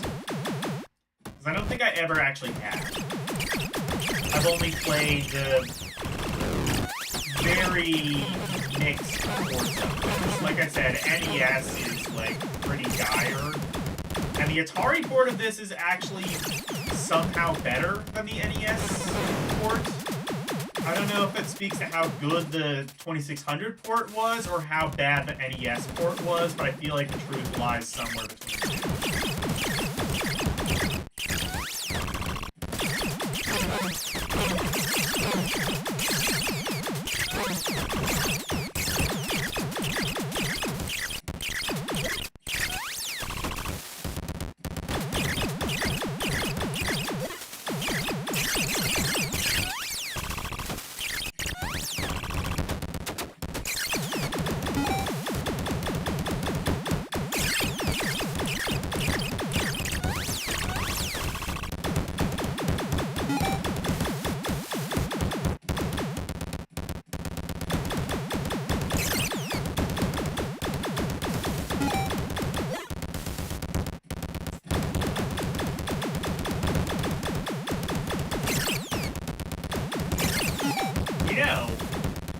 I was playing a Howard the Duck game on L's stream the other day. Do you think there was ever any thought? Do you think, like, well, okay, no, there wasn't any thought, but, like, how cool do you think it would be if somebody just reskinned this game to be Howard the Duck? Because you could do that.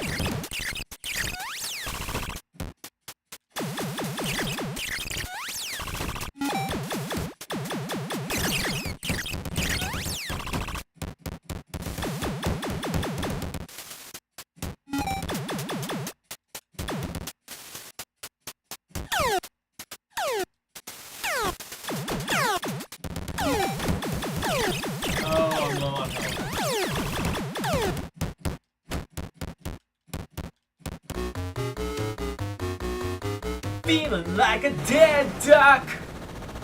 Oh, you're supposed to kill everything on the space station or set the self-destruct. Oh, there's a self-destruct option? Sick.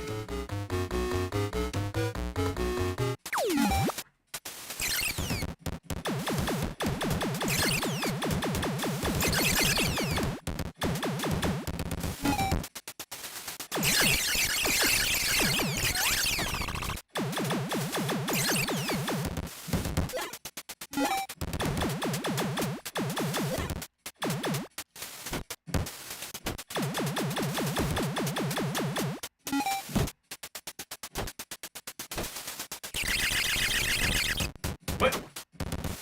Oh, they can just siphon your life. Like that.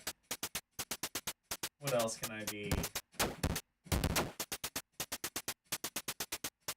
Oh, I can't be the... Yeah, so I can't be the duck anymore. I'll be Mr. Ease!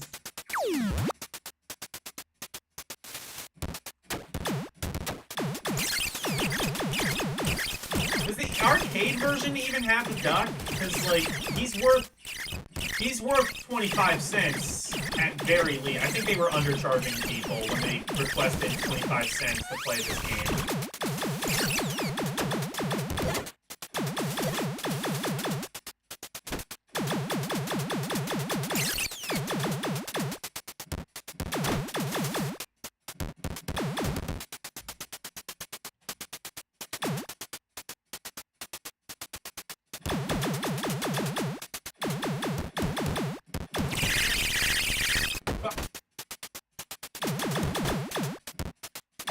Oh, okay, that's so.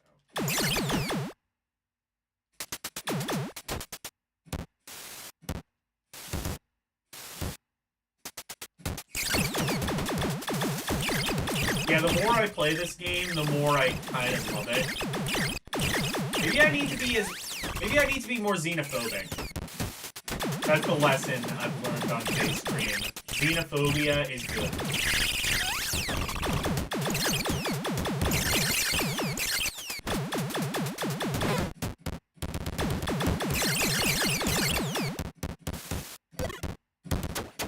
That is a joke, by the way, in case any YouTube algorithms happen to be listening. That is a joke. I do not support xenophobia.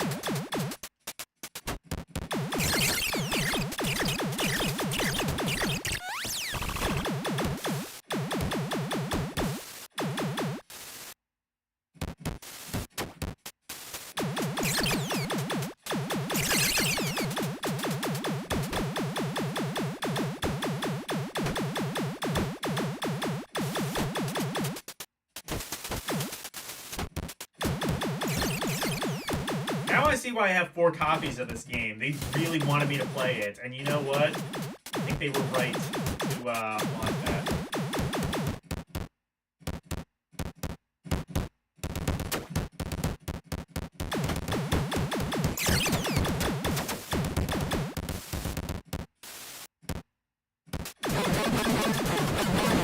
Oh shit. Oh shit. Okay. Good.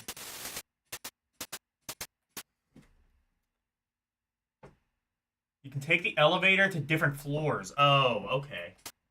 I think the elevator was a couple screens back.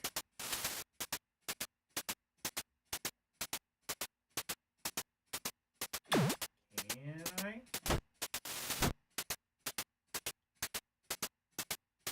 That might not be right. Oh, fuck.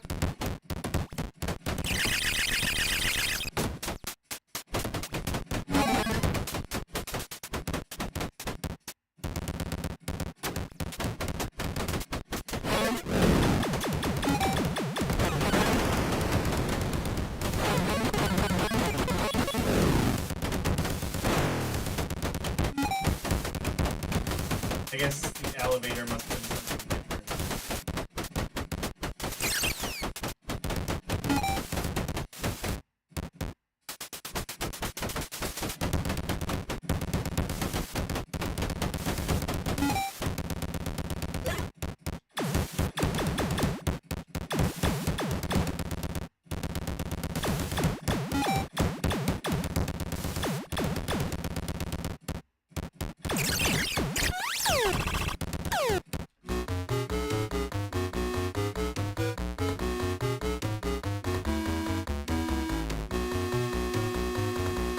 Okay, the longer you wait, more aliens spawn. I didn't know if, like, they... Because Jeremiah was saying something about, like, you have to shoot all the aliens, so I just assumed there was a separate set amount.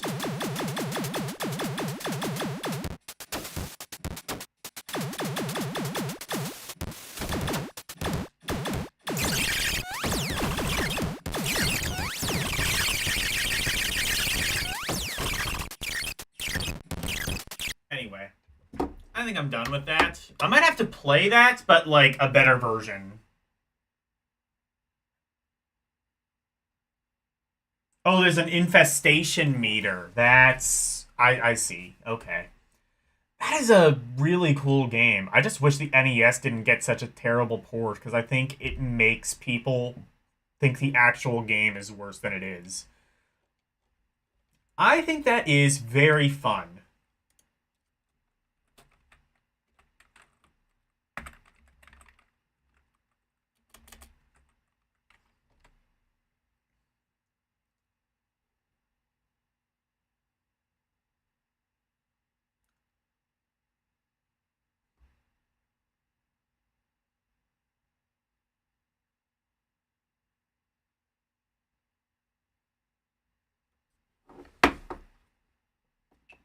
Anyway, last 2 games. Zybots and Zartor something? Okay. Zybots.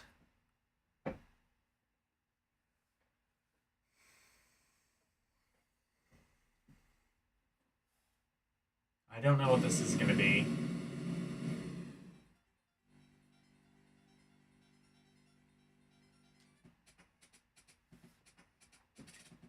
Oh!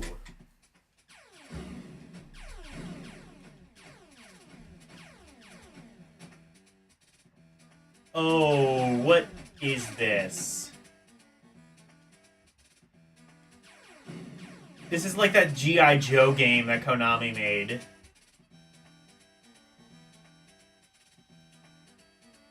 $3D!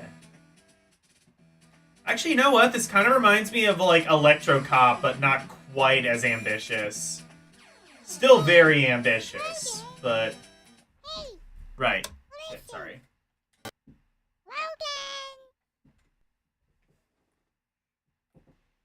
Logan! What did Jeremiah send me?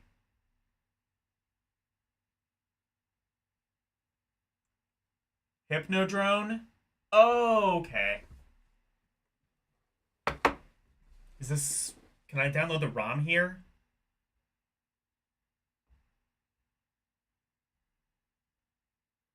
Oh, I can buy it. Okay. Let me see at least...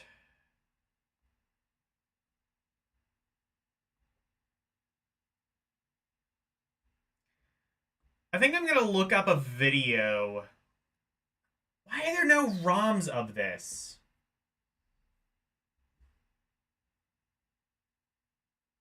Oh, it was an arcade port.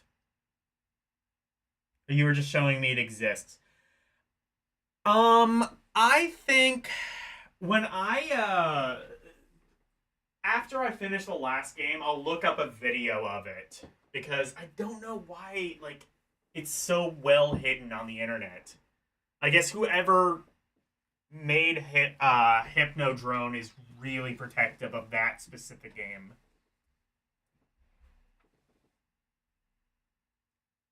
No one dumped it, I guess. Jeremiah, do you have the game? If so, dump it. Dump it. Dump it so that this is no longer lost media. Except it's not lost media because you can just buy the game. I don't know.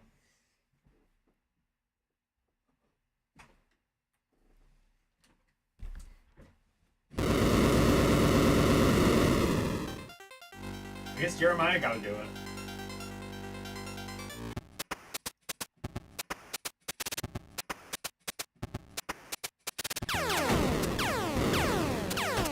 Yeah, this reminds me a lot of Electro Cop. Maybe not quite as ambitious as that, but still pretty cool. Then again, if it's an arcade game, I gotta wonder what that looks like.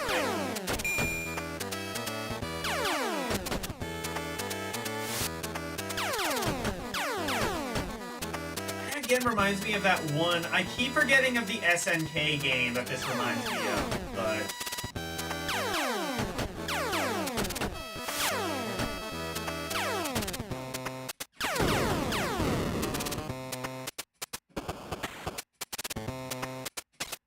It's one of the, like, earliest games I played on ROM 3. It might have even been when I was doing ROM Roulette and Request. I just remember Chad and requested it. That's how long ago it was when he was still a thing. Ooh, cutscene. Oh wait, no, not cutscene. I was able to control that. This game is sick.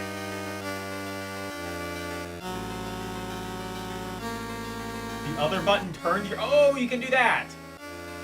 You don't have Hypnodrome? Okay.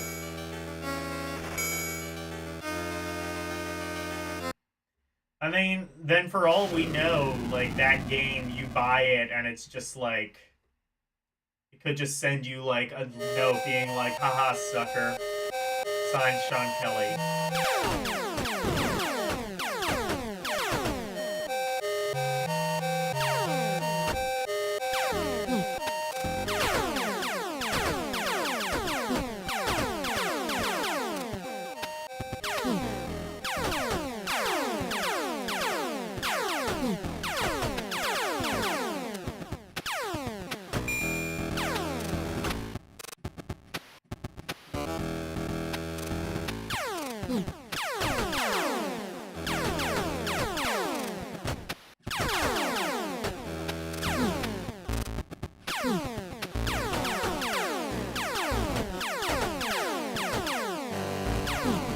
What's shooting, but something is, I guess. okay, I see what you mean by the other button character. Okay, I see.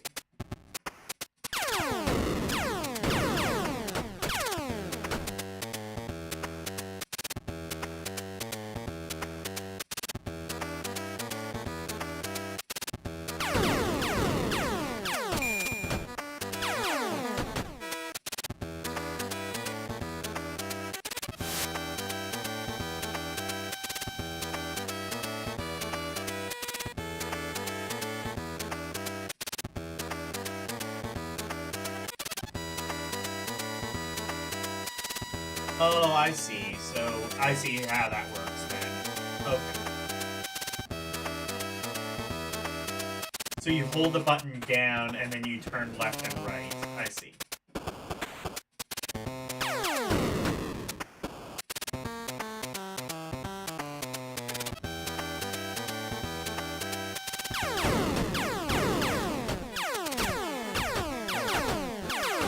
A little bit awkward to do, I will admit, but it can be done, I suppose.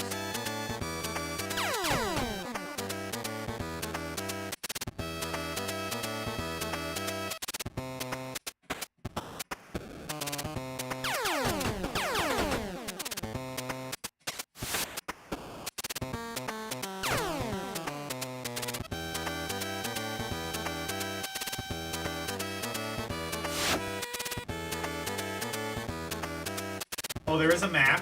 Good.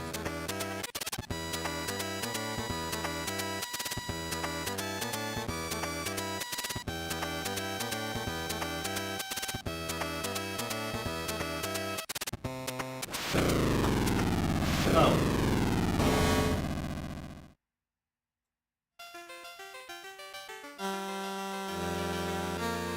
It's an attempt to be 3D. Yeah, I mean...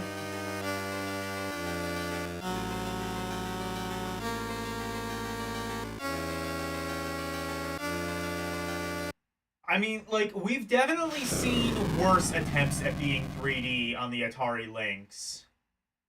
I think we can all agree on that.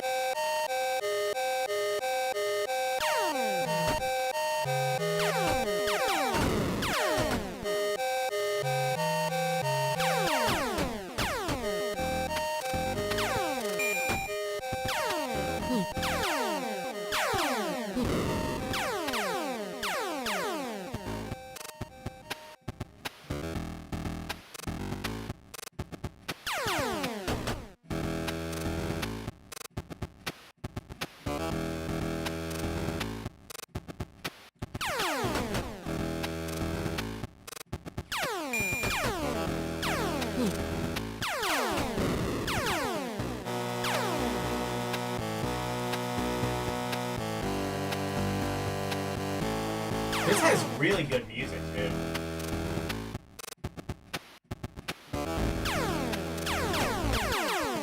But the arcade version has better music, but still, I like this. I gotta check out... I wonder if I have the arcade version of this in my MAME collection. I have, like, a full set of MAME, and then I have, like, a small set of, like, some of the more popular games in MAME. And I might have it in that more popular set. I don't know, though. I don't think this game was particularly popular upon release. Or if it was, it wasn't that well distributed.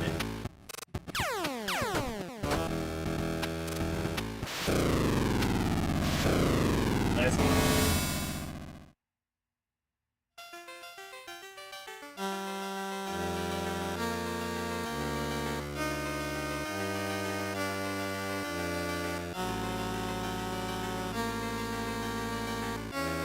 Where did I get the J2Me files? I didn't. It comes with... It all comes with Coffee Break. You can get, like, full sets of J2Me, though. It's on Archive. If you want to just get, like, the full sets and do it that way, archive.org is your best friend.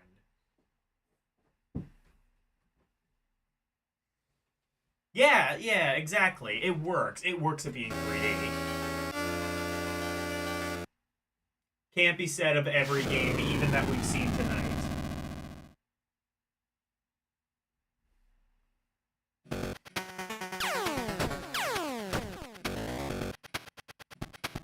if you missed, I don't think anybody here missed it, but on Romhori last night, we were playing some J2B games. That was pretty fun. I got to experiment with some games I think most people would not have seen, including, again, Castlevania RPG. I cannot stress that enough. That was weird. Chinese exclusive Castlevania RPG. Also, that Final Fantasy game, which worked, like, phenomenally. That is really impressive. Is there a Dutch option? Oh, no, but there's like a screen clear option that you can use a limited amount of times.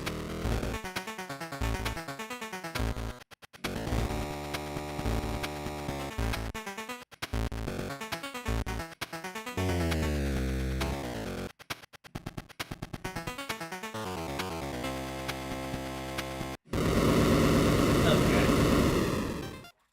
That's pretty cool. Zybots. That might be another outstanding game.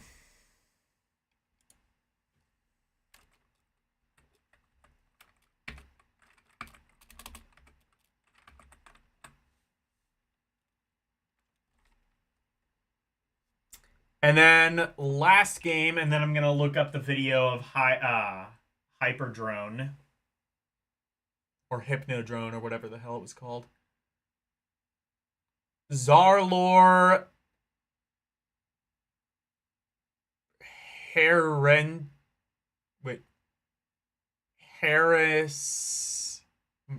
Harrisonary? Oh, Mercenary. I'm sorry, I could not read that. It's Zarlor Mercenary. Okay. I could not read that font. It looked like an H. Zybots has a ton of levels. I would not want to play it on batteries. Yeah.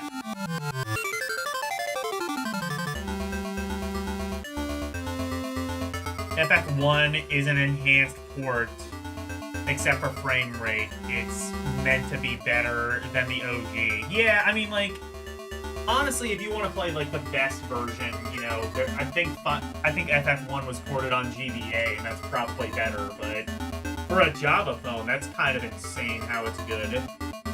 Hyperdrone, yes, Hyperdrone.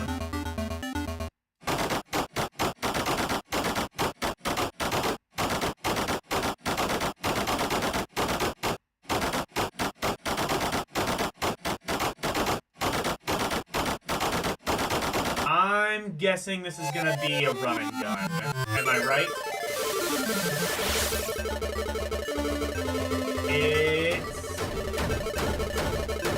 Oh, it's a shmup. Okay.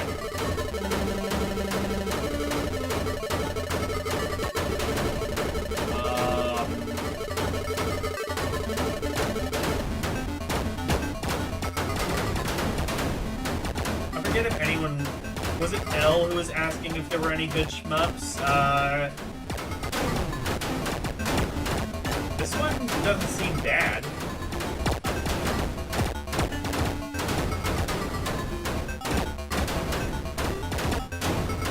I don't know if there's any power-ups, but...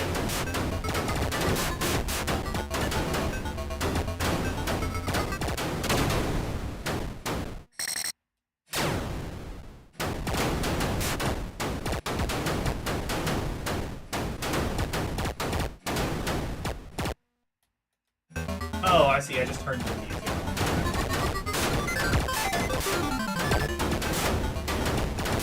I don't think there's power-ups. This seems like a pretty basic shooter, but I mean, it gets the job done, I would imagine. I'm probably thinking this is more along the lines of that, if I had to guess. But I'll keep playing it. Maybe it gets better. Maybe there are power-ups. I don't know. Auto fire? No.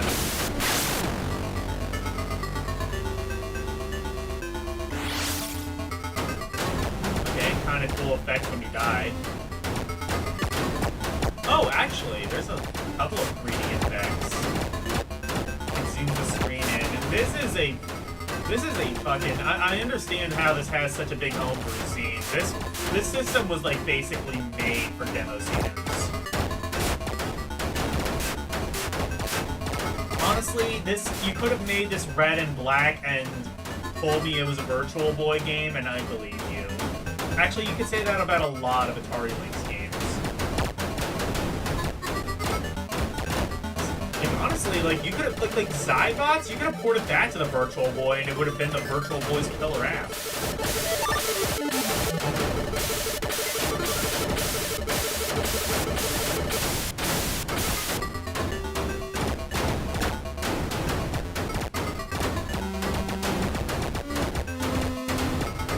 You haven't played this much, but you had some systems where more money you spend on power. Oh, there are power-ups. Okay.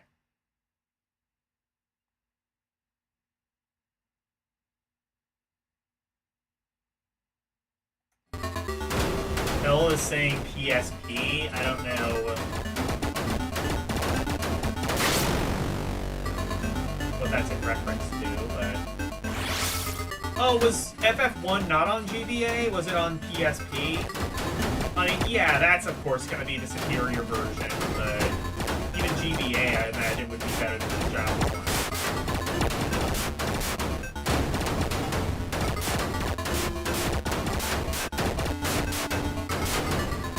I mean, nowadays you can probably just buy the Pixel remaster, but that's going to be the superior version of like any of the 2D FF games. I'm talking about like ports that were contemporary with Java games. Yeah, it does look okay.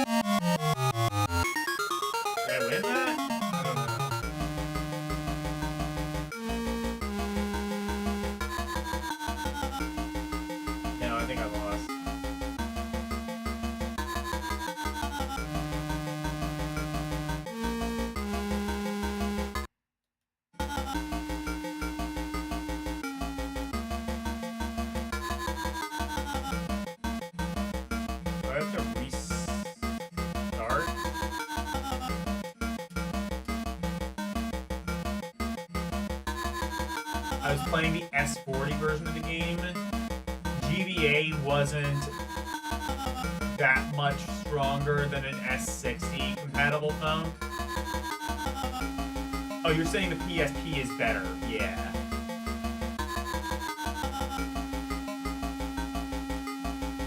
This is like Raptor Call of the Shadows? I've never heard of that.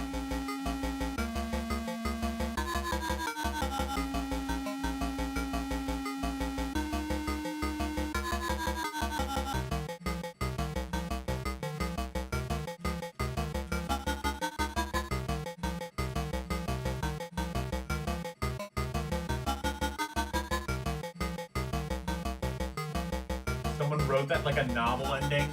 Yeah. Okay, I might have to reset the game to play it again.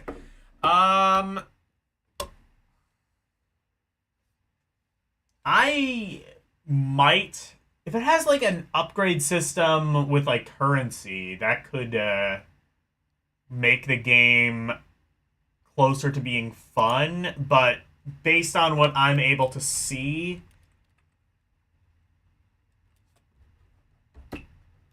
I'm going to say Zartor. Oh, Zarlor.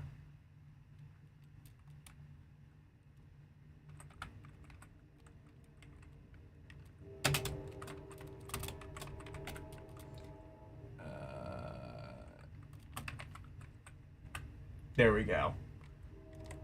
That, from what I can tell, is very much in the meh category. And there you have it. That, well, I'm not gonna rank I'm not gonna rank Hyperdrone.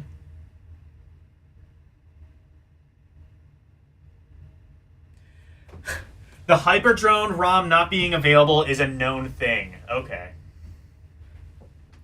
I have to assume just like whoever programs that game is extremely litigious. So I can't rank Hyperdrone because I'm not able to play it. Well, I guess that didn't stop me from ranking the baseball game, so...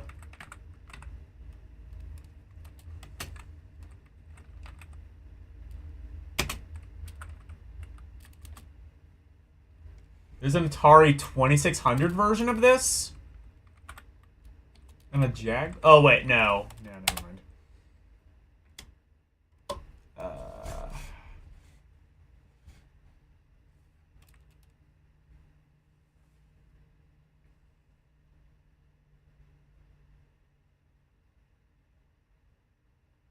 Yes, 60 phones of J2Me games were almost GBA level. Okay, cool. Maybe I'll get to see that whenever, if ever, you stream that.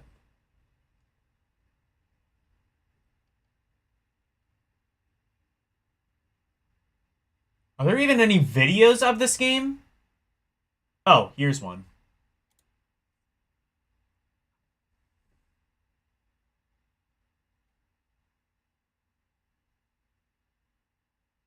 It's like Ball Blazer. Oh, cool. I like that game. Here is the lone evidence that this is, in fact, a real game. Not just, like, a Photoshop job that some website did.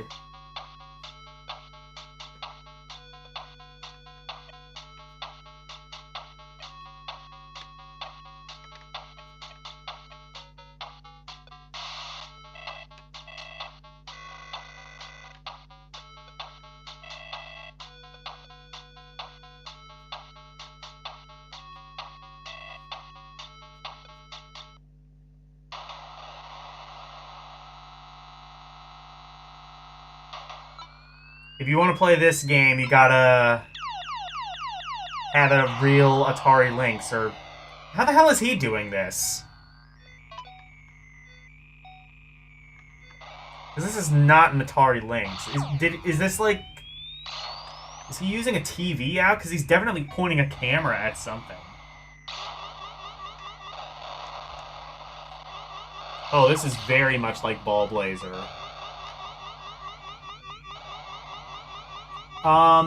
Except it doesn't look like it plays like Ball Blazer. It kind of looks like it plays a bit like Space Harrier, or maybe like 3D World Runner.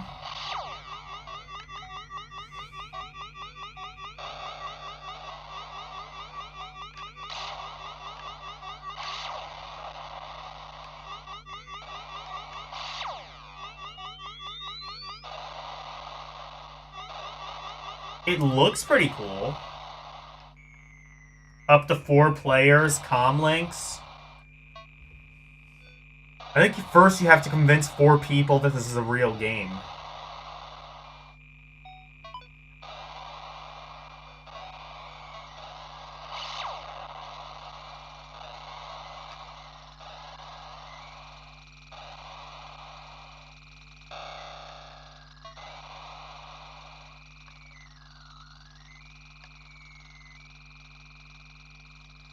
You know what? I think executive decision, I'm not going to rank this.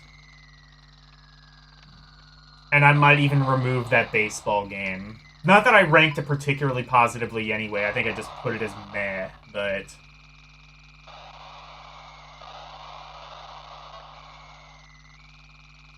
This definitely looks pretty cool.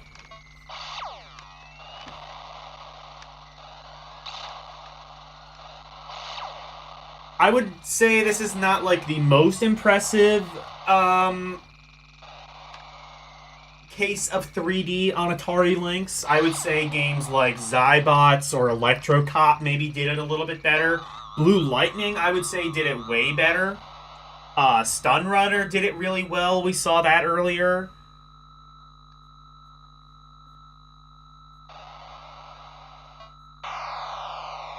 But definitely, like, a lot of these games, like, you know, the Atari Lynx basically had one trick and they beat that trick to death.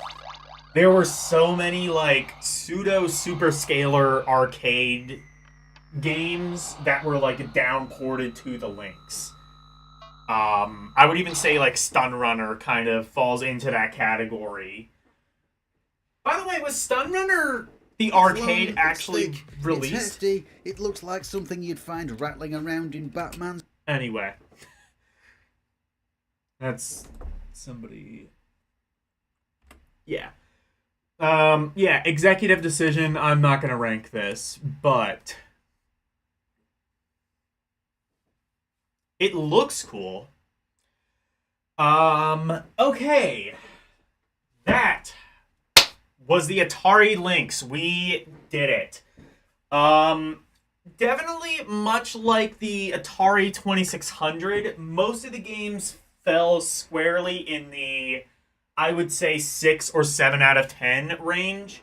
However, unlike the 2600, it wasn't by that much. I would say, like, a close second are games that are just meh, and third are actually games that are very fun. So, I would say, generally speaking, the Atari Lynx library falls more on the positive side. However, I think just down to the fact that there aren't as many games for the Lynx, it's a lot more varied what you actually did get. We definitely saw a lot of unique game ideas that I think people just sort of ignored at the time because the Lynx was not a very popular system. But, I mean, we had roguelites, we had quite a few kind of unique 3D style games. And I think really what it comes down to is I think that the Lynx could have been a... I don't know if it would have been a Game Boy killer, because the reason the Game Boy was so successful is because it was so low powered, and as a result, it had much better battery life than the Lynx or the Game Gear, and also it just had a much lower asking price for the console, and even the games, I would have to assume. The Game Boy started at I think it was $80 or $89 at launch, which, I mean, I think the Game Gear was roughly double that, and I think the Lynx might have even started at more. Eventually, I think, but I mean, all three systems eventually got price drops as the hardware got a bit older, but I mean, like, the Lynx, by the time that was done, they were just, like, trying to fire sale them. It's just like, okay, you can get this and, like, 10 games for $50. But, I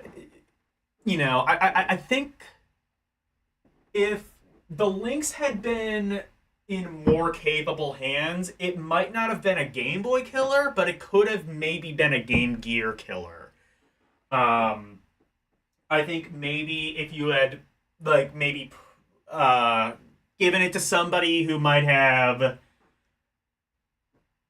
I don't know, like, programmed at least some RPGs for it, maybe... Or maybe, like, since it's Atari, maybe you could have even, like, like gone even further into the arcade uh, niche of things, port even more arcade games. Like, if the system had been successful and had like third parties, do you think we would have seen Street Fighter 2 or the Mortal Kombat games on it? And if so, would it have been as dire as the Game Boy and the Game Gear ports of said games? I don't know. I mean, the port of Pit Fighter was pretty bad, but how much of that was down to the Lynx not being able to do a good port of Pit Fighter, and how much of that was down to, Atari, headed by Jack Tramiel, being notoriously very tight-fisted and not having a ton of respect for the developers and employees of said company. I mean, like, the Epix games were basically, in a figurative sense, being done at gunpoint. Basically, like, Atari bought this company, did a hostile takeover, and was just like, oh, you make games for us now. You're going to do that, and if you fuck up, we're just going to kill you. Kill your company.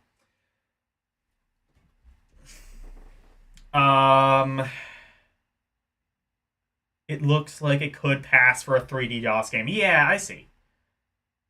The Lynx would have beat the Game Boy to market if Epix was not so strapped for cash. True.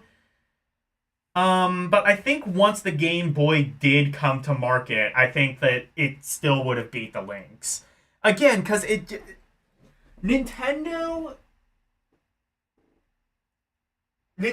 had a strategy back then, and they still employ that strategy to pretty decent success even now, where if you undercut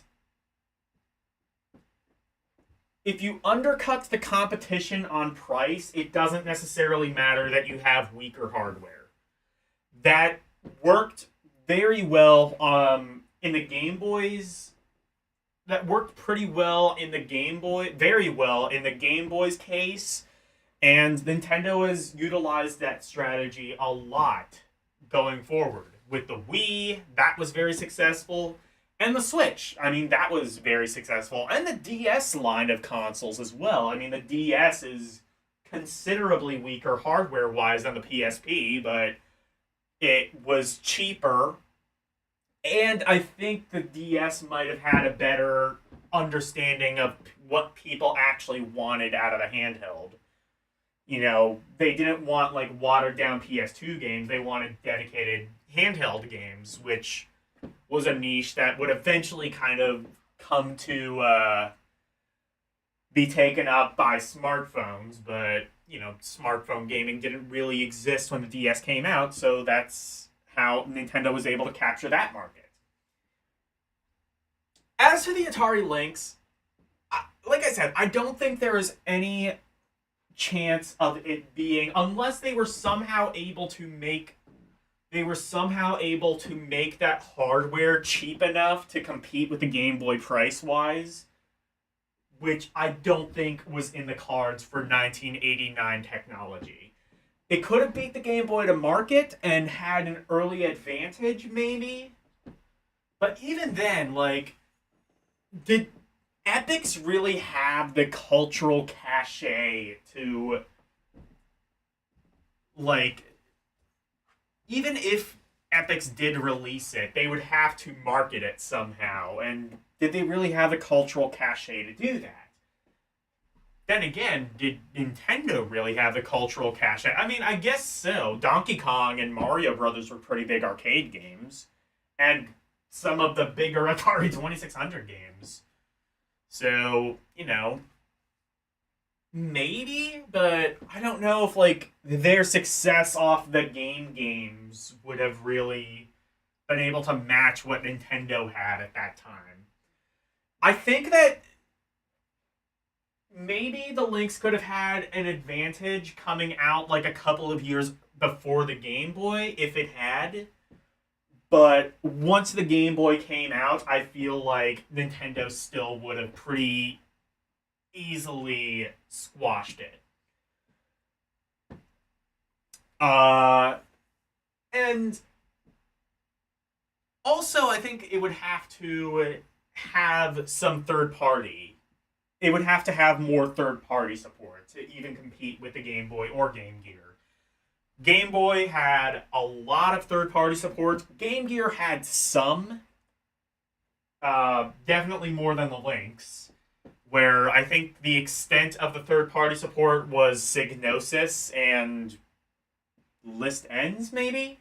I don't remember. There might have been some others.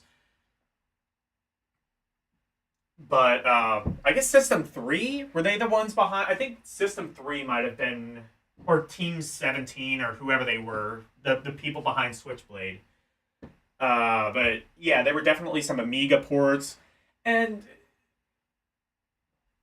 you know, I think the Lynx just had... It was a scrappy system, kind of trying in vain to market itself with what little resources it had. It didn't have the third-party support of Nintendo and Sega. It didn't have, you know, it didn't really have as big of a marketing budget because Atari of 1989 was not the same company of Atari as Atari of 1982.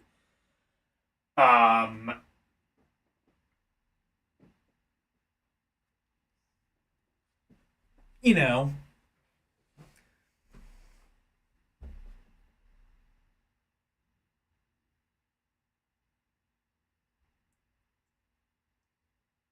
the PSP didn't survive on watered down PS2 ports.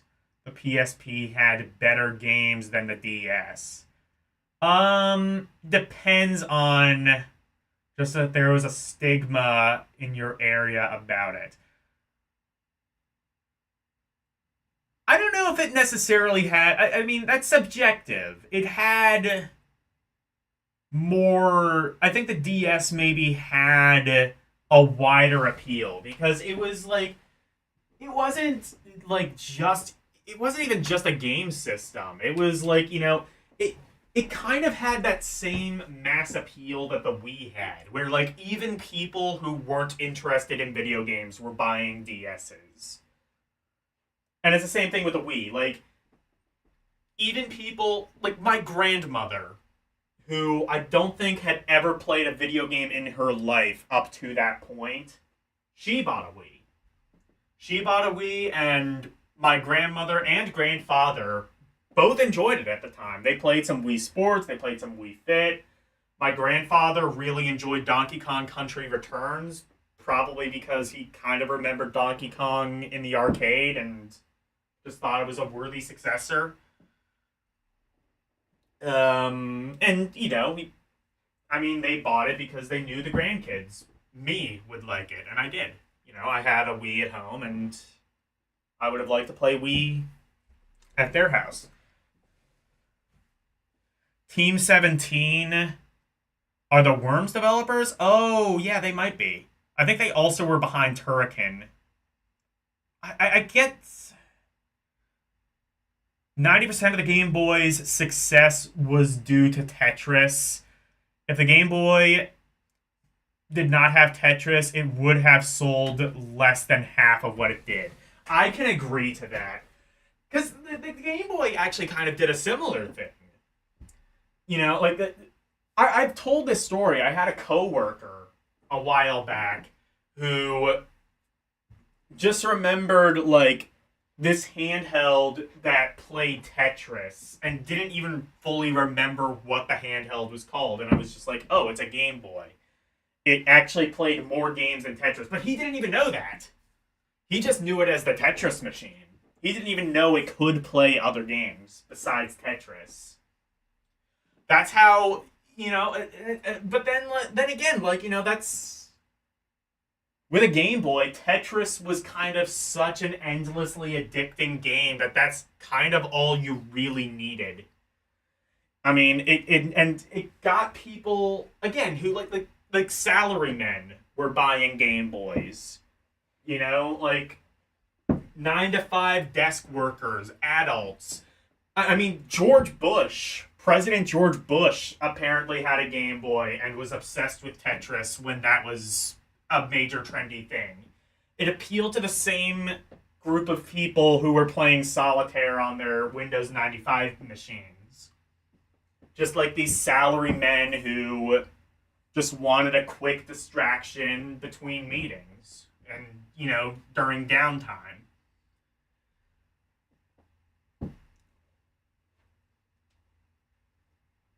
Uh, you know, whatever the DS had, the PSP had it too. So you can't say that games appeal to more people. I don't know. Except for the first party Nintendo. Yeah, and first party, but like, you know, like yeah. Didn't the Wii have the worst attach rate in the history of video games? What do you mean attach rate?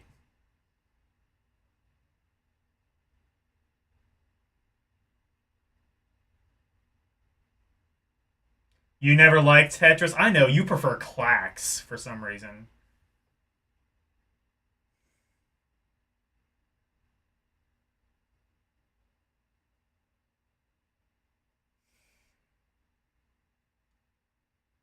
Your stepbrother had a Game Boy, and you hardly ever touched Tetris. Well, you did play Super Mario Land, Bubble Ghost, Boxy, or Boxel. Yeah, there were a lot of like early puzzle games because that's how big Tetris was. There were a bunch of like early puzzle games that were just Tetris because that's how. It's like how when the Wii came out, the Wii half the Wii's library was just like low grade Wii Sports knockoffs. It's kind of the same with a Game Boy, except some of these puzzle games just accidentally happen to be kind of good.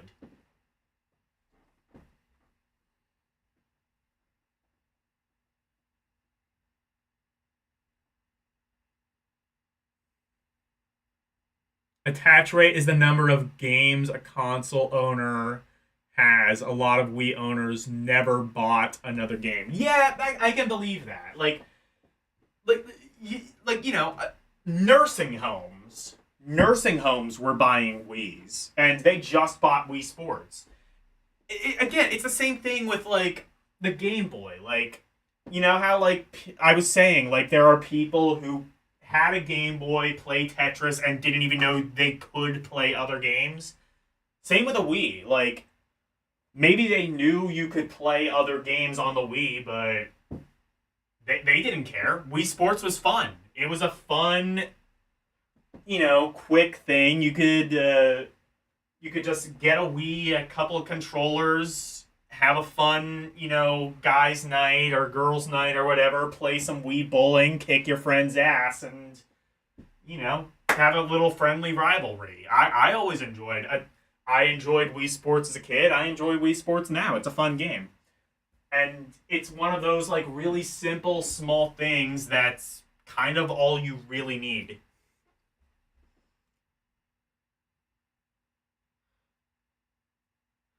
But anyway, yeah, I think what I came to realize, like I said, with the Atari, I think I appreciate the system a lot more than I did going in.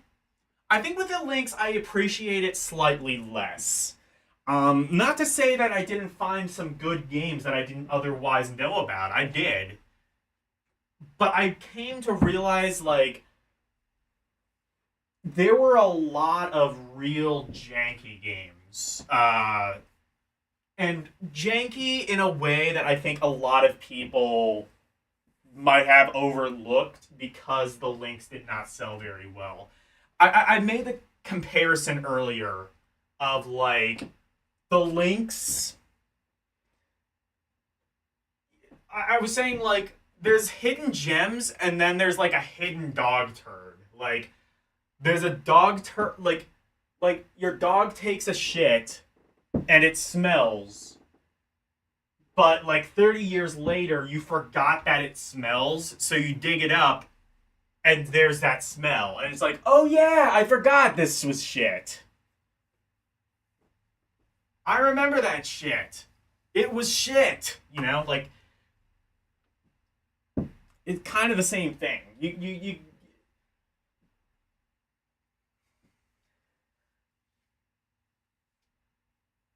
but it's not. It doesn't even like some of these games don't even have like the veneer of a classic, which is like some might say like Castlevania is kind of like that game. No, Castlevania at least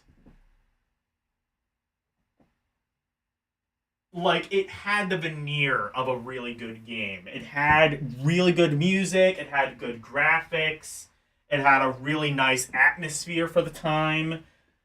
The gameplay, at least on surface level, was pretty good, but then like you kind of delve into the gameplay mechanics, which did not exactly age well, to a degree. So I think that I appreciate the Lynx less, but I'm glad that I went through it. Because there's definitely some games, games like Hydra, games like Zybots, games like Stun Runner, that I did not really know too much about, whether it be in its arcade rendition or on the Lynx, that I do kind of have a bit more of an appreciation for and have played more so on my own time and really enjoy them.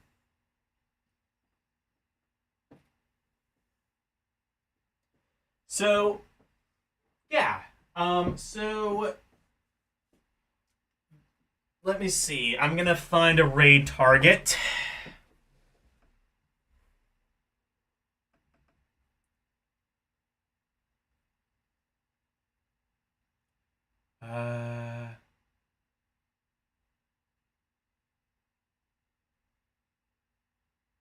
Arus is the only raid target. I forgot to. I forgot to change out the sounds that L gave me, so I'll have to do that next time. But yeah, Arus, what is he streaming? He's streaming Mario RPG and Code Geass.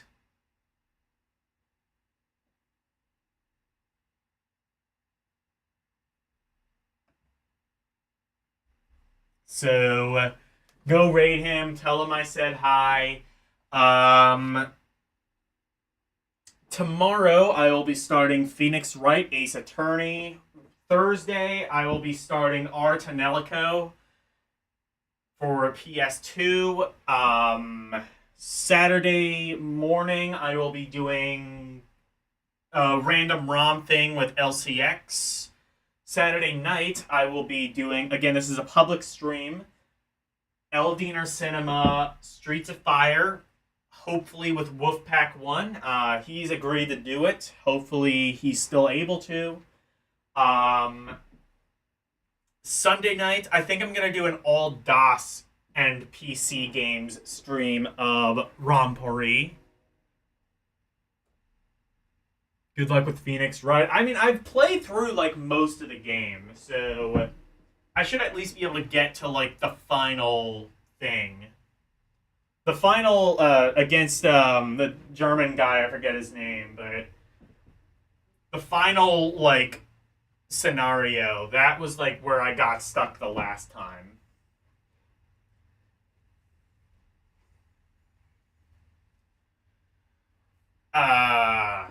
But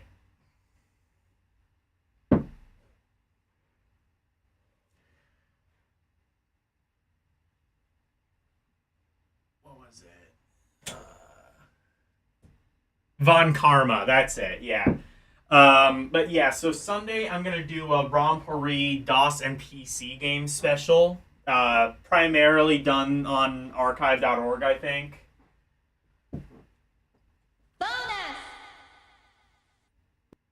There's an extra long bonus scene after that. That's worth like 2 acts. I didn't know that. Okay. For the DS version, I assume it's in the collection version as well that's on Steam, but and then Monday, do I want to do a Vectrex stream, or I probably should. I'll do a Vectrex stream on Monday. It should only be one stream, and then I can get it done. Get people off my back who are asking about a Vectrex stream, and then do Game Gear the next week. I should get, like... Maybe I should get Elle to commission an, I should get Elle to commission, like a vector VTuber. Like, something that's, like, kind of like a wireframe. That could be good. I don't know if I would... Then again, though, I don't know if I would spend $25 for that, for a thing that I would only use for one stream. So probably not. Never mind, then. I do have a commission that I want Elle to do, though. I've talked with him about that, so... Anyway...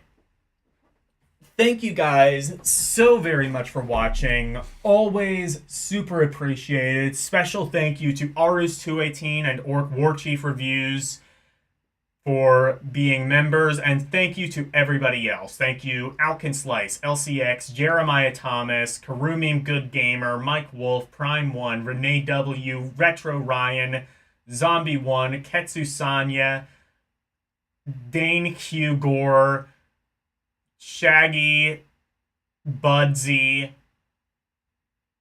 and Shawnee Kids.